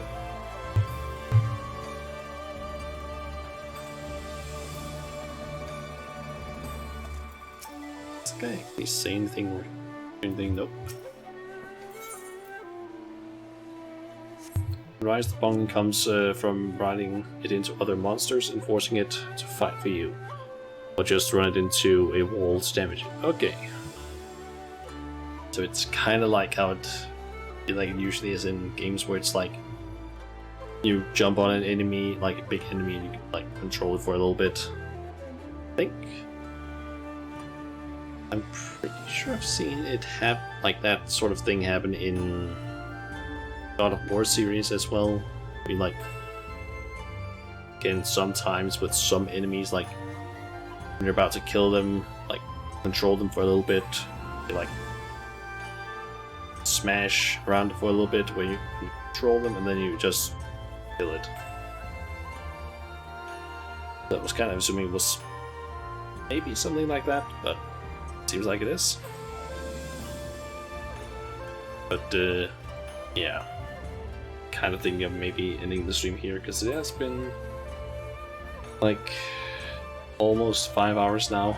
I can feel I'm getting kind of tired. It's also almost 11 o'clock. Plus, I don't know if we have actually planned anything yet, but in some chatting with Cryptid, Angie, and Jonas, it seems like maybe we can do Saturdays as our new like Stardew Valley day, because Tuesdays are no longer apparently a possibility because Jonas has stuff there. Cryptid can't really Cryptid can't Mondays, which was when we originally had it planned on. But most of the rest of us can do there, but we kind of want to find a day where we all can do it. Like Jonas has apparently Tuesdays and Thursdays, and it was either Saturdays or Sundays. Maybe it was Fridays where he couldn't. Like that, yeah, there was really just some conflict. Basically, I know that me and Angie could basically whenever. It was just Jonas and Cryptid that that apparently had some days where they couldn't, so we had to like figure things out. So might do Saturday, aka tomorrow, for Stardew Valley. Which means I kind of need to change up my schedule thing, which I had already kind of planned for, because yeah, Tuesdays weren't gonna be the Stardew Valley day anymore, which I found out like the day after, or the day that I basically posted that.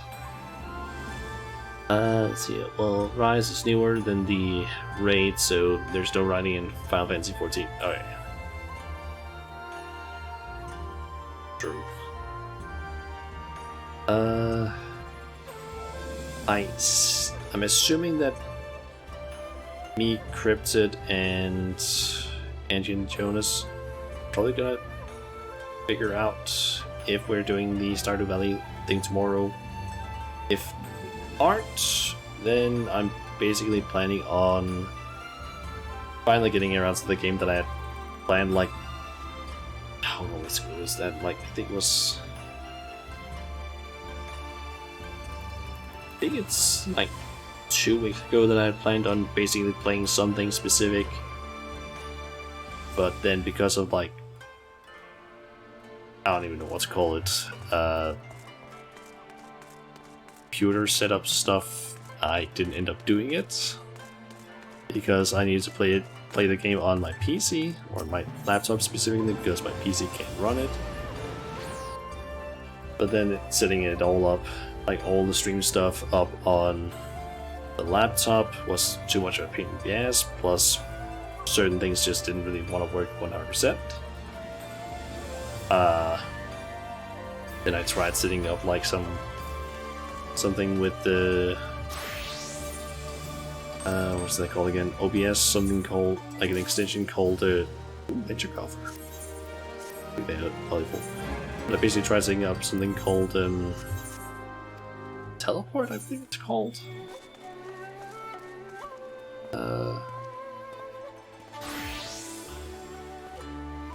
Yeah, Teleport. It's basically an extension that allows you to send. That's another Venture Cover, okay. It basically allows you to send over your internet, send just footage basically between one OBS to another. And it kind of worked. Granted, the video was like a tiny bit delayed, I think like by half a second or something. Like half to a whole second delayed-ish. General purpose synthetic purple dye I got. Check how valuable that is. But yeah, I could live with that, but I couldn't get any audio, so that was a problem. So yeah, just didn't end up doing it. But now since I have the Elgato that I got here, what was that, Wednesday? I can now do that.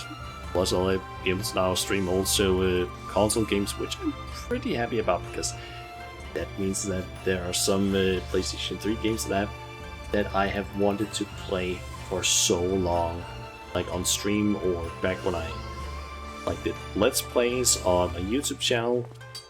I have wanted to play some specific games for such a long time. I basically have a series of how many games is that again? Let's try to remember this. I think I basically have 7 games in a series that I've wanted to play in some sort of like streaming or recording manner for such a long time, but I haven't been able to because it wasn't possible for me to like record PlayStation 3 footage. Technically I knew of a way, but that way was like completely fucked, I would say, and I needed like some things that I didn't have, because I found out that, oh, apparently you can take a video camera, like one that's actually meant for like recording video, which I had, and then you could like lock in certain things in a certain way and then basically get essentially if I remember correctly, you would basically pull the like video and audio out of the PlayStation 3, put it into the like camera or camcorder or whatever it's called, and then it would be recorded on there. Then at the same time you would basically also like run the, I think you would basically like take the, like go HDMI to the TV, and then take the, I'm forgetting what they're called, like the 3 boards, like the red, yellow, and white, or whatever it was their colors were. Put that into like a converter that you can then plug into the camera, and then when you would record it. But it was like a completely like fucked way of doing it, so I never ended up doing it because I didn't feel like buying the things. That was also like several years ago, like back in 2013 maybe? 14? That I wanted to do that.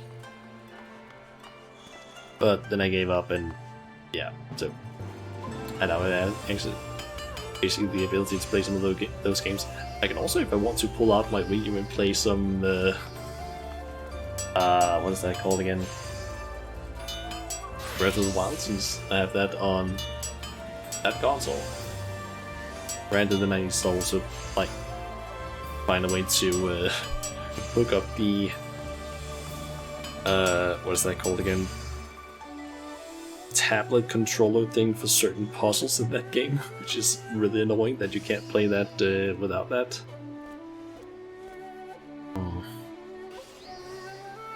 Yeah. Mario Kart 8 win.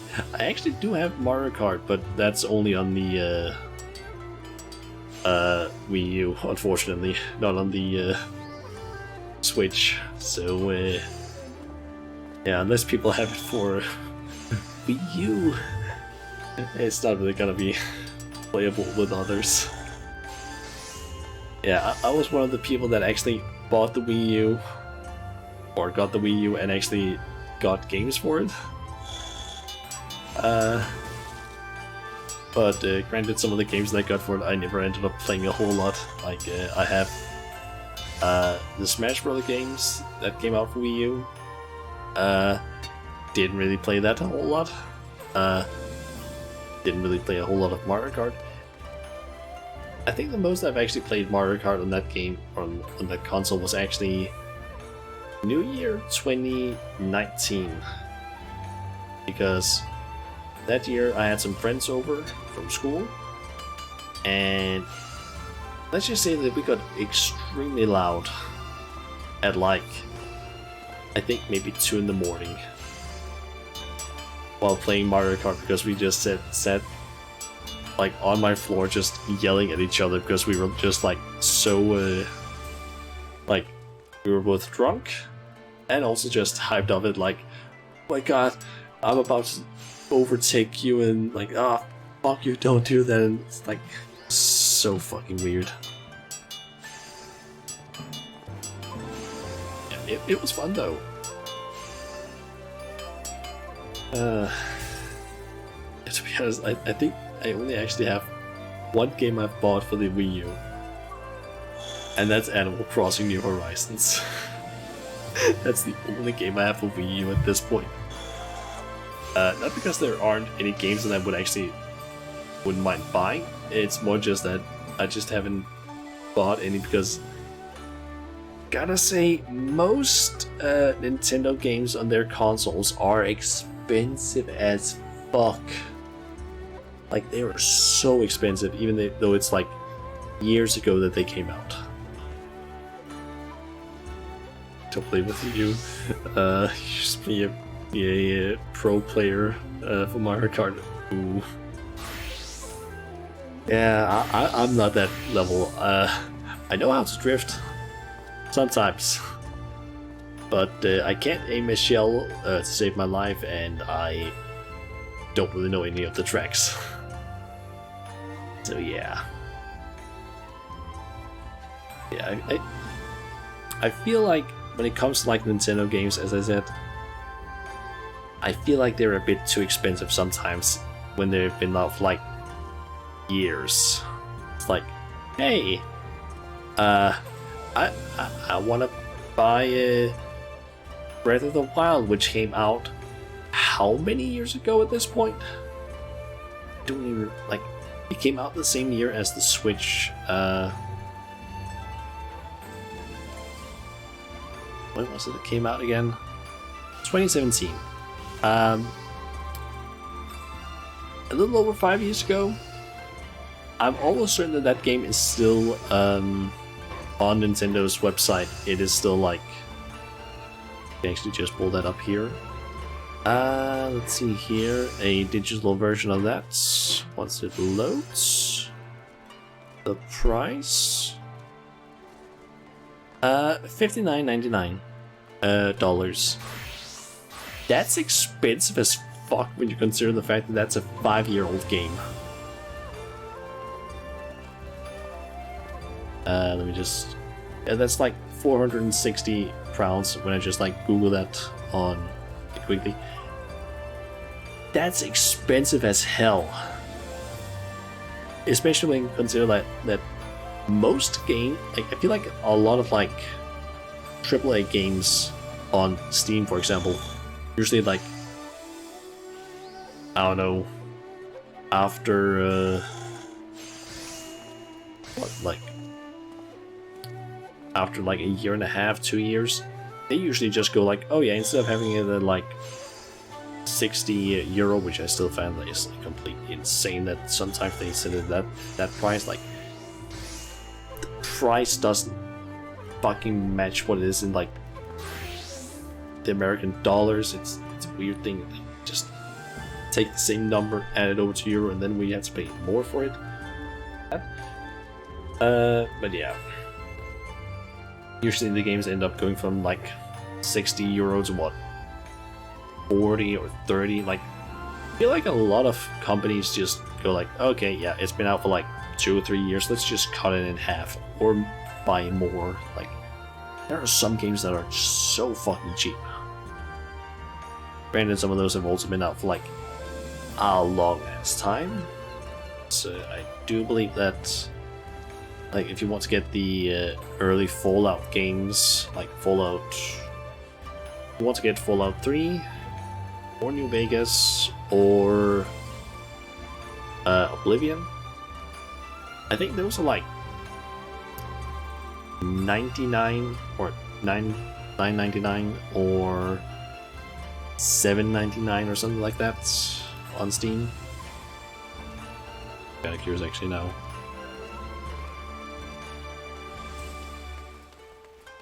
Let's see here. Fallout. Why did it go with Fallout 5? I was trying to look for Fallout. Why do you... Why does... Hey Google, I'm not trying to search for Fallout 5. Why do you keep picking Fallout 5 when I'm clicking on Fallout New Vegas? Are you dumb or what? Now it wanted to. What the fuck was happening with that? Like, I tried typing on Google Fallout, and then it basically suggests, oh, Fallout New Vegas. I select that one. It pulls up Fallout New Vegas over on the right as like the game. But all the results in the search is for like Fallout 5, which I'm like, that's not correct. Let's see here. Fallout New Vegas, $9.99 currently, or $19.99 if you want all the DLCs, which is still fucking cheap when you consider like the amount of content you get from one of those DLCs. Like, you get Gunrunner's Arsenal, which granted is just like a bunch of weapons. Lonesome Road, big ass DLC. Old World Blues, big ass DLC as well. Honest Hearts, big DLC. And Dead Money, big DLC as well. And Cursed Ash, which is just some starting equipment. You get a lot of stuff in that game. for that. Would be like instructions unclear. Was paid to show Fallout 5. Yeah, even though it's not even a game yet. Or at least not as far as I know. I'm kind of curious. Where can I find Oblivion? Okay, I can also see here Fallout 3, Game of the Year Edition, aka with all the DLCs, $19.99. That's still relatively cheap considering the amount of content you get. It is also old. And it's apparently also the same kind of with Oblivion, $19.99 for the Game of the Year Edition Deluxe, or you can pay $5 less for the Game of the Year Edition. I'm not sure, what's the difference?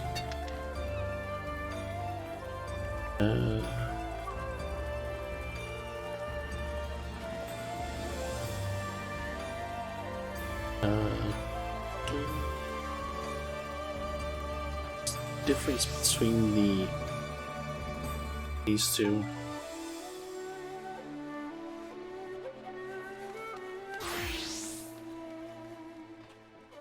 Seriously, what is the difference between the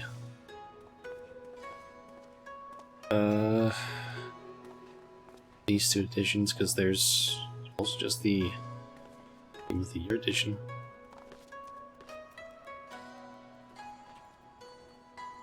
Let's see what the difference is, because it's apparently still the... I don't know. Still the DLCs, or maybe it's that the...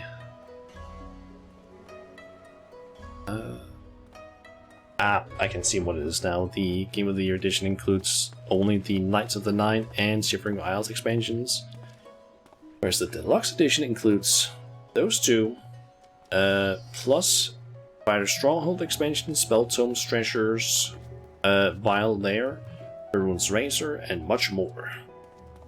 Which means that it also includes the horse armor. Let's see, which is still such a weird thing, which didn't work when I tried playing it. When I streamed Oblivion, I couldn't get the horse armor to work. It didn't work. But I didn't really care. I think I got it like on sale, so I was kind of fine with that because I got it really cheap.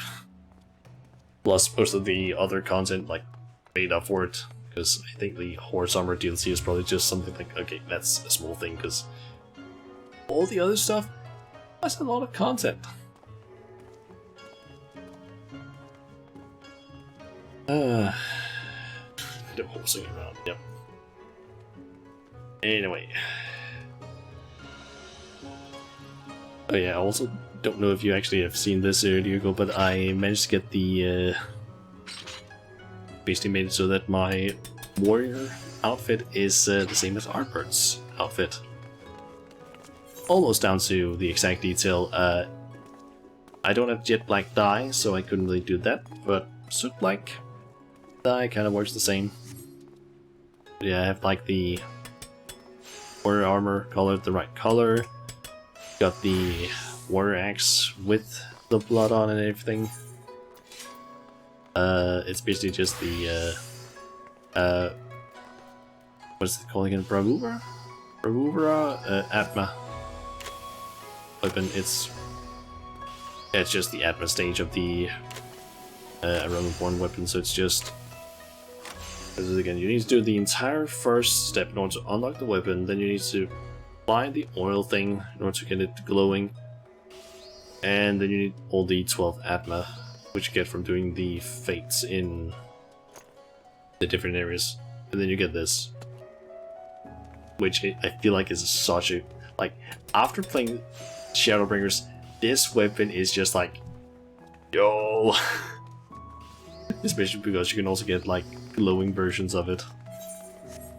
I'm forgetting where it's... I think I have like one of them. I want to quickly show them off because I feel like some of them look cool.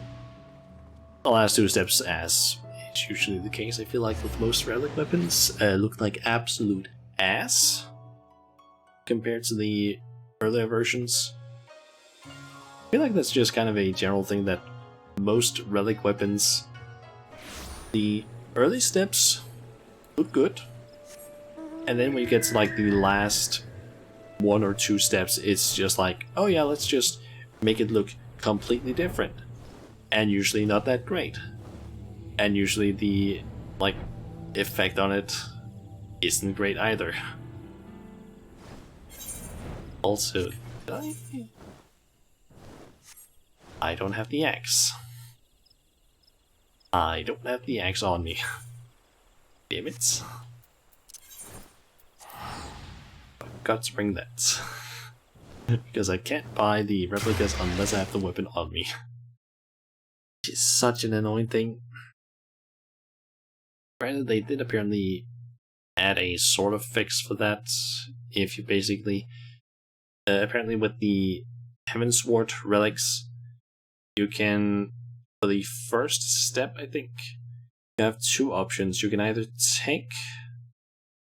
you can either do any, like, several fates, and by doing those fates you can basically get some crystals, and you can then take those crystals and basically complete the first step. Or you can take a completely, or a fully completed relic weapon, so a Zodiac Zeta weapon, hand that in, you lose the weapon, but you can basically just buy any of the replicas if you want to. Is it? Okay. Weapon. Yeah, this is basically the last version. The Ragnarok Zeta. It's a, I personally feel like, relatively boring effect. It's like, oh, slightly extended blade sort of thing, and I feel like the axe is not that interesting.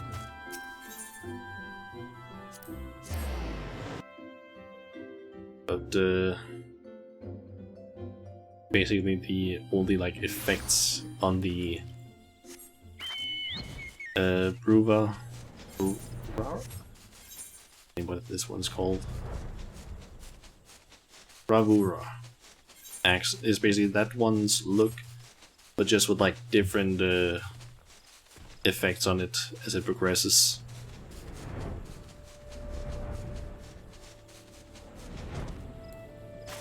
I feel like most of those effects actually look decent. So yeah, you have the normal version, which is the clean one.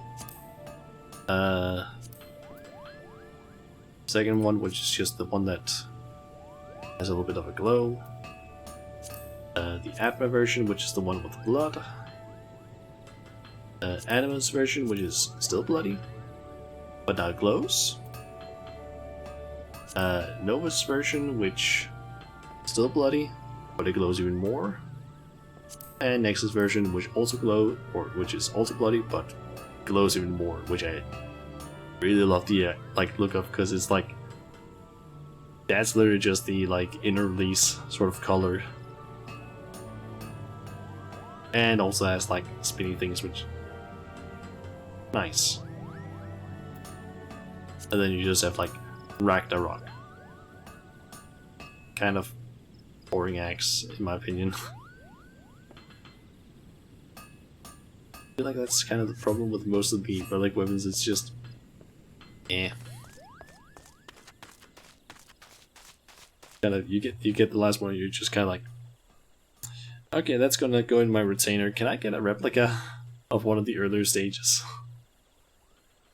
Like that's literally what I've done with the. Can't do that here, but I've done that basically with my ninja stuff. Usually, taking one of the earlier ones because, yeah, don't think the last steps look that great. But that might just be my opinion.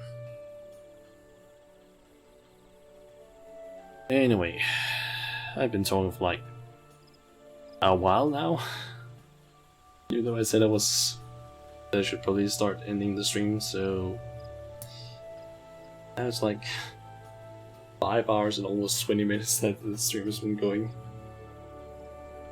So yeah, I think I should probably start ending the stream here. So which button is it again? It is. Okay. I have a third set, so pretty much. Okay, let's podcast when I don't know. To be honest, I don't really know what I would even talk about if I had, or if I did a podcast of some sort.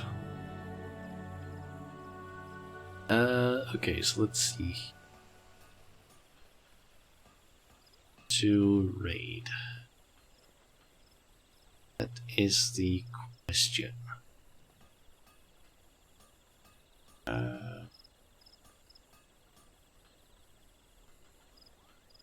Actually, someone that I did follow over on Twitter who also joined my stream here the other day, and I just got to follow over on Twitch streaming apparently.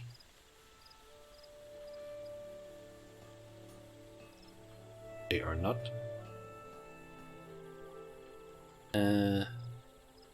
Just follow them now. Don't worry about the subject. Let me worry about the subject.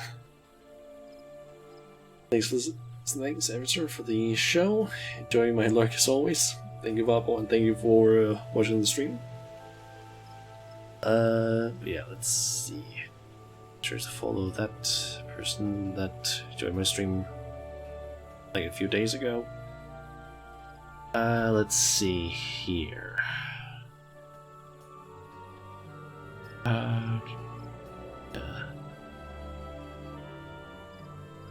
Perhaps you?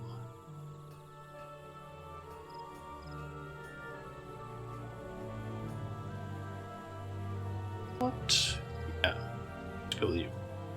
I am thinking that we are gonna go ahead and rate Slow-Mo, or Slow-Mo. I don't really know how to pronounce her name, but yeah, she's currently playing some Sims 4, and is apparently doing her 100 follower celebration, and her stream is apparently just called I Want Triplets. I think she might be doing something where she's trying to like have 100 babies in Sims 4 over the course of like possibly several streams or something, to like celebrate all of the followers she's gotten. Sounds like a fun idea, but also one that's gonna take a while, I feel like. That's a lot of clank. Yep. 100 babies, that's a tired woman, yep. I can also see that, like, one of the adults, it seems like, that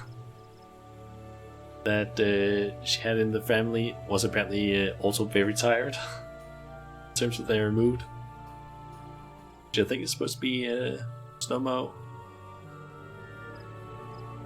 But yeah. Seems like a weird but also kind of fun idea. Yeah. I don't really know exactly what the next stream is gonna be. I know I'm gonna stream tomorrow. I don't know if it's gonna be what's that called again? Stardew Valley with the others, or if I end up just doing my own stream, in which case it's gonna be a new game that I'm gonna start playing. But yeah, I'll hopefully figure that out.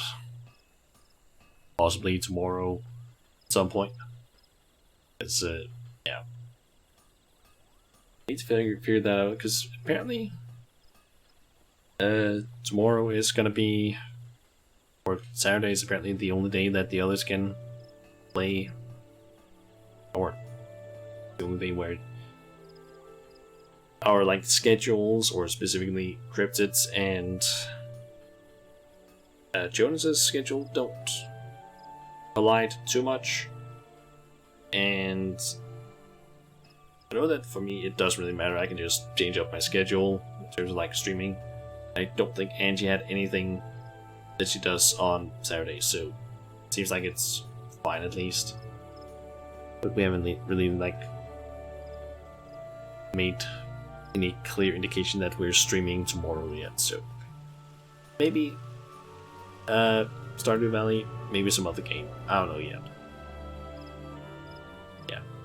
I'll basically just post it on Twitter whenever I find out, or like a little bit before, of like, hey, in X amount of hours, I'm going live with either collab or other stream. I don't know yet. But yeah. Guess we'll just figure that out. Yeah. I guess we'll just go ahead and raid Slomo, who apparently just got triplets, I think. Because her baby counter just went from 8 to 11. So, that's apparently a thing that can happen. But, yeah. Guess I'll just end the stream here and we'll rate Slomo. So, like, her stream is even called, like, I want triplets. So, yeah. I mean, not three of them. I think she already has, like, 7? Or something. Like, a lot of kids. I don't really know how many, but she has a lot of kids in that game right now, but... yeah. I think it's 2 adults and then what? 6 children of some sort. Of which 3 of them are just straight up just babies. And then 3 of them are like normal kids, I guess. Yeah. And thinking about 1 is already too many.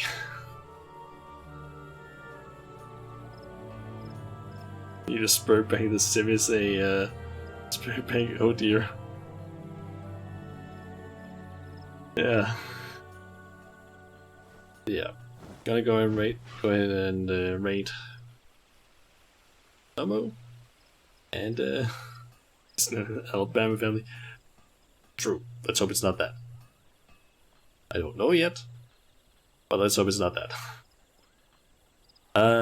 But yeah. Gonna go ahead and rate Slowo then, so yeah. Thank you everyone for dropping by, and yeah. See you guys tomorrow, hopefully. Until next time everyone, see ya.